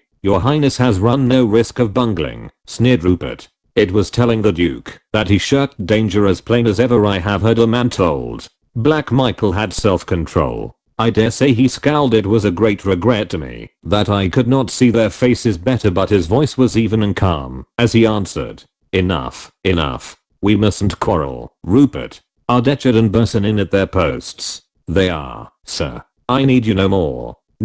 I'm not oppressed with fatigue, said Rupert. Pray, sir, leave us, said Michael, more impatiently. In 10 minutes the drawbridge will be drawn back, and I presume you have no wish to swim to your bed. Rupert's figure disappeared. I heard the door open and shut again. Michael and Antoinette de Morban were left together. To my chagrin, the Duke laid his hand on the window and closed it. He stood talking to Antoinette for a moment or two. She shook her head, and he turned impatiently away. She left the window. The door sounded again, and Black Michael closed the shutters.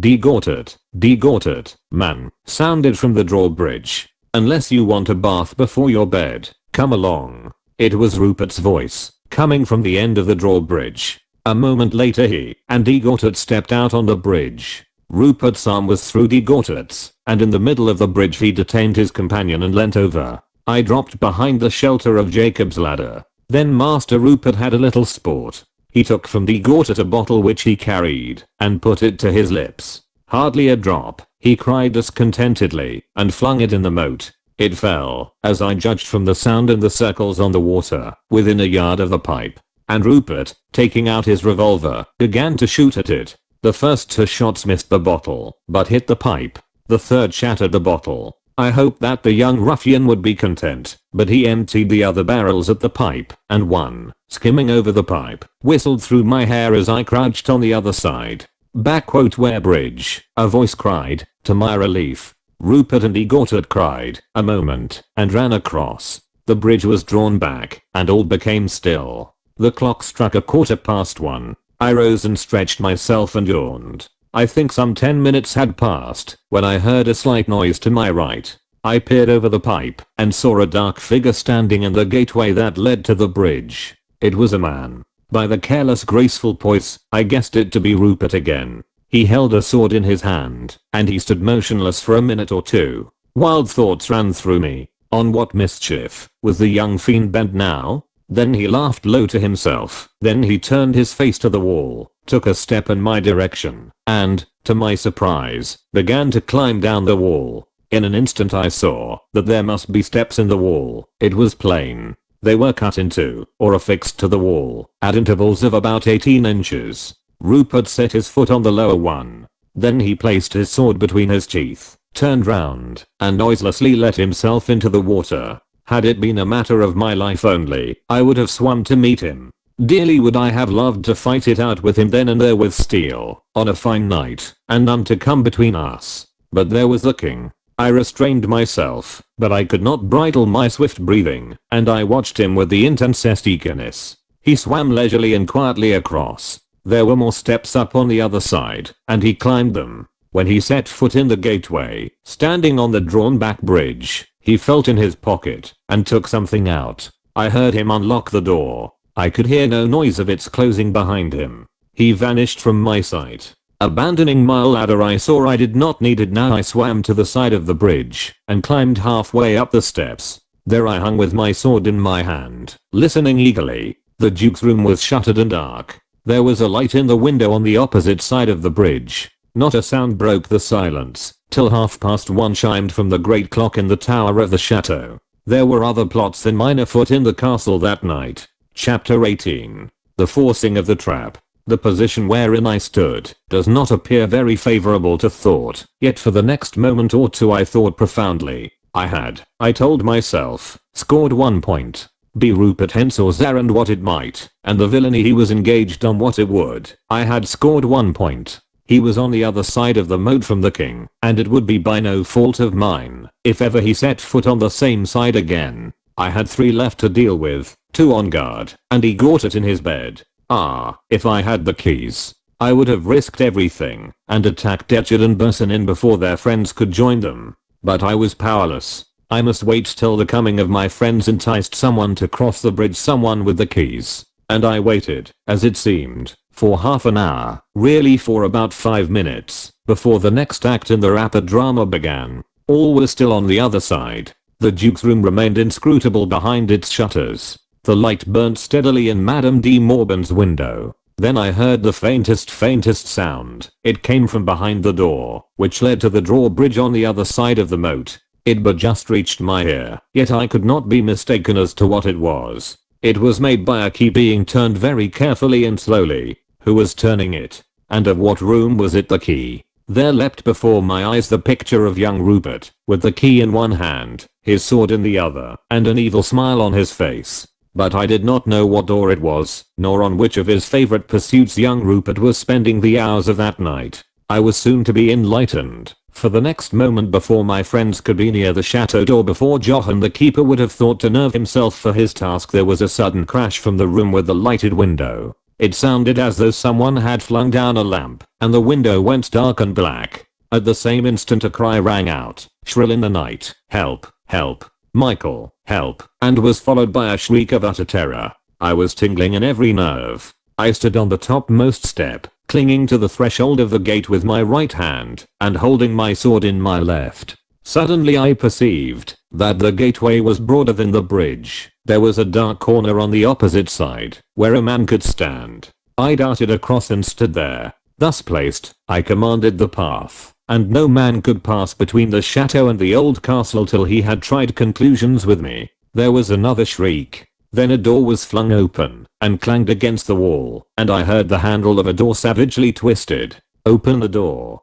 In God's name, what's the matter?" cried a voice, the voice of Black Michael himself. He was answered by the very words I had written in my letter. "Help, Michael Henshaw." A fierce oath rang out from the Duke, and with a loud thud he threw himself against the door. At the same moment I heard a window above my head open, and a voice cried, "What's the matter?" and I heard a man's hasty footsteps. I grasped my sword. If de Gortat came my way, the 6 would be less by 1 more. Then I heard the clash of crossed swords and a tramp of feet, and I cannot tell the thing so quickly as it happened, for all seemed to come at once. There was an angry cry from Madame's room, the cry of a wounded man. The window was flung open. Young Rupert stood there, sword in hand.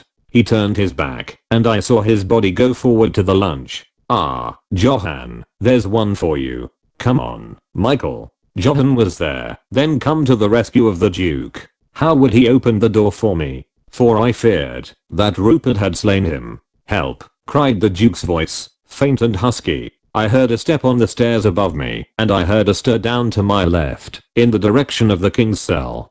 But, before anything happened on my side of the moat, I saw 5 or 6 men round young Rupert in the embrasure of Madame's window. 3 or 4 times he lunged with incomparable dash and dexterity. For an instant they fell back, leaving a ring round him. He leapt on the parapet of the window, laughing as he leapt, and waving his sword in his hand. He was drunk with blood, and he laughed again wildly as he flung himself headlong into the moat. What became of him then? I did not see, for as he leapt, de Gortat's lean face looked out through the door by me, and, without a second's hesitation, I struck at him with all the strength God had given me, and he fell dead in the doorway without a word or a groan. I dropped on my knees by him. Where were the keys? I found myself muttering, "The keys, man, the keys," as though he had been yet alive and could listen, and when I could not find them, God forgive me, I believe I struck a dead man's face. At last I had them. There were but 3. Seizing the largest, I felt the lock of the door that led to the cell.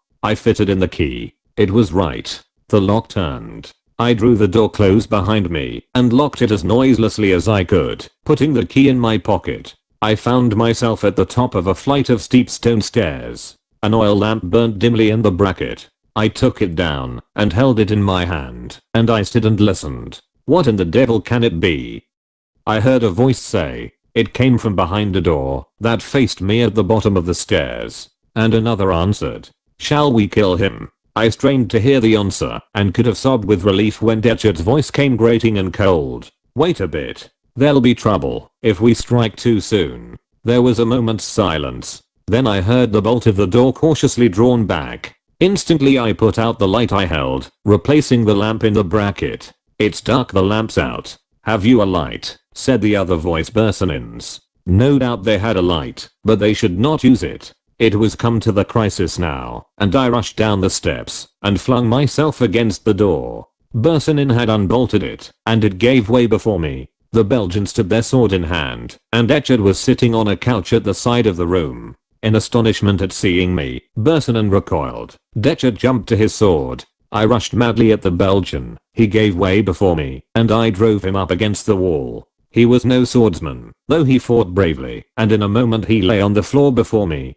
I turned. Etchard was not there. Faithful to his orders, he had not risked a fight with me, but had rushed straight to the door of the king's room, opened it and slammed it behind him. Even now he was at his work inside. And surely he would have killed the king, and perhaps me also, had it not been for one devoted man who gave his life for the king. For when I forced the door, the sight I saw was this. The king stood in the corner of the room, broken by his sickness. He could do nothing. His fettered hands moved uselessly up and down, and he was laughing horribly in half-mad delirium. Etchard and the doctor were together in the middle of the room, and the doctor had flung himself on the murderer, pinning his hands to his sides for an instant. Then Etchard wrenched himself free from the feeble grip, and, as I entered, drove his sword through the hapless man. Then he turned on me, crying.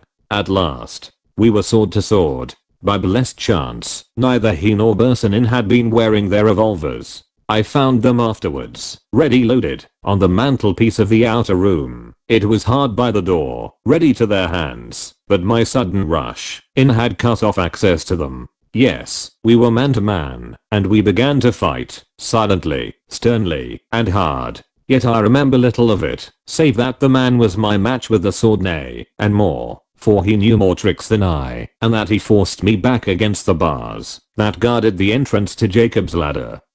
And I saw a smile on his face, and he wounded me in the left arm. No glory do I take for that contest. I believe that the man would have mastered me and slain me, and then done his butcher's work. For he was the most skillful swordsman I have ever met. But even as he pressed me hard, the half-mad, wasted, one creature in the corner leapt high in lunatic mirth, shrieking, "It's Cousin Rudolph! Cousin Rudolph! I'll help you, Cousin Rudolph!" And catching up a chair in his hands, he could but just lift it from the ground and hold it uselessly before him. He came towards us. Hope came to me. "Come on," I cried. "Come on. Drive it against his legs." Etchard replied with a savage thrust. "He all but had me. Come on, man," I cried. "Come and share the fun." And the king laughed gleefully and came on, pushing his chair before him. With an oath Etchard skipped back and, before I knew what he was doing, had turned his sword against the king. He made one fierce cut at the king, and the king, with a piteous cry, dropped where he stood. The stout ruffian turned to face me again. But his own hand had prepared his destruction, for in turning he trod in the pool of blood that flowed from the dead physician. He slipped, he fell. Like a dart I was upon him. I caught him by the throat, and before he could recover himself I drove my point through his neck, and with a stifled curse he fell across the body of his victim. Was the king dead? It was my first thought. I rushed to where he lay. It seemed as if he were dead, for he had a great gash across his forehead, and he lay still in a huddled heap on the floor. I dropped on my knees beside him, and leant my ear down, to hear if he breathed. But before I could there was a loud rattle from the outside. I knew the sound. The drawbridge was being pushed out. A moment later it rang home against the wall on my side of the moat. I should be caught in a trap and the king with me, if he yet lived. He must take his chance, to live or die. I took my sword, and passed into the outer room. Who were pushing the drawbridge out? My men. If so, all was well. My eye fell on the revolvers, and I seized one, and paused to listen in the doorway of the outer room. To listen, say I. Yes, and to get my breath. And I tore my shirt, and twisted a strip of it round my bleeding arm, and stood listening again. I would have given the world to hear Sap's voice. For I was faint, spent, and weary. And that wildcat Rupert Hensel was yet at large in the castle. Yet, because I could better defend the narrow door at the top of the stairs than the wider entrance to the room, I dragged myself up the steps and stood behind it listening. What was the sound? Again a strange one for the place and time. An easy, scornful, merry laugh, the laugh of young Rupert Henshaw. I could scarcely believe that a sane man would laugh. Yet the laugh told me that my men had not come, for they must have shot Rupert ere now if they had come. And the clock struck 2:30. My God. The door had not been opened. They had gone to the bank. They had not found me. They had gone by now back to Tullenheim with the news of the king's death and mine. Well, it would be true before they got there. Was not Rupert laughing in triumph? For a moment, I sank, unnerved, against the door. Then I started up alert again, for Rupert cried scornfully, "Well, the bridge is there. Come over it. And in God's name, let's see Black Michael. Keep back, you curse. Michael, come and fight for her." If it were a three-cornered fight, I might yet bear my part. I turned the key in the door and looked out. Chapter 19. Face to face in the forest. For a moment I could see nothing, for the glare of lanterns and torches caught me full in the eyes from the other side of the bridge. But soon the scene grew clear, and it was a strange scene. The bridge was in its place. At the far end of it stood a group of the Duke's servants. 2 or 3 carried the lights which had dazzled me. 3 or 4 held pikes in rest. They were huddled together. Their weapons were protruded before them. Their faces were pale and agitated. To put it plainly, they looked in as arrant a fright as I have seen men look, and they gazed apprehensively at a man who stood in the middle of the bridge, sword in hand. Rupert Henshaw was in his trousers and shirt. The white linen was stained with blood, but his easy, buoyant pose told me that he was himself either not touched at all or merely scratched. There he stood, holding the bridge against them, and daring them to come on, or, rather, bidding them send Black Michael to him, and they, having no firearms, cowered before the desperate man, and dared not attack him. They whispered to one another, and in the backmost rank, I saw my friend Johann, leaning against the portal of the door, and staunching with a handkerchief the blood which flowed from a wound in his cheek. By marvelous chance, I was master. The cravens would oppose me no more than they dared attack Rupert. I had but to raise my revolver, and I sent him to his account with his sins on his head. He did not so much as know that I was there. I did nothing. Why, I hardly know to this day. I had killed one man stealthily that night, and another by luck, rather than skill. Perhaps it was that. Again, villain as the man was, I did not relish being one of a crowd against him. Perhaps it was that. But stronger than either of these restrained feelings came a curiosity and a fascination which held me spellbound, watching for the outcome of the scene. "Michael, you dog. Michael, if you can stand, come on," cried Rupert, and he advanced a step, the group shrinking back a little before him. "Michael, you bastard. Come on." The answer to his taunts came in the wild cry of a woman. "He's dead. My God, he's dead.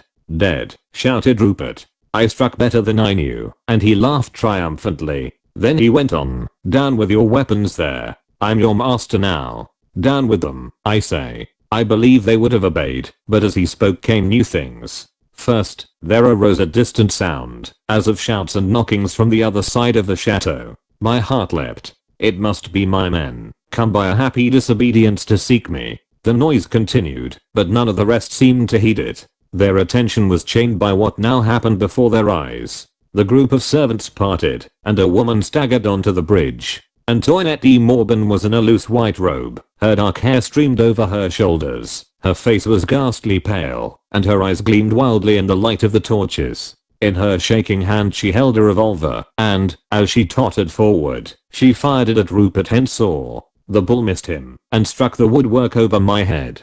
"Faith, madam," laughed Rupert, "had your eyes been no more deadly than your shooting, I had not been in this scrape nor Black Michael in hell tonight." She took no notice of his words. With a wonderful effort, she calmed herself till she stood still and rigid. Then very slowly and deliberately she began to raise her arm again, taking most careful aim. He would be mad to risk it. He must rush on her, chancing the bullet, or retreat towards me. I covered him with my weapon. He did neither. Before she had got her aim, he bowed in his most graceful fashion, cried, "I can't kill where I've kissed," and before she or I could stop him, laid his hand on the parapet of the bridge, and lightly leapt into the moat. At that very moment I heard a rush of feet, and a voice I knew Zap's cry, "Got, it's the Duke dead." Then I knew that the king needed me no more, and throwing down my revolver, I sprang out on the bridge. There was a cry of wild wonder, the king, and then I, like Rupert of Hensaw, sword in hand, vaulted over the parapet, intent on finishing my quarrel with him where I saw his curly head 15 yards off in the water of the moat. He swam swiftly and easily. I was weary and half crippled with my wounded arm. I could not gain on him. For a time I made no sound, but as we rounded the corner of the old keep I cried, "Stop, Rupert, stop." I saw him look over his shoulder, but he swam on. He was under the bank now, searching, as I guessed, for a spot that he could climb. I knew there to be none, but there was my rope, which would still be hanging where I had left it. He would come to where it was before I could. Perhaps he would miss it, perhaps he would find it, and if he drew it up after him, he would get a good start of me. I put forth all my remaining strength and pressed on. At last I began to gain on him, for he, occupied with his search, unconsciously slackened his pace. Ah, he had found it. A low shout of triumph came from him. He laid hold of it and began to haul himself up. I was near enough to hear him mutter, "How the devil comes this here?" I was at the rope, and he, hanging in midair, saw me, but I could not reach him. "Hello, who's here?" he cried in startled tones. For a moment, I believe, he took me for the king. I dare say I was pale enough to lend color to the thought, but an instant later he cried, "Why, it's the play actor. How come you here, man?" And so saying he gained the bank. I laid hold of the rope, but I paused. He stood on the bank, sword in hand, and he could cut my head open or spit me through the heart as I came up. I'll let go the rope.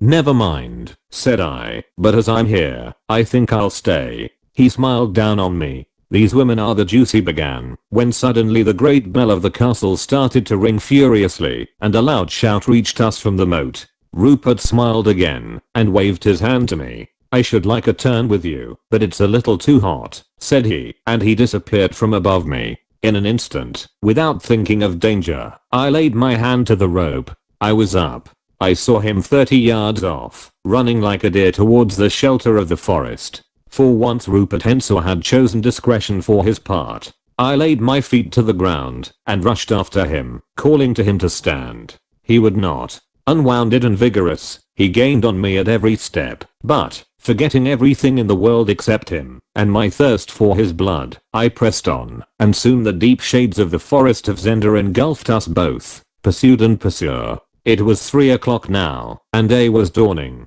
I was on a long straight grass avenue, and 100 yards ahead ran young Rupert, his curls waving in the fresh breeze. I was weary and panting. He looked over his shoulder, and waved his hand again to me. He was mocking me, for he saw he had the pace of me. I was forced to pause for breath. A moment later, Rupert turned sharply to the right and was lost from my sight. I thought all was over, and in deep vexation sank on the ground. But I was up again directly, for a scream rang through the forest, a woman's scream. Putting forth the last of my strength, I ran on to the place where he had turned out of my sight, and, turning also, I saw him again. But alas, I could not touch him. He was in the act of lifting a girl down from her horse. Doubtless it was her scream that I heard. She looked like a small farmer's or a peasant's daughter, and she carried a basket on her arm. Probably she was on her way to the early market at Zenda. Her horse was a stout, well-shaped animal. Master Rupert lifted her down amid her shrieks. The sight of him frightened her, but he treated her gently, laughed, kissed her, and gave her money.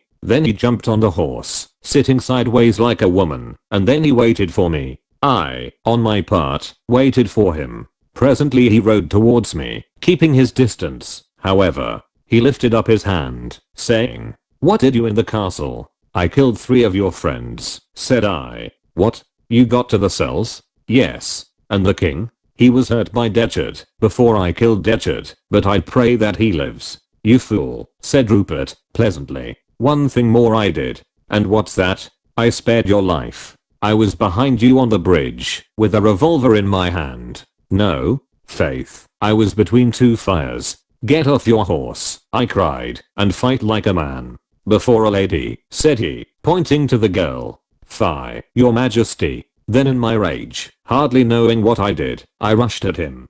For a moment he seemed to waver. Then he reined his horse in and stood waiting for me. On I went in my folly. I seized the bridle and I struck at him. He parried and thrust at me. I fell back a pace and rushed at him again, and this time I reached his face and laid his cheek open and darted back almost before he could strike me. He seemed almost dazed at the fierceness of my attack, otherwise I think he must have killed me. I sank on my knee panting, expecting him to ride at me, and so he would have done, and then and there, I doubt not, one or both of us would have died, but at the moment there came a shout from behind us, and, looking round, I saw, just at the turn of the avenue, a man on a horse. He was riding hard, and he carried a revolver in his hand. It was Fritz von Tullenheim, my faithful friend. Rupert saw him, and knew that the game was up. He checked his rush at me, and flung his leg over the saddle, but yet for just a moment he waited. Leaning forward, he tossed his hair off his forehead and smiled, and said, "Au revoir, Rudolf Rassendyll." Then, with his cheeks streaming blood, but his lips laughing, and his body swaying with ease and grace, he bowed to me, and he bowed to the farm girl, who had drawn near in trembling fascination, and he waved his hand to Fritz, who was just within range and let fly a shot at him. The ball came nigh doing its work, for it struck the sword he held, and he dropped the sword with an oath, wringing his fingers, and clapped his heels hard on his horse's belly, and rode away at a gallop. And I watched him go down the long avenue, riding as though he rode for his pleasure and singing as he went, for all there was that gash in his cheek. Once again he turned to wave his hand, and then the gloom of thicket swallowed him, and he was lost from our sight. Thus he vanished reckless and wary, graceful and graceless, handsome, debonair, vile, and unconquered. And I flung my sword passionately on the ground, and cried to Fritz to ride after him. But Fritz stopped his horse, and leapt down, and ran to me, and knelt, putting his arm about me. And indeed it was time, for the wound that Detchard had given me was broken forth afresh, and my blood was staining the ground. "Then give me the horse," I cried, staggering to my feet, and throwing his arms off me. And the strength of my rage carried me so far as where the horse stood, and then I fell prone beside it, and Fritz knelt by me again. "Fritz," I said. "Friend, dear friend," he said, tender as a woman. "Is the king alive?" He took his handkerchief, and wiped my lips, and bent and kissed me on the forehead.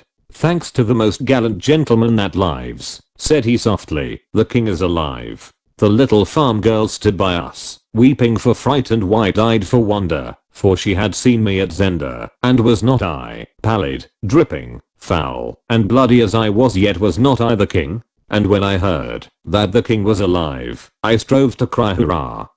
But I could not speak, and I laid my head back in Fritz's arms, and closed my eyes, and I groaned, and then, lest Fritz should do me wrong in his thoughts, I opened my eyes, and tried to say hurrah again, but I could not. And being very tired, and now very cold, I huddled myself close up to Fritz, to get the warmth of him, and shut my eyes again, and went to sleep. Chapter 20. The Prisoner and the King. In order to a full understanding of what had occurred in the castle of Zenda, it is necessary to supplement my account of what I myself saw and did on that night, by relating briefly what I afterwards learned from Fritz and Madame de Morban. The story told by the latter explained clearly how it happened, that the cry which I had arranged as a stratagem and a sham had come, in dreadful reality, before its time, and had thus, as it seemed at the moment, ruined her hopes, while in the end it had favored them. The unhappy woman, fired, I believe, by a genuine attachment to the Duke of Strelsaw, no less than by the dazzling prospects which a dominion over him opened before her eyes, had followed him at his request from Paris to Ruritania.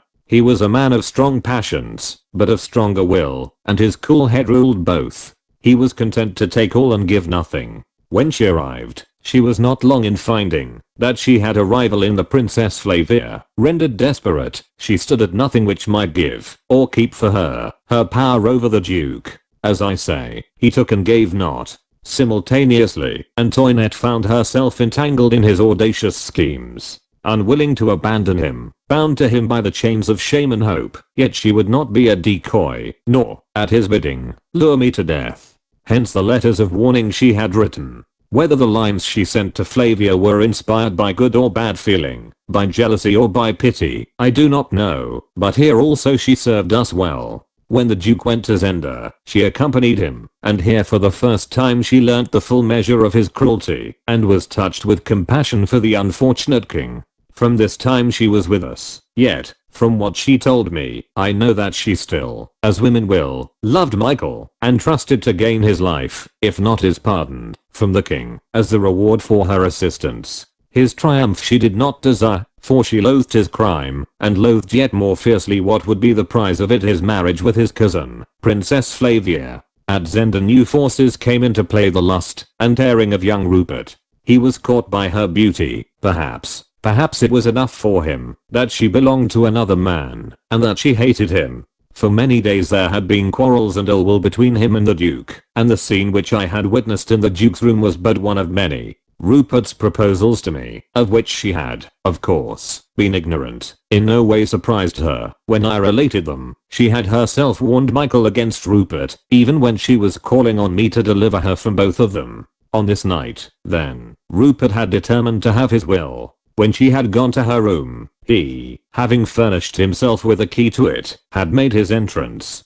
Her cries had brought the Duke, and there in the dark room, while she screamed, the men had fought, and Rupert, having wounded his master with a mortal blow, had, on the servants rushing in, escaped through the window as I have described. The Duke's blood, spurting out, had stained his opponent's shirt, but Rupert, not knowing that he had dealt Michael his death, was eager to finish the encounter. How he meant to deal with the other three of the band, I know not. I dare say he did not think, for the killing of Michael was not premeditated. Antoinette, left alone with the Duke, had tried to staunch his wound, and thus was she busied till he died, and then, hearing Rupert's taunts, she had come forth to avenge him. Me she had not seen, nor did she till I darted out of my ambush, and leapt after Rupert into the moat. The same moment found my friends on the scene. They had reached the chateau in due time, and waited ready by the door. But Johann, swept with the rest to the rescue of the Duke, did not open it. Nay, he took a part against Rupert, putting himself forward more bravely than any in his anxiety to avert suspicion, and he had received a wound in the embrasure of the window.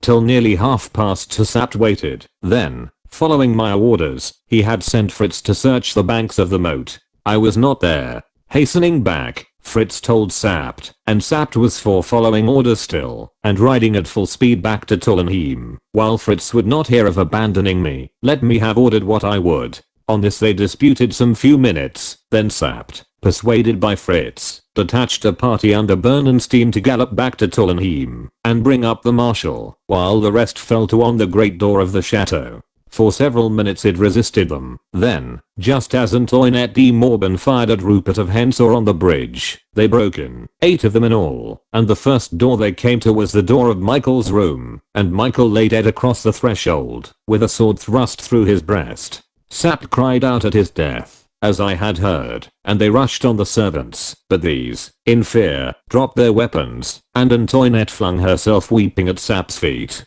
And all she cried was that I had been at the end of the bridge and leapt off. What of the prisoner? Asked Sapt, but she shook her head. Then Sapt and Fritz, with the gentleman behind them, crossed the bridge, slowly, warily, and without noise, and Fritz stumbled over the body of de Gortet in the way of the door. They felt him, and found him dead. Then they consulted, listening eagerly for any sound from the cells below, but there came none, and they were greatly afraid that the king's guards had killed him, and having pushed his body through the great pipe, had escaped the same way themselves. Yet, because I had been seen here, they had still some hope. Thus indeed Fritz, in his friendship, told me, and going back to Michael's body, pushing aside Antoinette, who prey by it, they found a key to the door, which I had locked, and opened the door. The staircase was dark, and they would not use a torch at first, lest they should be more exposed to fire. But soon Fritz cried, "The door down there is open. See, there is light." So they went on boldly, and found none to oppose them. And when they came to the outer room, and saw the Belgian, Bertonin, lying dead, they thanked God, Sapt saying, he has been here." Then rushing into the king's cell, they found Detchard lying dead across the dead physician, and the king on his back with his chair by him. and Fritz cried, "He's dead." And Sap drove all out of the room except Fritz, and knelt down by the king, and, having learned more of wounds and the sign of death than I, he soon knew that the king was not dead, nor, if properly attended, would die. And they covered his face, and carried him to Duke Michael's room, and laid him there, and Antoinette rose from praying by the body of the duke, and went to bathe the king's head and dress his wounds, till a doctor came. And Sapt, seeing I had been there, and having heard Antoinette's story, sent Fritz to search the moat, and then the forest. He dared send no one else. And Fritz found my horse, and feared the worst. Then, as I have told, he found me, guided by the shout with which I had called on Rupert to stop and face me. And I think a man has never been more glad to find his own brother alive than was Fritz to come on me, so that, in love and anxiety for me, he thought nothing of a thing so great as would have been the death of Rupert Henshaw. Yet, had Fritz killed him, I should have grudged it. The enterprise of the king's rescue being thus prosperously concluded, it lay on Colonel Sapp to secure secrecy as to the king ever having been in need of rescue. Antoinette de Morban and Johann the keeper, who, indeed, was too much hurt to be wagging his tongue just now, was sworn to reveal nothing, and Fritz went forth to find not the king, but the unnamed friend of the king, who had lain in Zenda, and flashed for a moment before the dazed eyes of Duke Michael's servants on the drawbridge. The metamorphosis had happened, and the king, wounded almost to death by the attacks of the jailers who guarded his friend, had at last overcome them, and rested now, wounded but alive, in Black Michael's own room in the castle. There he had been carried, his face covered with a cloak, from the cell, and thence orders issued, that if his friend were found, he should be brought directly and privately to the king, and that meanwhile messengers should ride at full speed to Tullenheim, to tell Marshal Strakenx to assure the princess of the king's safety and to come himself with all speed to greet the king. The princess was enjoined to remain at Tullenheim, and there await her cousin's coming, or his further injunctions. Thus the king would come to his own again, having wrought brave deeds, and escaped, almost by a miracle, the treacherous assault of his unnatural brother. This ingenious arrangement of my long-headed old friend prospered in every way, save where it encountered a force that often defeats the most cunning schemes. I mean nothing else than the pleasure of a woman. For, let her cousin and sovereign send what command he chose, or Colonel Sapp chose for him, and let Marshal Strakenx insist as he would, the Princess Flavia was in no way minded to rest at Tullenheim, while her lover lay wounded at Zenda, and when the Marshal, with a small suite, rode forth from Tullenheim on the way to Zenda, the princess's carriage followed immediately behind, and in this order they passed through the town, where the report was already rife that the king, going the night before to remonstrate with his brother, in all friendliness, for that he held one of the king's friends in confinement in the castle, had been most traitorously set upon, that there had been a desperate conflict, that the duke was slain with several of his gentlemen, and that the king, wounded as he was, had seized and held the castle of Zenda. All of which talk made, as may be supposed, a mighty excitement, and the wires were set in motion, and the tidings came to Strelsau only just after orders had been sent thither to parade the troops, and overawe the dissatisfied quarters of the town with a display of force. Thus the Princess Flavia came to Zenda, and as she drove up the hill, with the marshal riding by the wheel and still imploring her to return in obedience to the king's orders, Fritz von Tullenheim, with the prisoner of Zenda, came to the edge of the forest. I had revived from my swoon, and walked, resting on Fritz's arm, and looking out from the cover of the trees, I saw the princess. Suddenly understanding from a glance at my companion's face, that we must not meet her, I sank on my knees behind a clump of bushes. But there was one whom we had forgotten, but who followed us, and was not disposed to let slip the chance of earning a smile and maybe a crown or two, and, while we lay hidden, the little farm girl came by us, and ran to the princess, curtsying and crying,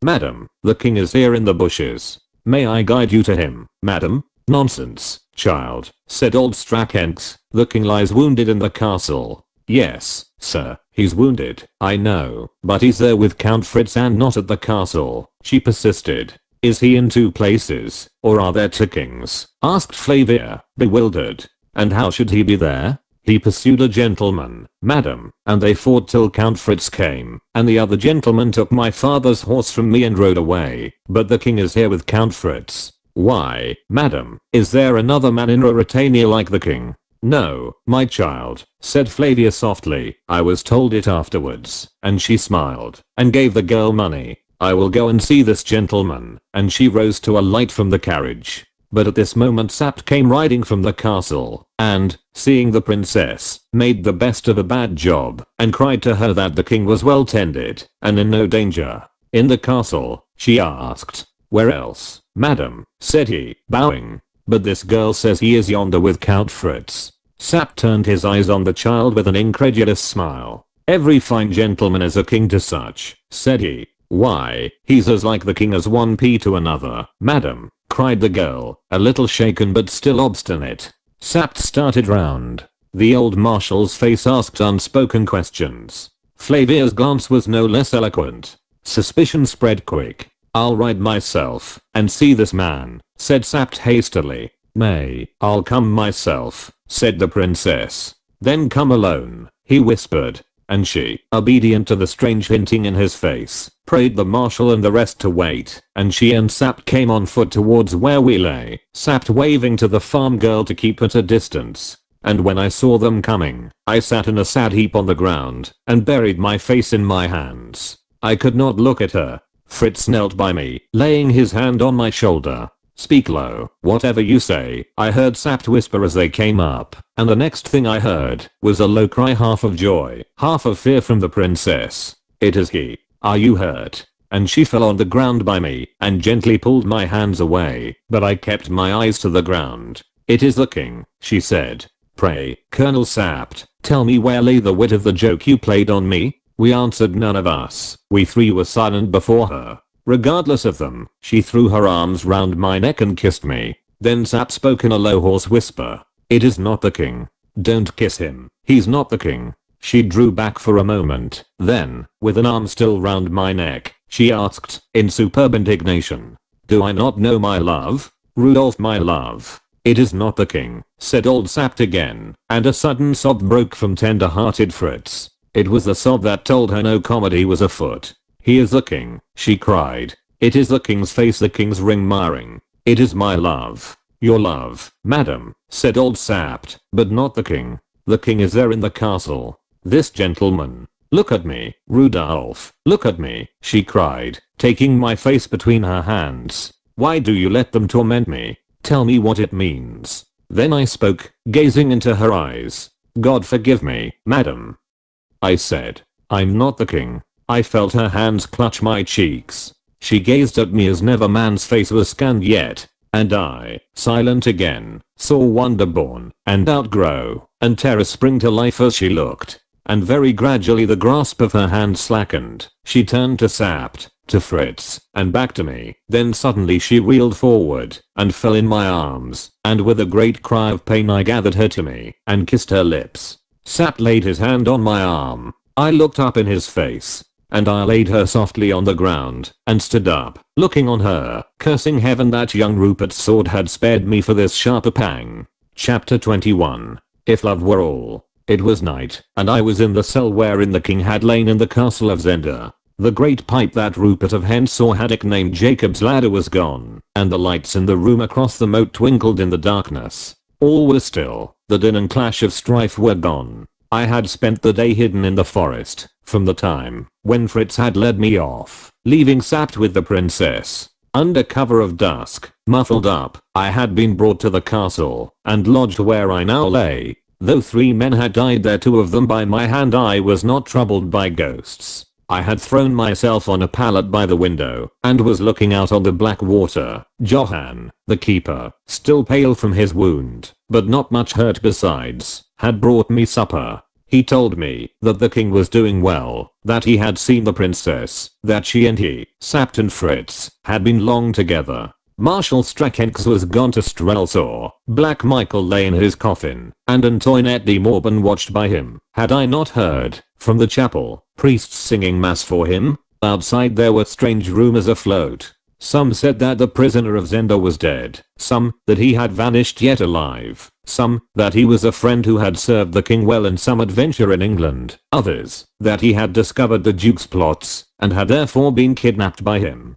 One or two shrewd fellows shook their heads and said only that they would say nothing, but they had suspicions that more was to be known than was known if Colonel Sapt would tell all he knew.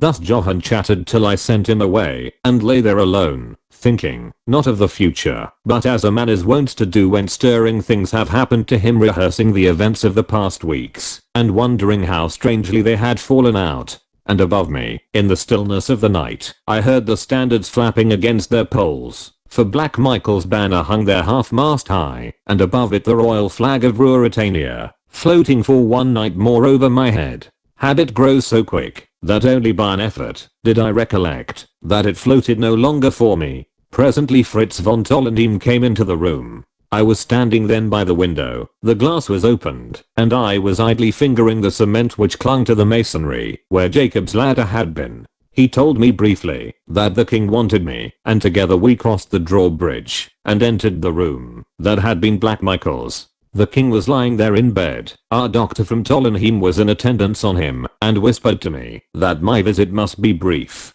The king held out his hand and shook mine. Fritz and the doctor withdrew to the window. I took the king's ring from my finger and placed it on his. I have tried not to dishonor it, sire, said I. I can't talk much to you, he said, in a weak voice. I have had a great fight with Sapt and the marshal, for we have told the marshal everything. I wanted to take you to Strelsau and keep you with me and tell everyone of what you had done, and you would have been my best and nearest friend, cousin Rudolph. But they tell me I must not, and that the secret must be kept if kept it can be. They are right, sire. Let me go. My work here is done. Yes, it is done, as no man but you could have done it. When they see me again, I shall have my beard on. I shall, yes, faith, I shall be wasted with sickness. They will not wonder that the king looks changed in face.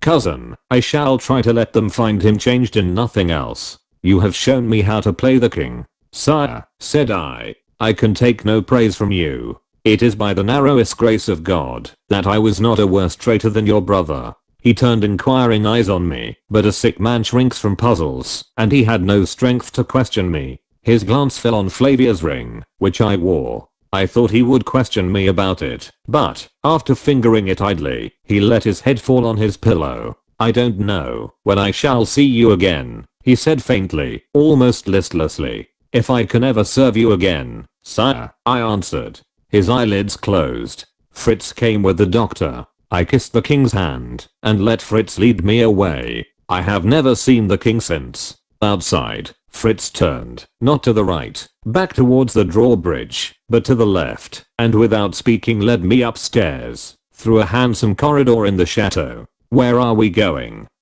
I asked. Looking away from me, Fritz answered. She has sent for you. When it is over, come back to the bridge. I'll wait for you there. What does she want? Said I, breathing quickly. He shook his head. Does she know everything? Yes, everything. He opened a door and gently pushing me in, closed it behind me. I found myself in a drawing room, small and richly furnished. At first I thought that I was alone, for the light that came from a pair of shaded candles on the mantelpiece was very dim. But presently I discerned a woman's figure standing by the window. I knew it was the princess, and I walked up to her, fell on one knee, and carried the hand that hung by her side to my lips. She neither moved nor spoke. I rose to my feet, and, piercing the gloom with my eager eyes, saw her pale face, and the gleam of her hair, and before I knew, I spoke softly. Flavia. She trembled a little, and looked round. Then she darted to me, taking hold of me. Don't stand. Don't stand.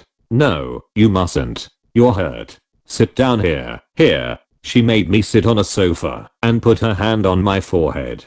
How hot your head is, she said, sinking on her knees by me. Then she laid her head against me, and I heard her murmur, my darling, how hot your head is. Somehow love gives even to a dull man the knowledge of his lover's heart. I had come to humble myself and pray pardon for my presumption, but what I said now was, I love you with all my heart and soul. For what troubled and shamed her, not her love for me, but the fear that I had counterfeited the lover as I had acted the king, and taken her kisses with a smothered smile. With all my life and heart, said I, as she clung to me. Always, from the first moment I saw you in the cathedral. There has been but one woman in the world to me and there will be no other. But God forgive me the wrong I've done you. They made you do it, she said quickly, and she added, raising her head and looking in my eyes, it might have made no difference if I'd known it. It was always you, never the king. I meant to tell you, said I. I was going to on the night of the ball in Strelsau when Sapt interrupted me. After that, I couldn't risk losing you before I must. My darling, for you I nearly left the king to die. I know.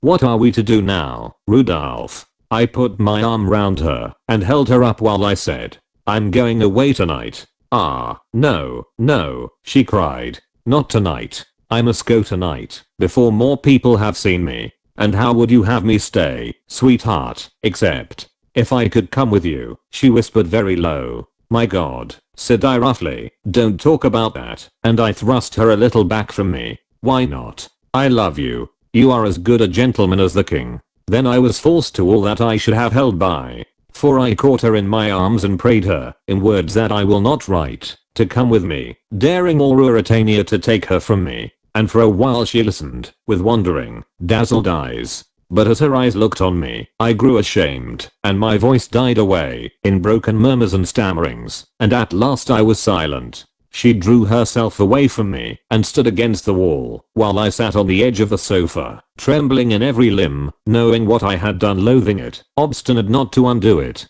So we rested a long time. I'm mad, I said sullenly. I love your madness, dear, she answered.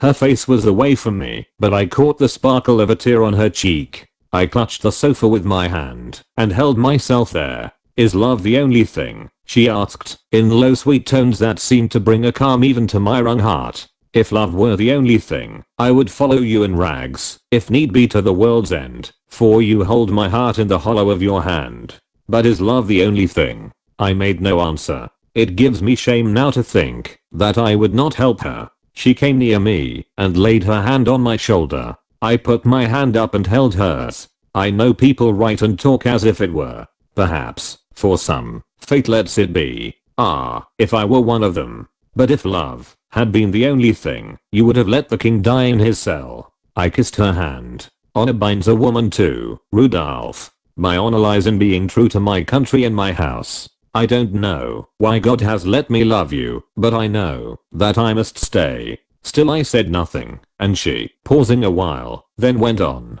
Your ring will always be on my finger, your heart in my heart, the touch of your lips on mine. But you must go, and I must stay. Perhaps I must do what it kills me to think of doing. I knew what she meant, and a shiver ran through me, but I could not utterly fail her. I rose and took her hand. Do what you will, or what you must, I said. I think God shows his purposes to such as you. My part is lighter, for your ring shall be on my finger and your heart in mine, and no touch save of your lips will ever be on mine. So, may God comfort you, my darling. There struck on our ears the sound of singing. The priests in the chapel were singing masses for the souls of those who lay dead. They seemed to chant a requiem over our buried joy, to pray forgiveness for a love that would not die. The soft, sweet, pitiful music rose and fell as we stood opposite one another, her hands in mine. My queen and my beauty, said I. My lover and true knight, she said. Perhaps we shall never see one another again. Kiss me, my dear, and go. I kissed her as she bade me, but at the last she clung to me, whispering nothing but my name, and that over and over again and again and again, and then I left her.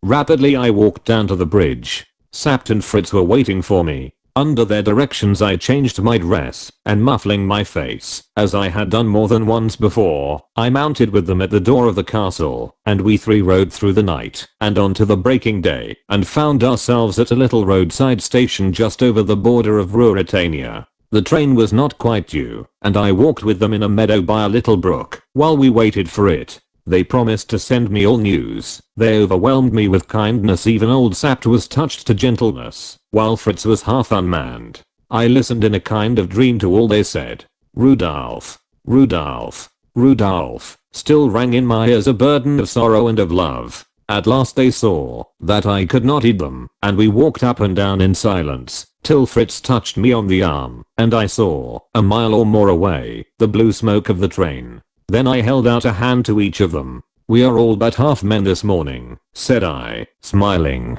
"But we have been men, Sapt and Fritz, old friends. We have run a good course between us. We have defeated traitors and set the king firm on his throne," said Sapt. Then Fritz von Tollenheim suddenly, before I could discern his purpose or stay him, uncovered his head and bent as he used to do, and kissed my hand, and as I snatched it away, he said, trying to laugh, "Heaven doesn't always make the right men kings." Old Sap twisted his mouth as he wrung my hand. "The devil has his share in most things," said he. The people at the station looked curiously at the tall man with the muffled face, but we took no notice of their glances. I stood with my two friends and waited till the train came up to us. Then we shook hands again, saying nothing, and both this time and, indeed, from old Sapt it seemed strange bared their heads, and so stood still till the train bore me away from their sight. So that it was thought some great man travelled privately for his pleasure from the little station that morning, whereas, in truth it was only I, Rudolf Rassendyll, an English gentleman, a cadet of a good house, but a man of no wealth nor position, nor of much rank. They would have been disappointed to know that, yet had they known all they would have looked more curiously still. For, be I what I might now, I had been for 3 months a king, which, if not a thing to be proud of, is at least an experience to have undergone.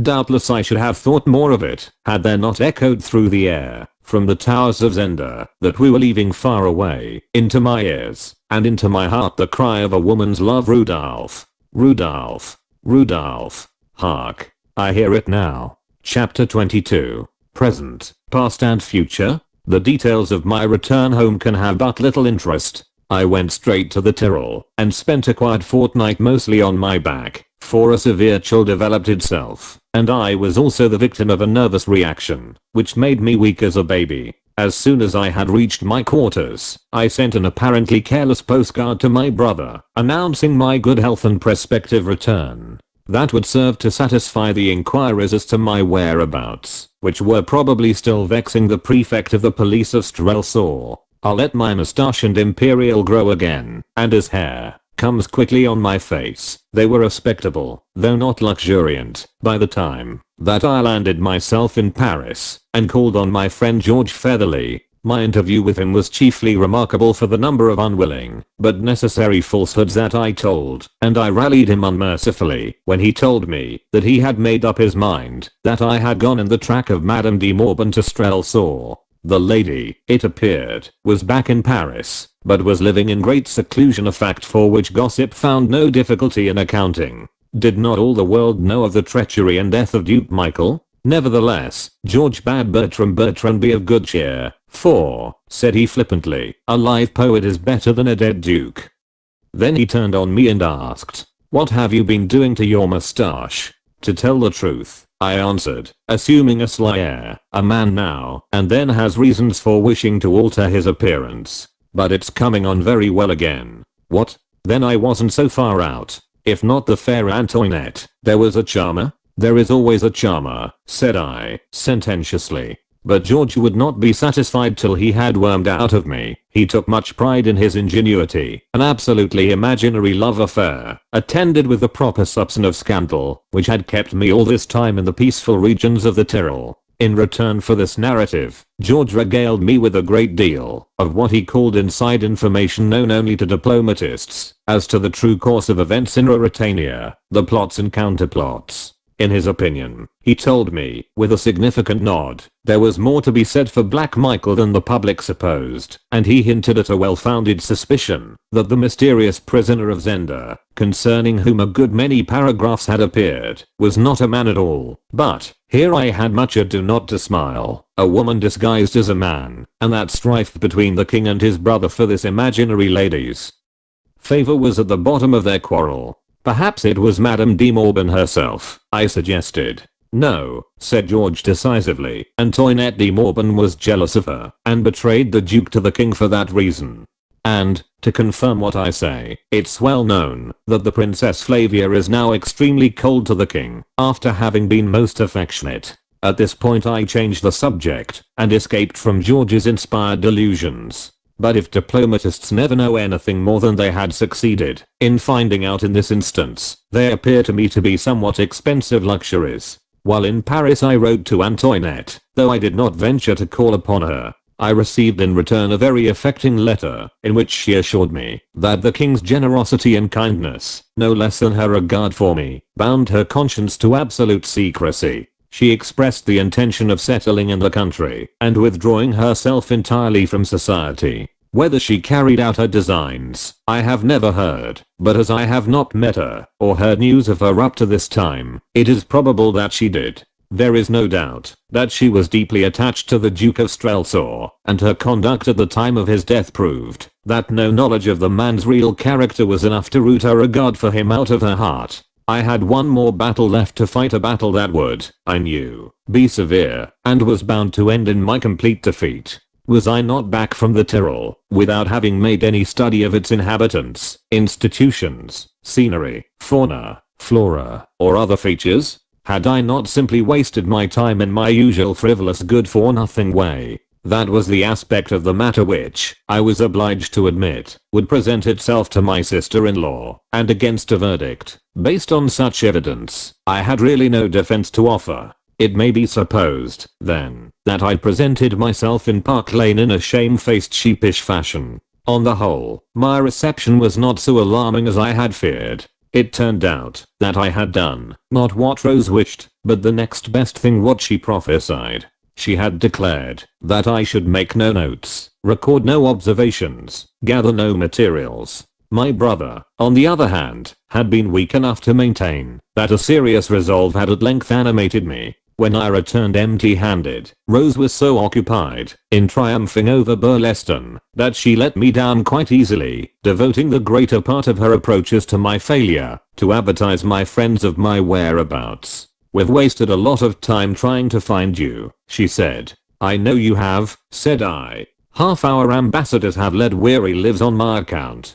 George Featherly told me so. But why should you have been anxious? I can take care of myself." "Oh, it wasn't that," she cried scornfully, "but I wanted to tell you about Sir Jacob Borodale. You know, he's got an embassy at least. He will have in a month, and he wrote to say he hoped you would go with him." "Where's he going to?" "He's going to succeed Lord Topham at Strelsau," said she. "You couldn't have a nicer place, short of Paris." "Strelsau? Humph," said I, glancing at my brother. "Oh, that doesn't matter," exclaimed Rose impatiently. "Now, you will go, won't you?" "I don't know that I care about it." "Oh, you're too exasperating. And I don't think I can go to Strelsau." "My dear Rose, would it be suitable?" "Oh, nobody remembers that horrid old story now." Upon this, I took out of my pocket a portrait of the King of Ruritania. It had been taken a month or two before he ascended the throne. She could not miss my point when I said, putting it into her hands,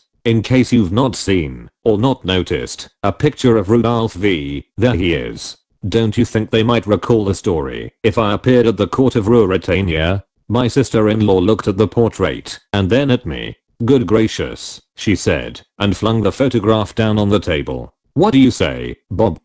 I asked. Burleston got up, went to a corner of the room, and searched in a heap of newspapers. Presently he came back with a copy of the Illustrated London News. Opening the paper, he displayed a double-page engraving of the coronation of Rudolph V at Strelsau. The photograph and the picture he laid side by side. I sat at the table fronting them, and, as I looked, I grew absorbed. My eye traveled from my own portrait to Sapt, to Strakencz, to the rich robes of the cardinal, to Black Michael's face, to the stately figure of the princess by his side. Long I looked, and eagerly I was roused by my brother's hand on my shoulder. He was gazing down at me with a puzzled expression. "It's a remarkable likeness, you see," said I. "I really think I had better not go to Ruritania." Rose, though half convinced, would not abandon her position. "It's just an excuse," she said pettishly. "You don't want to do anything. Why, you might become an ambassador." "I don't think I want to be an ambassador," said I. "It's more than you ever will be," she retorted. "That is very likely true, but it is not more than I have been. The idea of being an ambassador could scarcely dazzle me. I had been a king. So pretty Rose left us in dudgeon, and Burleston, lighting a cigarette, looked at me still with that curious gaze. That picture in the paper, he said. Well, what of it? It shows that the king of Ruritania and your humble servant are as like as two peas. My brother shook his head. I suppose so, he said. But I should know you from the man in the photograph. And not from the picture in the paper. I should know the photograph from the picture. The picture's very like the photograph, but, well, it's more like you, said my brother. My brother is a good man and true, so that, for all that he is a married man and mighty fond of his wife, he should know any secret of mine. But this secret was not mine, and I could not tell it to him. I don't think it's so much like me as the photograph, said I boldly. But, anyhow, Bob, I won't go to Strelsau. No, don't go to Strelsau, Rudolph, said he. And whether he suspects anything, or has a glimmer of the truth, I do not know. If he has, he keeps it to himself, and he and I never refer to it. And we let Sir Jacob Borodale find another attaché. Since all these events whose history I have set down happened, I have lived a very quiet life at a small house, which I have taken in the country. The ordinary ambitions and aims of men in my position seem to me dull and unattractive. I have little fancy for the whirl of society, and none for the jostle of politics. Lady Burleston utterly despairs of me. My neighbors think me an indolent, dreamy, unsociable fellow. Yet I am a young man, and sometimes I have a fancy the superstitious would call it a presentiment that my part in life is not yet altogether played, that, somehow and someday, I shall mix again in great affairs. I shall again spin policies in a busy brain, match my wits against my enemies, brace my muscles to fight a good fight and strike stout blows. Such is the tissue of my thoughts as, with gun or rod in hand, I wander through the woods, or by the side of the stream. Whether the fancy will be fulfilled, I cannot tell, still less whether the scene that, led by memory, I lay for my new exploits will be the true one, for I love to see myself once again in the crowded streets of Strelsau, or beneath the frowning keep of the castle of Zenda. Thus led, my broodings leave the future, and turn back on the past. Shapes rise before me in long array, the wild first revel with the king, the rush with my brave tea table, the night in the moat, the pursuit in the forest, my friends and my foes, the people who learned to love and honor me, the desperate men who tried to kill me. And, from amidst these last, comes one who alone of all of them yet moves on earth, though where I know not, yet plans, as I do not doubt, wickedness, yet turns women's hearts to softness and men's to fear and hate. Where is young Rupert of Hence, or the boy who came so nigh to beating me? When his name comes into my head, I feel my hand grip, and the blood move quicker through my veins, and the hint of fate, the presentiment, seems to grow stronger and more definite, and to whisper insistently in my ear that I have yet a hand to play with young Rupert. Therefore I exercise myself in arms, and seek to put off the day when the vigor of youth must leave me. One break comes every year in my quiet life. Then I go to Dresden, and there I'm met by my dear friend and companion, Fritz von Tullenheim. Last time, his pretty wife Helga came, and a lusty crowing baby with her, and for a week Fritz and I are together, and I hear all of what falls out in Strelsau, and in the evenings, as we walk and smoke together, we talk of Sapt, and of the king, and often of young Rupert, and, as the hours grow small, at last we speak of Flavia. For every year Fritz carries with him to Dresden a little box. In it lies a red rose, and round the stalk of the rose is a slip of paper with the words written, Rudolph Flavia always. And the like I sent back by him. That message, and the wearing of the rings, are all that now bind me, and the Queen of Ruritania. For nobler, as I hold her, for the act she has followed where her duty to her country and her house led her, and is the wife of the king, uniting his subjects to him by the love they bear to her, giving peace and quiet days to thousands by her self-sacrifice. There are moments when I dare not think of it, but there are others when I rise in spirit to where she ever dwells. Then I can thank God that I love the noblest lady in the world, the most gracious and beautiful, and that there was nothing in my love that made her fall short in her high duty. Shall I see her face again, the pale face, and the glorious hair? Of that I know nothing. Fate has no hint, my heart no presentiment. I do not know. In this world, perhaps nay, it is likely never. And can it be that somewhere, in a manner whereof our flesh-bound minds have no apprehension, she and I will be together again, with nothing to come between us, nothing to forbid our love?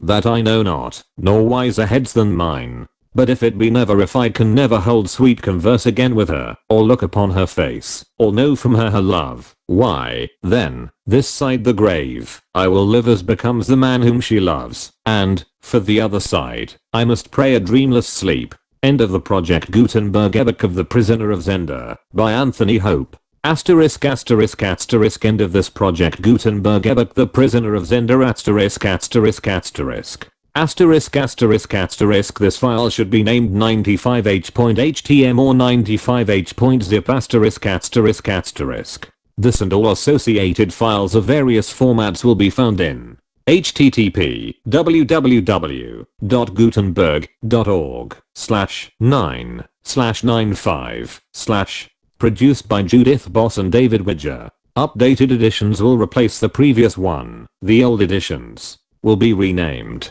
Creating the works from public domain print editions means that no one owns a United States copyright in these works, so the Foundation and you can copy and distribute it in the United States without permission and without paying copyright royalties. Special rules set forth in the general terms of use part of this license apply to copying and distributing Project Gutenberg TM electronic works to protect the Project Gutenberg TM concept and trademark. Project Gutenberg is a registered trademark and may not be used if you charge for the ebooks unless you receive specific permission. If you do not charge anything for copies of this ebook, complying with the rules is very easy. You may use this ebook for nearly any purpose, such as creation of derivative works, reports, performances and research. They may be modified and printed and given away. You may do practically anything with public domain ebooks.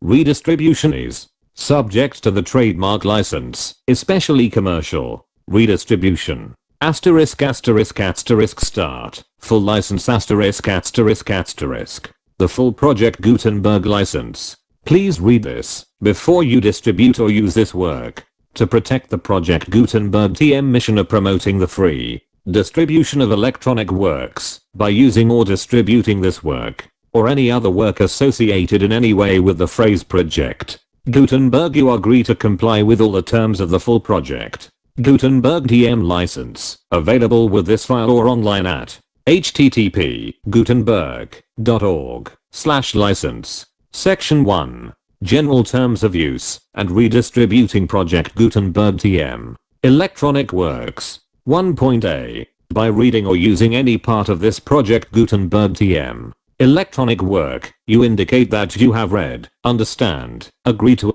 and accept all the terms of this license and intellectual property, trademark/copyright agreement. If you do not agree to abide by all the terms of this agreement, you must cease using and return or destroy all copies of Project Gutenberg TM electronic works in your possession. If you paid a fee for obtaining a copy of or access to a Project Gutenberg TM electronic work and you do not agree to be bound by the terms of this agreement, you may obtain a refund from the person or entity to whom you paid the fee as set forth in paragraph 1.8. 1.b. Project Gutenberg is a registered trademark. It may only be used on or associated in any way with an electronic work by people who agree to be bound by the terms of this agreement. There are a few things that you can do with most Project Gutenberg TM electronic works, even without complying with the full terms of this agreement. See paragraph 1.c below. There are a lot of things you can do with Project Gutenberg TM electronic works if you follow the terms of this agreement and help preserve free future access to Project Gutenberg TM electronic works. See paragraph 1.e below. 1.c. The Project Gutenberg Literary Archive Foundation, the Foundation, or PGLAF, owns a compilation copyright in the collection of Project Gutenberg TM electronic works. Nearly all the individual works in the collection are in the public domain in the United States. If an individual work is in the public domain in the United States and you are located in the United States, we do not claim a right to prevent you from copying, distributing, performing, displaying, or creating derivative works based on the work, as long as all references to Project Gutenberg are removed. Of course, we hope that you will support the Project Gutenberg TM mission of promoting free access to electronic works by freely sharing Project Gutenberg TM works in compliance with the terms of this agreement for keeping the Project Gutenberg TM name associated with the work. You can easily comply with the terms of this agreement by keeping this work in the same format with its attached full Project Gutenberg TM license when you share it without charge with others. 1.d. The copyright laws of the place where you are located also govern what you can do with this work. Copyright laws in most countries are in a constant state of change. If you are outside the United States, check the laws of your country in addition to the terms of this agreement before downloading, copying, displaying, performing, distributing, or creating derivative works based on this work or any other Project Gutenberg TM work. The Foundation makes no representations concerning the copyright status of any work in any country outside the United States. 1.e. Unless you have removed all references to Project Gutenberg. 1.e1. The following sentence, with active links to, or other immediate access to, the full Project Gutenberg TM license must appear prominently whenever any copy of a Project Gutenberg TM work, any work on which the phrase Project Gutenberg appears, or with which the phrase Project Gutenberg is associated, is accessed, displayed, performed, viewed, copied or distributed. This ebook is for the use of anyone anywhere at no cost and with almost no restrictions whatsoever. You may copy it, give it away or reuse it under the terms of the Project Gutenberg license included with this ebook or online at www.gutenberg.org. 1.e2. If an individual Project Gutenberg TM electronic work is derived from the public domain, does not contain a notice indicating that it is posted with permission of the copyright holder, the work can be copied and distributed to anyone in the United States without paying any fees or charges. If you are redistributing or providing access to a work with the phrase Project Gutenberg associated with or appearing on the work, you must comply either with the requirements of paragraphs 1.e1 through 1.e7 or obtain permission for the use of the work and the Project Gutenberg TM trademark as set forth in paragraphs 1.e8 or 1.e9. 1.e3. If an individual Project Gutenberg TM electronic work is posted with the permission of the copyright holder, your use and distribution must comply with both paragraphs 1.e1 through 1.e7 and any additional terms imposed by the copyright holder. Additional terms will be linked to the Project Gutenberg TM license for all works posted with the permission of the copyright holder found at the beginning of this work. 1.e4. Do not unlink or detach or remove the full Project Gutenberg TM license terms from this work or any files containing a part of this work or any other work associated with Project Gutenberg TM. 1.e5. Do not copy, display, perform, distribute or redistribute this electronic work or any part of this electronic work without prominently displaying the sentence set forth in paragraph 1.e1 with active links or immediate access to the full terms of the Project Gutenberg TM license. 1.e6. You may convert to and distribute this work in any binary, compressed, marked up, non-proprietary or proprietary form, including any word processing or hypertext form. However, if you provide access to or distribute copies of a Project Gutenberg TM work in a format other than plain vanilla ASCII or other format used in the official version posted on the official Project Gutenberg TM website, www.gutenberg.org, you must, at no additional cost, fee or expense to the user, provide a copy, a means of exporting a copy, or a means of obtaining a copy upon request of the work in its original plain vanilla ASCII or other form. Any alternate format must include the full Project Gutenberg TM license as specified in paragraph 1.e1. 1.e7.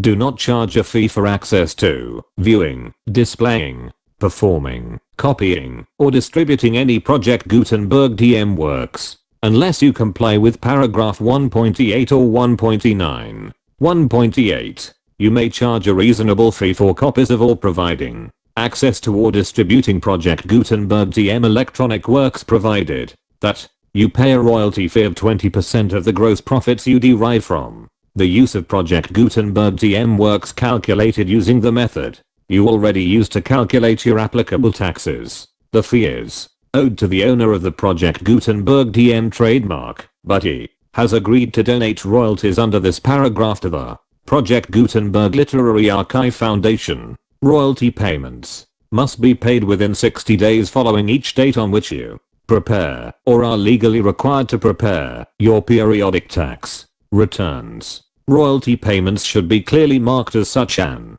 sent to the Project Gutenberg Literary Archive Foundation at the address specified in section 4. Information about donations to the Project Gutenberg Literary Archive Foundation. You provide a full refund of any money paid by a user who notifies you in writing or by email within 30 days of receipt that he does not agree to the terms of the full Project Gutenberg TM license. You must require such a user to return or destroy all copies of the works possessed in a physical medium and discontinue all use of and all access to other copies of Project Gutenberg TM works. You provide, in accordance with paragraph 1.F3, a full refund of any money paid for a work or a replacement copy if a defect in the electronic work is discovered and reported to you within 90 days of receipt of the work. You comply with all other terms of this agreement for free distribution of Project Gutenberg TM works. 1.9. If you wish to charge a fee or distribute a Project Gutenberg TM electronic work or group of works on different terms than are set forth in this agreement, you must obtain permission in writing from both the Project Gutenberg Literary Archive Foundation and Michael Hart, the owner of the Project Gutenberg TM trademark. Contact the foundation as set forth in section 3 below. 1.f. 1.f1. Project Gutenberg volunteers and employees expend considerable effort to identify, to copyright research on, transcribe and proofread public domain works in creating the Project Gutenberg TM collection. Despite these efforts, Project Gutenberg TM electronic works, and the medium on which they may be stored, may contain defects, such as, but not limited to, incomplete, inaccurate or corrupt data, transcription errors, a copyright or other intellectual property infringement, a defective or damaged disk or other medium, a computer virus, or computer codes that damage, or cannot be read by, your equipment.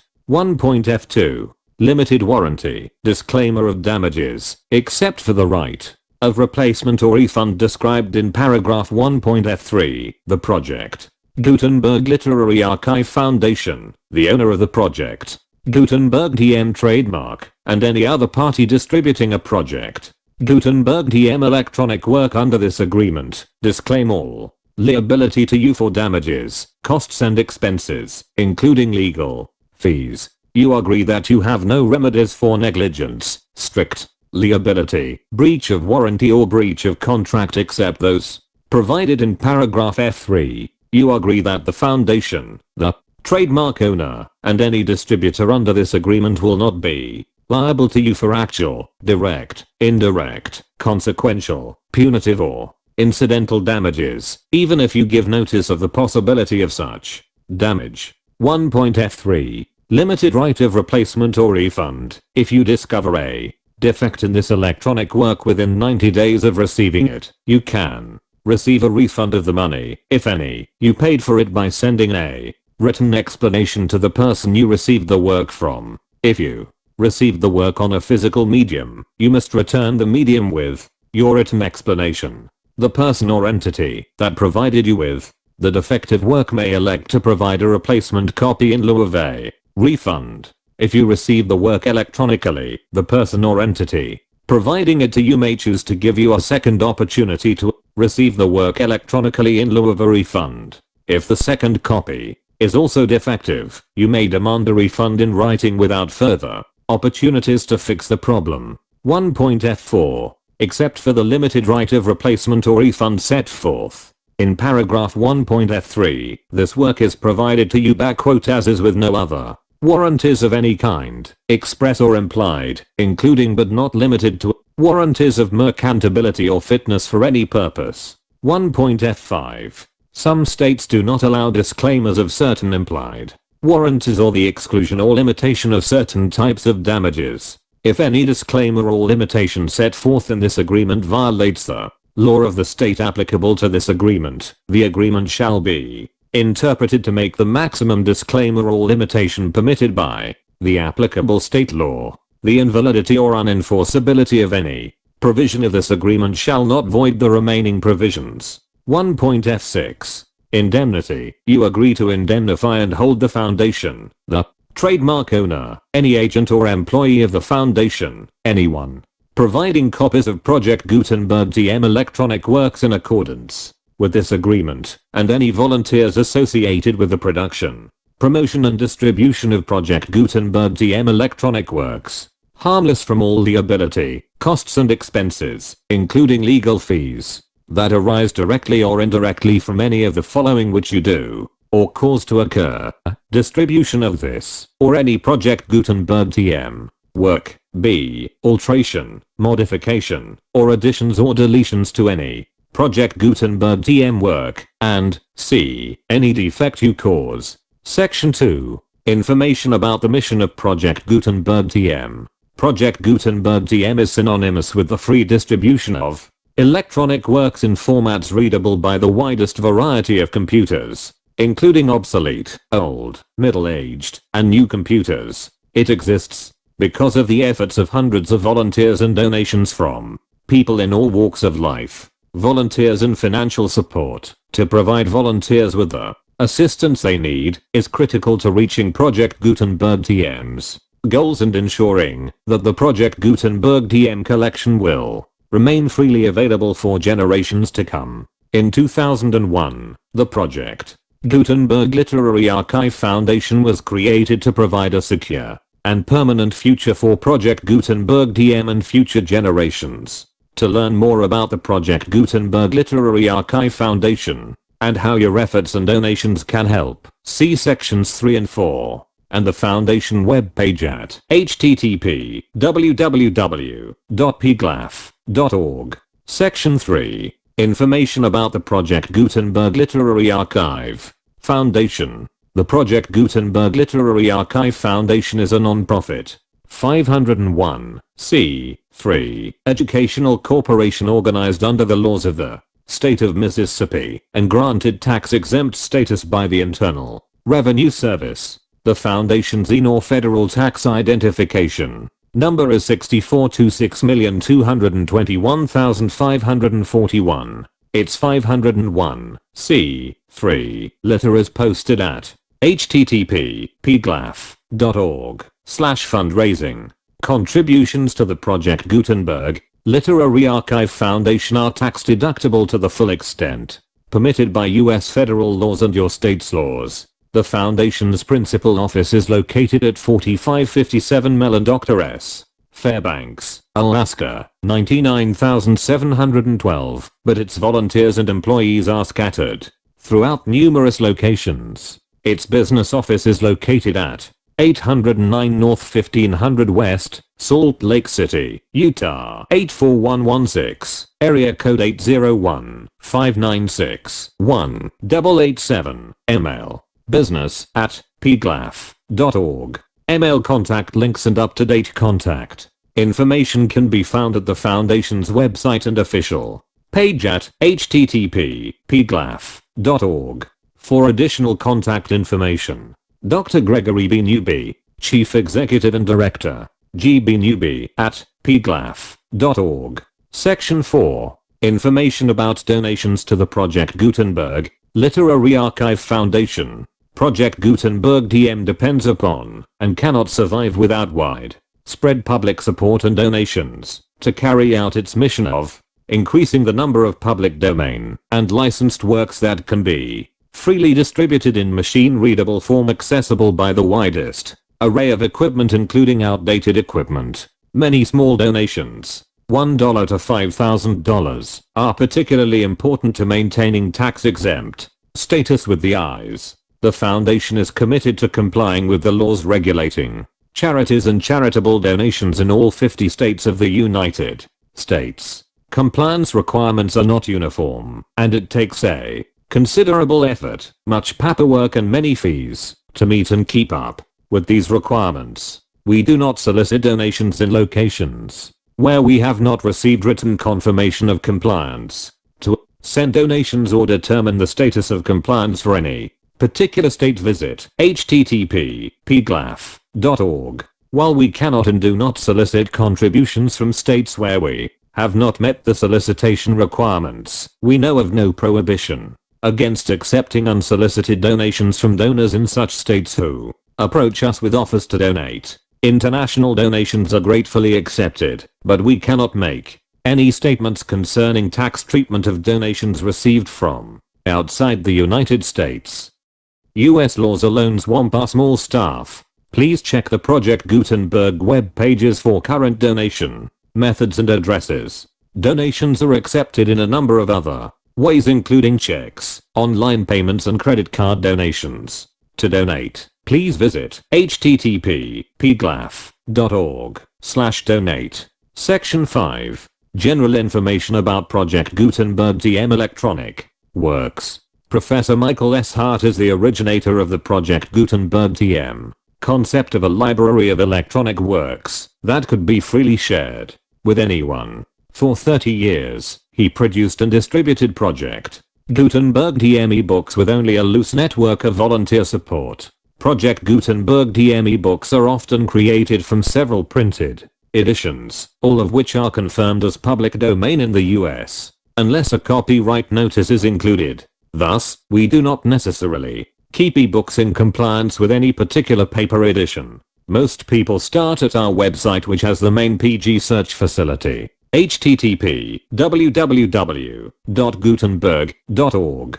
This website includes information about Project Gutenberg TM, including how to make donations to the Project Gutenberg Literary Archive Foundation, how to help produce our new ebooks, and how to subscribe to our email newsletter to hear about new ebooks.